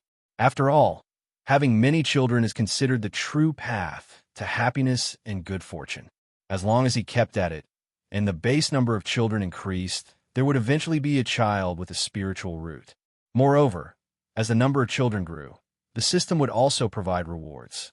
In these 3 months, 2 more of Lu Changsheng's concubines became pregnant with their second child. In 3 years, with 3 wives and 6 concubines, he had fathered 13 children. And with 3 more on the way, he had made quite a name for himself in the Lu family's Qingzhou Valley. Everyone knew that the Lu family had taken a son-in-law who was exceptionally talented in talisman making, but also fond of female company and having children. During this time, Lu Yuanding also visited Lu Changsheng to chat. His words were of admonishment, hoping Lu Changsheng would not indulge too much in pleasures of the flesh and should focus more on cultivation and the talisman path, lest he waste his life away. Faced with such advice, Lu Changsheng naturally nodded in agreement. But he also expressed that his spiritual root was too poor and that he had little ambition in life. He was content with his current life and only wished for his descendants to fill his home in the future. If he could have a few children with spiritual roots, he would then devote all his energy to nurturing them. Hearing this, Lu Yuanding was momentarily at a loss for words and brought up a matter with Lu Changsheng. The Lu family had a rule that all children who had not yet shown a spiritual root by the age of 6 should be sent to the secular world. Even if the time could be extended, they would definitely have to be sent to the secular world by their teenage years. They couldn't stay in Qingzhou Mountain indefinitely, because these children lacked spiritual roots and were unable to cultivate. Staying on Qingzhou Mountain would mean they could only perform menial tasks. Eaglets must one day soar into the sky, facing the strong winds and tempests. Without a spiritual root, keeping children by one side only hinders them. Moreover, the Lu family had its own clan and industries in the secular world, ensuring these children a life of wealth, clothing, and food without worry. If Lu Changsheng agreed, his children could also be placed within the Lu family of the secular world in the future. After hearing Lu Yuanding's words, Lu Changsheng felt a bit heavy-hearted. In 3 years, he had not completely adapted to the rules of this world. He found it difficult to accept the idea of sending his children into the secular world at the age of 6, considering he now had a total of 13 children and only one with a spiritual root. But he also understood that Lu Yuanding was right. If the children lacked spiritual roots, keeping them by his side was not beneficial for the children. As parents, one must let go and allow them to grow. So, Lu Changsheng planned in his heart to wait until the children were a bit older before sending them to the secular world, to let the children go out, explore, and see the world for themselves. Before that, as he had thought before, he would finally Feiyu to teach his children martial arts, not only to strengthen their bodies, but to give them some ability to protect themselves if they encounter dangers in the secular world in the future. After all, not only is the cultivation world dangerous, but there are also many conflicts and disputes in the secular world, and he couldn't possibly watch over all these children at all times. Of course, he couldn't deny his own ulterior motive. He hoped that training his children in martial arts would bring some improvement to his own strength. And in the future, if his children took root and established themselves in the secular world, they could also spread out and form a Lu family of their own, a martial household. If there were descendants with spiritual roots in the family, he could send them to his side for guidance. This was also the current model for many cultivation families, flourishing in both the secular and cultivation worlds. On this day, sitting in the practice room and cultivating, Lu Changsheng's body surged with a wave of energy, causing his vestment robe to flutter without wind. Third-level energy refinement. Finally, I made a breakthrough before the meeting. After a moment, his breath settled, and Lu Changsheng opened his eyes, his face full of joy. It took him 1 year and 4 months to break through from the first-level energy refinement to the second level. But to break through from his second level to the third took only 10 months. The significant improvement was due not only to Xianxia Valley's second-grade spiritual vein, but also to the spiritual root talent of his seventh son, Lu Xianji, and the enhancement of his cultivation resources. He now had 10 spirit stones, 30 gene of spirit rice, and a bottle of yellow dragon elixir every month. Since the children were still young and had no expenses, and his wives had no need to spend money, so most of these spirit stones could be used on himself to improve his cultivation speed. Though his talent was lacking, and it was difficult to achieve much on his own, he could not afford to slack. After all, to soar on the success of child, the child must first grow up. Besides, among his 13 children, now only 7 have a spiritual root, and even then, it's a lower-grade spiritual root. For now, he still had to rely on his own efforts as a father. 3 years have passed. I'm finally going to take a trip outside. Lu Changxing stood up and straightened his vestment robe. He approached the bronze mirror and looked at his reflection. The once unremarkable and ordinary face had gained more defined contours, and the somewhat dark skin had become fair and delicate, making him appear much more handsome. It is said that clothes make the man, just as the saddle makes the horse. Dressed in an azure vestment robe, as if tailored for him, perfectly fitted, it accentuated a tall and slender stance. A gentle and handsome face, a tall figure exuding an easy and confident air, his whole being radiated an inexplicable nobility. Compared to his appearance and aura from 3 years ago, the change was as different as heaven and earth. This included the effects of cultivating the immortal beauty technique, which refined and improved his appearance.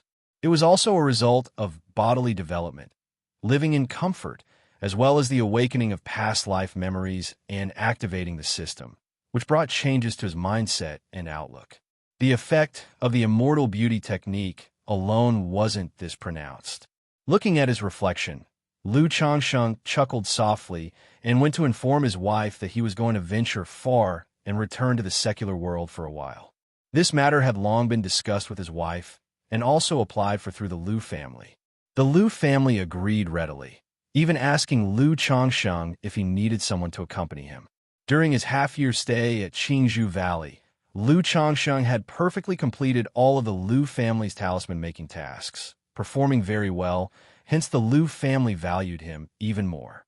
For this, Lu Changsheng expressed that he was just having a small gathering with a good friend and would also visit home to handle some affairs, and that he didn't need accompaniment. Having someone with him was safer, but it was also restrictive and inconvenient. The Lu family didn't insist, and after giving him a transmission talisman, told him to be careful on the way. Having already packed his belongings in his storage bag, he placed it inside his robe and went to Xianxia Villa, knocking on Li Feiyu's door. "I thought something came up and you weren't going." Li Feiyu, holding his child, opened the door of the courtyard and said with a smile upon seeing Lu Changsheng. His child had just turned 3 months old, a little girl. "I was almost at the point of breaking through, so it ended up being delayed to now," Lu Changsheng explained. "You've broken through to the 3rd level of energy refinement," Li Feiyu exclaimed with surprise. During this time, Lu Changsheng had not stopped practicing his spells. Techniques like the flame bullet technique, wind control skill, object manipulating technique, aura concealment technique, spiritual eye technique, sound transmitting technique, and such, he had mastered all the primary level spells. Spells, like talisman making, once you get through the entry stage, everything that follows becomes much simpler. Currently, Lu Changsheng was using the aura concealment technique to slightly restrain his spiritual energy, so Li Feiyu hadn't noticed Lu Changsheng's recent breakthrough to the 3rd level of energy refinement. Yes, so as soon as I made the breakthrough, I came over, Lu Changsheng nodded and added. TSK, just breaking through to the 3rd level of energy refinement. Your cultivation speed might catch up with someone with a middle-grade spiritual root soon. Li Feiyu couldn't help but shake his head in admiration. He had been far ahead of Lu Changsheng during the 1st and 2nd level of qi refinement. But now, while he was still at the peak of the 2nd level, Lu Changsheng had overtaken him by a step, breaking through to the 3rd level sooner. This made him feel quite moved and a touch envious. Hey, it's all thanks to external resources that I've reached this point. It's going to be hard moving from the 3rd to the 4th level of energy refinement. Lu Changsheng waved his hand and explained. A family knows their own affairs. If it wasn't for a bottle of yellow dragon elixir each month, and using all his spirit stones to buy spiritual vegetables, spiritual tea, and demon beast meat, how could he have possibly broken through so fast? He would have needed at least another year and a half of cultivation. Moreover, the 9 levels of qi refinement. The first 3 levels are straightforward, given some time, presenting no particular difficulty. But breaking through from the 3rd level to the 4th is difficult. It marks the transition from the primary stage to the middle stage of qi refinement, where bottlenecks exist. And the lower the spiritual root, the harder it is to overcome these bottlenecks. I believe this won't be a big problem for you. Are we setting off now? Li Feiyu didn't dwell on the topic and change the subject. I'm ready to leave at any time. It's up to you whether you still need to prepare anything, Lu Changsheng replied. I've been ready for a while now. Let's go, Li Feiyu said. He handed the child to a recently acquired concubine in the backyard, then set out from his home with Lu Changsheng. You're tuning into the Eternal Immortal Ballad YouTube channel. Don't forget to subscribe and join us on this journey to catch the most captivating stories.